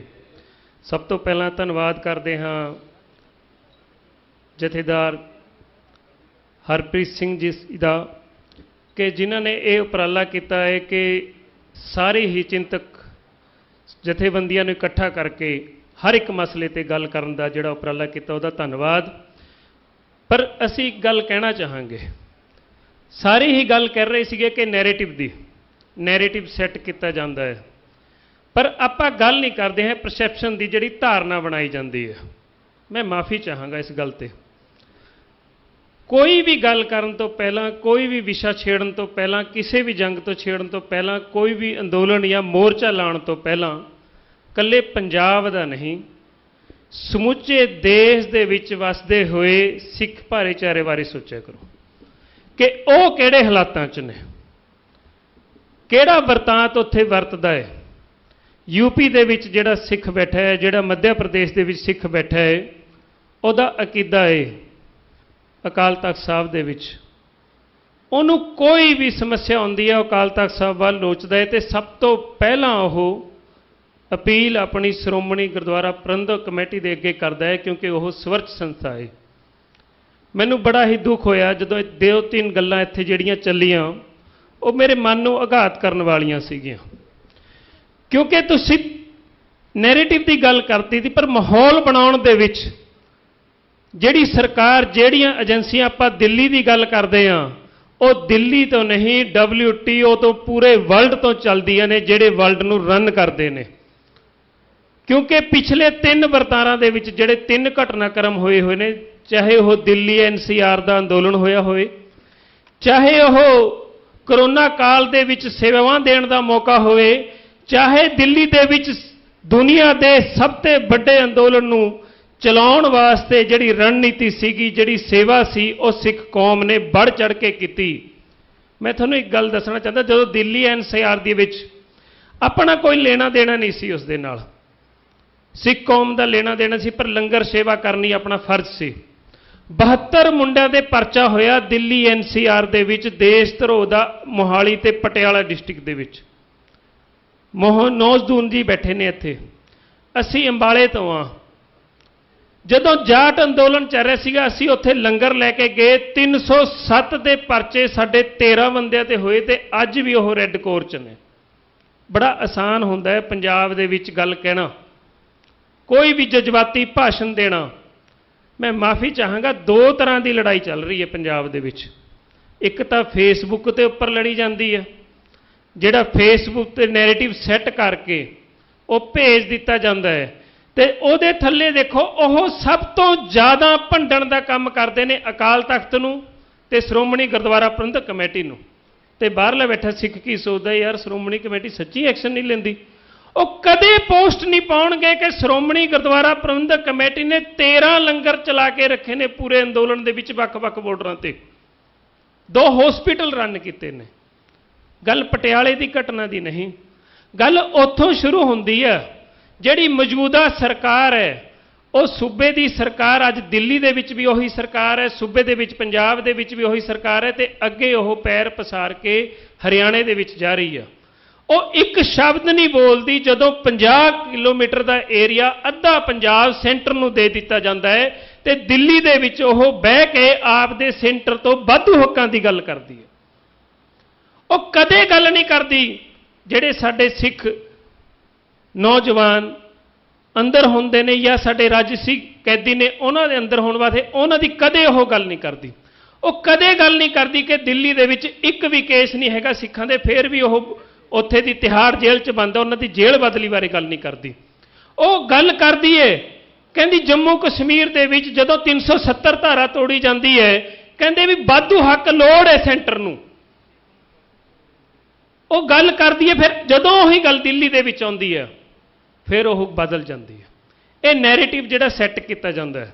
ਮੈਂ ਮਾਫੀ ਚਾਹਾਂਗਾ ਇੱਕ ਗੱਲ ਕਰਦੇ ਹੋਏ ਤੁਹਾਨੂੰ, ਵੀਰ ਨੇ ਇੱਕ ਗੱਲ ਗੋਲੀ ਸੀਗੀ, ਪਹਿਲਾਂ ਉਹਨਾਂ ਨੇ 50 ਕਿਲੋਮੀਟਰ ਦਾ ਏਰੀਆ ਲਿੱਤਾ, ਫਿਰ ਉਹ ਜਿਹੜੀ ਸਟੇਟ ਏਜੰਸੀਆਂ ਗੱਲ ਕਰਦੀਆਂ ਨੇ, ਉਹਨਾਂ ਨੇ ਮੁੱਦਾ ਚੱਕਿਆ SYL ਦਾ।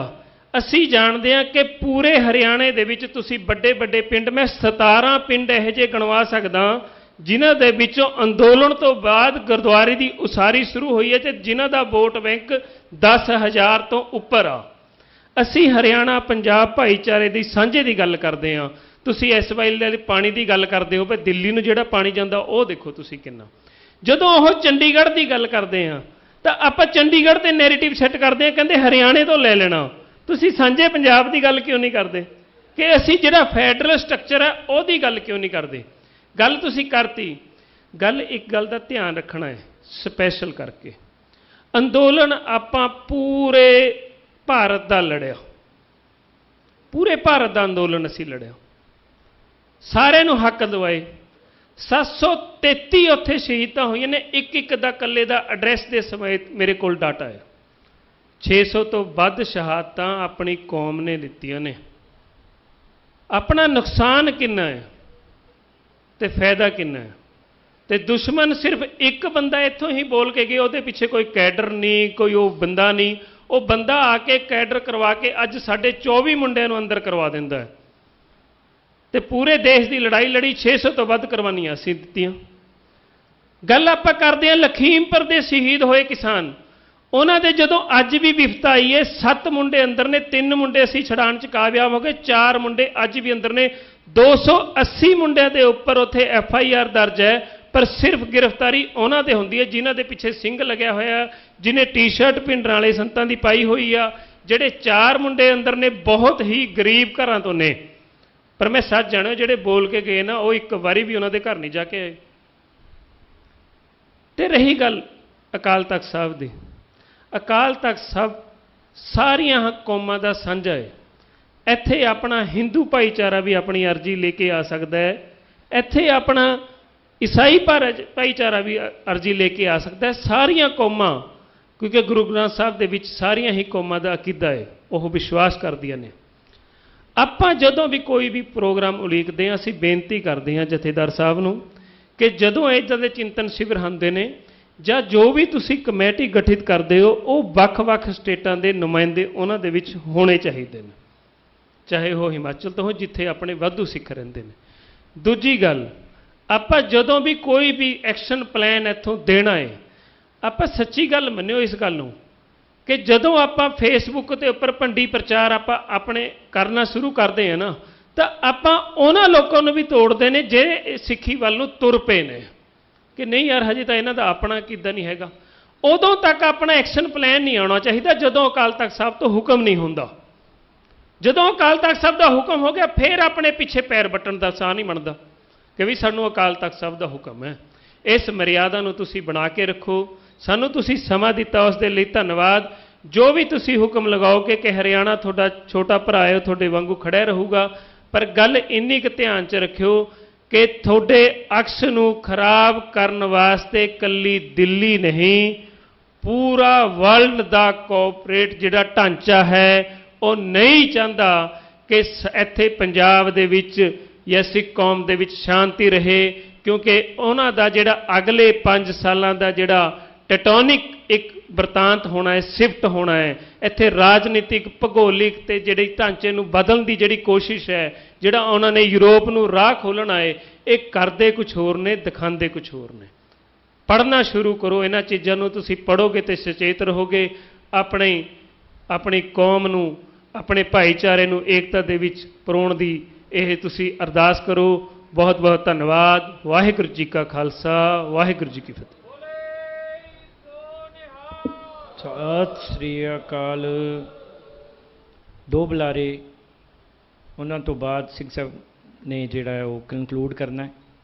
ਮੇਰੀ ਜਿਹੜੇ ਬਾਹਰ ਵੀਰ ਖੜੇ ਨੇ ਉਹਨਾਂ ਨੂੰ ਫਿਰ ਦੁਬਾਰਾ ਅਰਜ਼ ਹੈ ਕਿ ਕਿਰਪਾ ਕਰਕੇ ਅੰਦਰ ਸੱਜ ਜਾਓ ਤਾਂ ਕਿ ਆਪਾਂ ਹੁਣ ਜੋ ਮੰਥਨ ਕਰਨਾ, ਸਾਰਿਆਂ ਨੇ ਆਪਣੀਆਂ ਆਪਣੀਆਂ ਰਾਏ ਜਥੇਬੰਦੀਆਂ ਨੇ ਦੇ ਦਿੱਤੀਆਂ ਨੇ। ਬੇਨਤੀ ਕਰਾਂਗਾ ਵੀਰ ਦਵਿੰਦਰ ਸਿੰਘ ਜੀ ਹੋਰਾਂ ਨੂੰ ਕਿ ਉਹ ਆਪਣੀ ਰਾਏ ਰੱਖਣਗੇ। ਸਾਰਿਆਂ ਨੂੰ ਅਰਜ਼ ਹੈ ਕਿ ਇੱਕ ਦੁਬਾਰਾ ਉਹ ਜਿੱਦਾਂ ਆਪਾਂ ਪਹਿਲਾਂ ਸਾਰੇ ਇੱਕਦਮ ਸੱਜ ਗਏ ਸੀ ਉਸੇ ਤਰ੍ਹਾਂ ਸੱਜ ਜਾਈਏ ਤਾਂ ਕਿ ਸਿੰਘ ਸਾਹਿਬ ਜੀ ਦੇ ਸੰਬੋਧਨ ਤੋਂ ਪਹਿਲਾਂ ਅਸੀਂ ਸਾਰਿਆਂ ਦਾ ਇੱਥੇ ਆਇਆ ਮੌਜੂਦ ਰਹਿਣਾ ਜ਼ਰੂਰੀ ਹੈ। ਸਤਿਗੁਰੂ ਜੀ ਦੀ ਅਪਾਰ ਬਖਸ਼ਿਸ਼ ਹੋਈ ਹੈ ਕਿ ਅੱਜ ਤਕਰੀਬਨ 50 ਸਿੱਖ ਜਥੇਬੰਦੀਆਂ ਨੇ ਜਿਹੜਾ ਉਹ ਪਾਰਟੀਸਪੇਟ ਕੀਤਾ। ਮੈਂ ਸਾਰਿਆਂ ਦਾ ਧੰਨਵਾਦ ਬਾਅਦ ਦੇ ਵਿੱਚ ਸਟੇਜ ਤੋਂ ਇੱਕ ਵਾਰੀ ਜ਼ਰੂਰ ਹਾਜ਼ਰੀ ਲਵਾ ਦਿਆਂਗਾ। ਬੇਨਤੀ ਕਰਾਂਗਾ ਵੀਰ ਦਵਿੰਦਰ ਸਿੰਘ ਜੀ ਫਿਰੋਜ਼ਪੁਰ।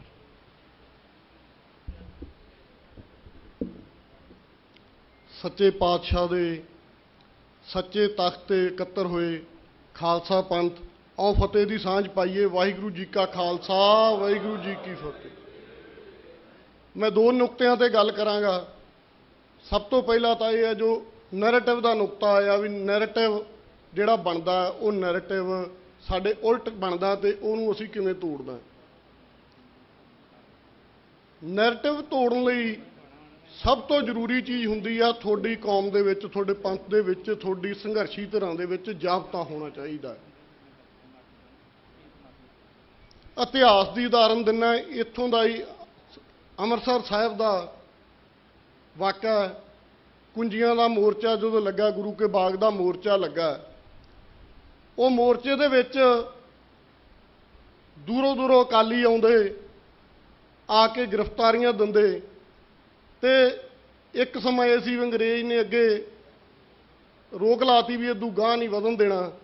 ਜਦੋਂ ਅੱਗੇ ਜਾਂਦੇ ਤਾਂ ਡਾਂਗਾ ਮਾਰਦੇ।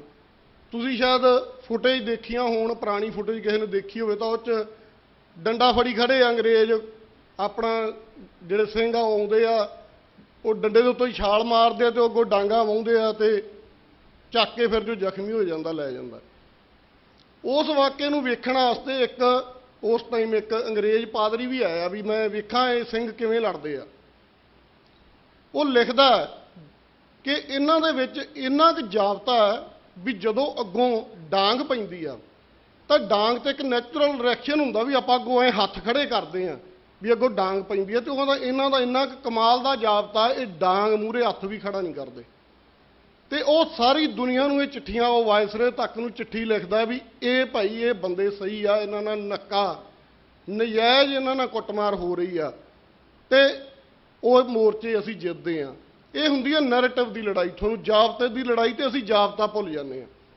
ਤੇ ਦੂਜਾ ਵੀ ਸਾਡੇ ਇਤਿਹਾਸ 'ਚ ਪਿਆ, ਜਦੋਂ ਅਸੀਂ ਜਾਬਤਾ ਤੋੜਦੇ ਆ ਕਿਵੇਂ ਅਸੀਂ ਹਾਰਦੇ ਆ।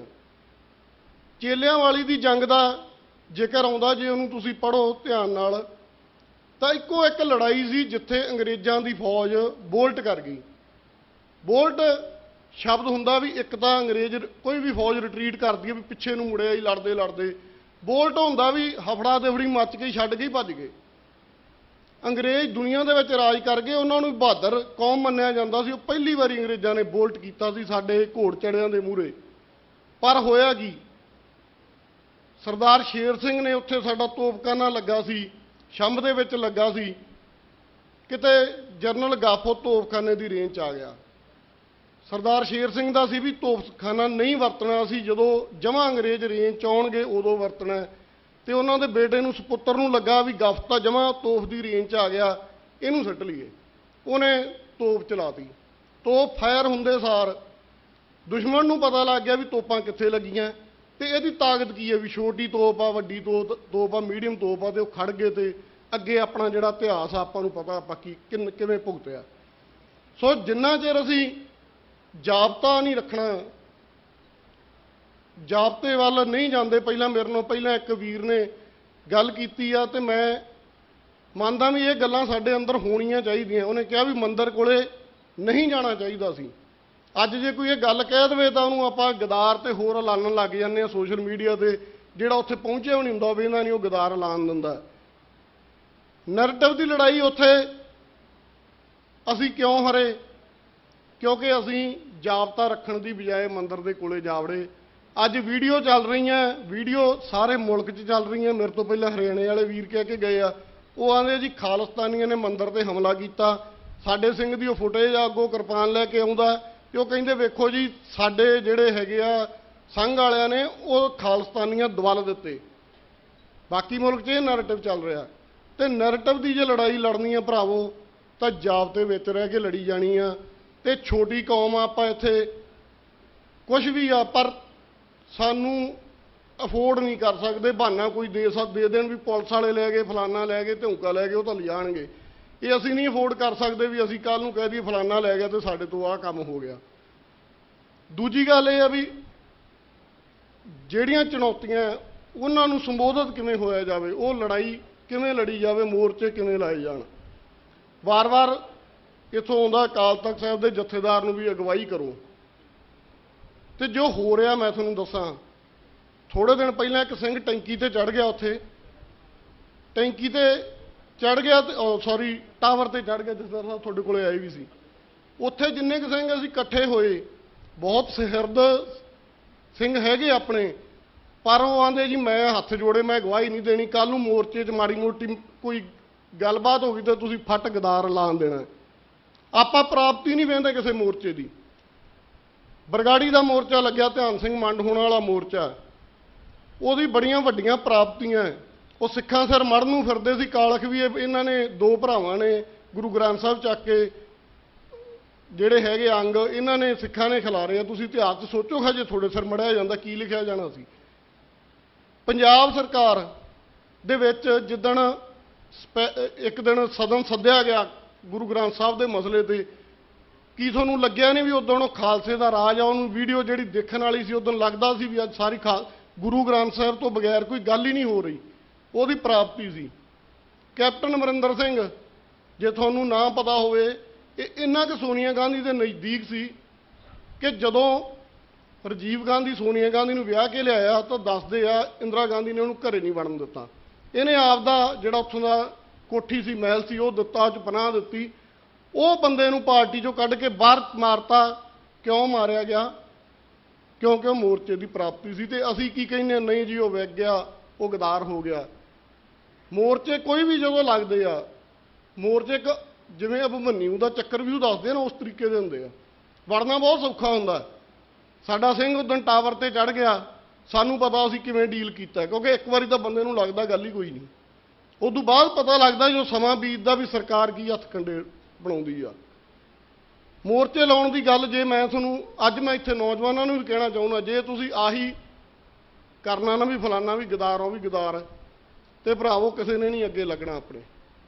ਇਹ ਜਥੇਦਾਰ ਸਾਹਿਬ ਵੀ ਲੱਗ ਸਕਦੇ ਆ, ਪਰ ਇਹਨਾਂ ਨੂੰ ਵੀ ਉਹ ਡਰ ਪੈਂਦਾ ਹੋਊਗਾ ਵੀ ਭਾਈ ਇਹਨਾਂ ਨੇ ਕੱਲ੍ਹ ਨੂੰ ਗਦਾਰ ਕਹਿ ਕੇ ਤੇ ਮੁੜ ਕੇ ਇਹਦੂ ਪਾਸੇ ਹੀ ਚੰਗੇ ਆ। ਇਹ ਚੀਜ਼ 'ਚੋਂ ਸਾਨੂੰ ਨਿਕਲਣਾ ਪੈਣਾ। ਤੇ ਦੂਜੀ ਅਹਿਮ ਗੱਲ, ਲੜਾਈ ਹਮੇਸ਼ਾ ਹੀ ਸੰਗਠਨ ਨਾਲ ਲੜੀ ਜਾਂਦੀ ਆ। ਕੋਈ ਵੀ ਮੋਰਚਾ ਲਾਓਗੇ, ਉਹ ਸੰਗਠਨ ਜਿੰਨਾ ਚਿਰ ਤੁਹਾਡਾ ਨਹੀਂ ਲੜਦਾ ਉਹਨਾਂ ਚਿਰ ਜਿੱਤਿਆ ਨਹੀਂ ਜਾ ਸਕਦਾ, ਕਿਉਂਕਿ ਸੰਗਠਨ ਦੀ ਜ਼ਿੰਮੇਵਾਰੀ ਬਣ ਜਾਂਦੀ ਹੈ ਵੀ ਅਸੀਂ ਬੰਦੇ ਲੈ ਕੇ ਆਉਣੇ ਆ।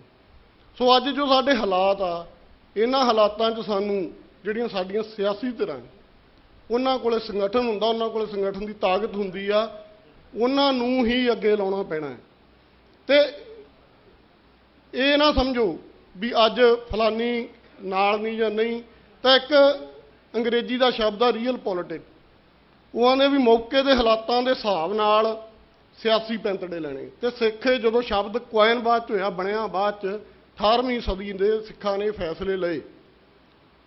ਜੱਸਾ ਸਿੰਘ ਰਾਮਗੜੀਆ ਇੱਕ ਟਾਈਮ ਅਦੀਨਾ ਬੇਗ ਹੋਣਾ ਨਾਲ ਨੌਕਰੀ ਕਰਦੇ ਸੀ, ਉਧਰ ਘੋੜੇ ਜਿਹੜੇ ਸੀ 250 ਘੋੜਸਵਾਰ ਉਹਨਾਂ ਨੇ ਦਿੱਤੇ ਹੋਏ ਸੀ। ਪਰ ਜਦੋਂ ਰਾਮ ਰੌਣੀ ਦੇ ਕਿਲੇ ਤੇ ਆ ਕੇ ਘੇਰਾ ਪਿਆ ਤਾਂ ਉਹਨਾਂ ਨੇ ਛੱਡ ਕੇ ਉਹਨਾਂ ਨੂੰ ਦੂਜਿਆਂ ਨੇ ਕਿਹਾ ਵੀ ਤੂੰ ਸਾਡੇ ਨਾਲ ਆ ਜਾ। ਤੇ ਮੈਨੂੰ ਲੱਗਦਾ ਅੱਜ ਵਾਲੇ ਹੁੰਦੇ ਤਾਂ ਆਪਾਂ ਕਹਿਣਾ ਸੀ ਇਹ ਤਾਂ ਗਦਾਰ ਆ, ਇਹਨੂੰ ਨਹੀਂ ਆਪਾਂ ਲੈਣਾ। ਅੱਜ ਇਹ ਜ਼ਰੂਰੀ ਆ ਸਾਨੂੰ ਉਹ ਸਿਆਸੀ ਪਾਰਟੀਆਂ ਨੂੰ ਸਾਰੀਆਂ ਨੂੰ ਇਕੱਠਾ ਕੀਤਾ ਜਾਵੇ, ਅਕਾਲ ਤਖ਼ਤ ਸਾਹਿਬ ਤੇ ਇਕੱਠਾ ਕੀਤਾ ਜਾਵੇ। ਮੈਂ ਜਥੇਦਾਰ ਸਾਹਿਬ ਨੂੰ ਬੇਨਤੀ ਕਰਦਾ ਇਸ ਮਸਲੇ ਤੇ, ਕਿਉਂਕਿ ਗੱਲ ਸਾਡੀ ਕਿਸਾਨ ਅੰਦੋਲਨ ਤੋਂ ਗੁਰੂ ਨੇ ਤਾਂ ਸਾਨੂੰ ਜੇ ਕਹੀਏ ਮੈਂ ਸਾਰੇ ਇਸ ਦੱਖਣੀ ਏਸ਼ੀਆ 'ਚ ਸਾਨੂੰ ਬਖਸ਼ੀ ਆ। ਇੱਕ ਅੱਧੇ ਮਿੰਟ ਮੈਂ ਕੰਕਲੂਡ ਕਰ ਦਿੰਦਾ। ਤੇ ਗੱਲ ਸਾਡੀ ਸਾਰੇ ਇਸ ਭਾਰਤ 'ਚ ਹੋ ਰਹੀ ਆ, ਅੱਜ ਸਾਰੇ ਖਿੱਤੇ 'ਚ ਹੋ ਰਹੀ ਆ। ਵਾਰ-ਵਾਰ ਗੱਲ ਇਹ ਆਉਂਦੀ ਹੈ ਵੀ ਅਨੰਦਪੁਰ ਸਾਹਿਬ ਦੇ ਮਤੇ ਤੇ ਰਹਿ ਕੇ ਲੜਾਈ ਲੜੀ ਜਾਵੇ। ਉਦੋਂ ਬਾਅਦ ਅੰਮ੍ਰਿਤਸਰ ਦਾ ਐਲਾਨਨਾਮਾ ਵੀ ਉਹ ਅਨੰਦਪੁਰ ਸਾਹਿਬ ਦੇ ਮਤੇ ਦੇ ਅਨੁਸਾਰ ਹੀ ਸੀਗਾ, ਉਹ 'ਤੇ ਲੜਾਈ ਲੜੀ ਜਾਵੇ।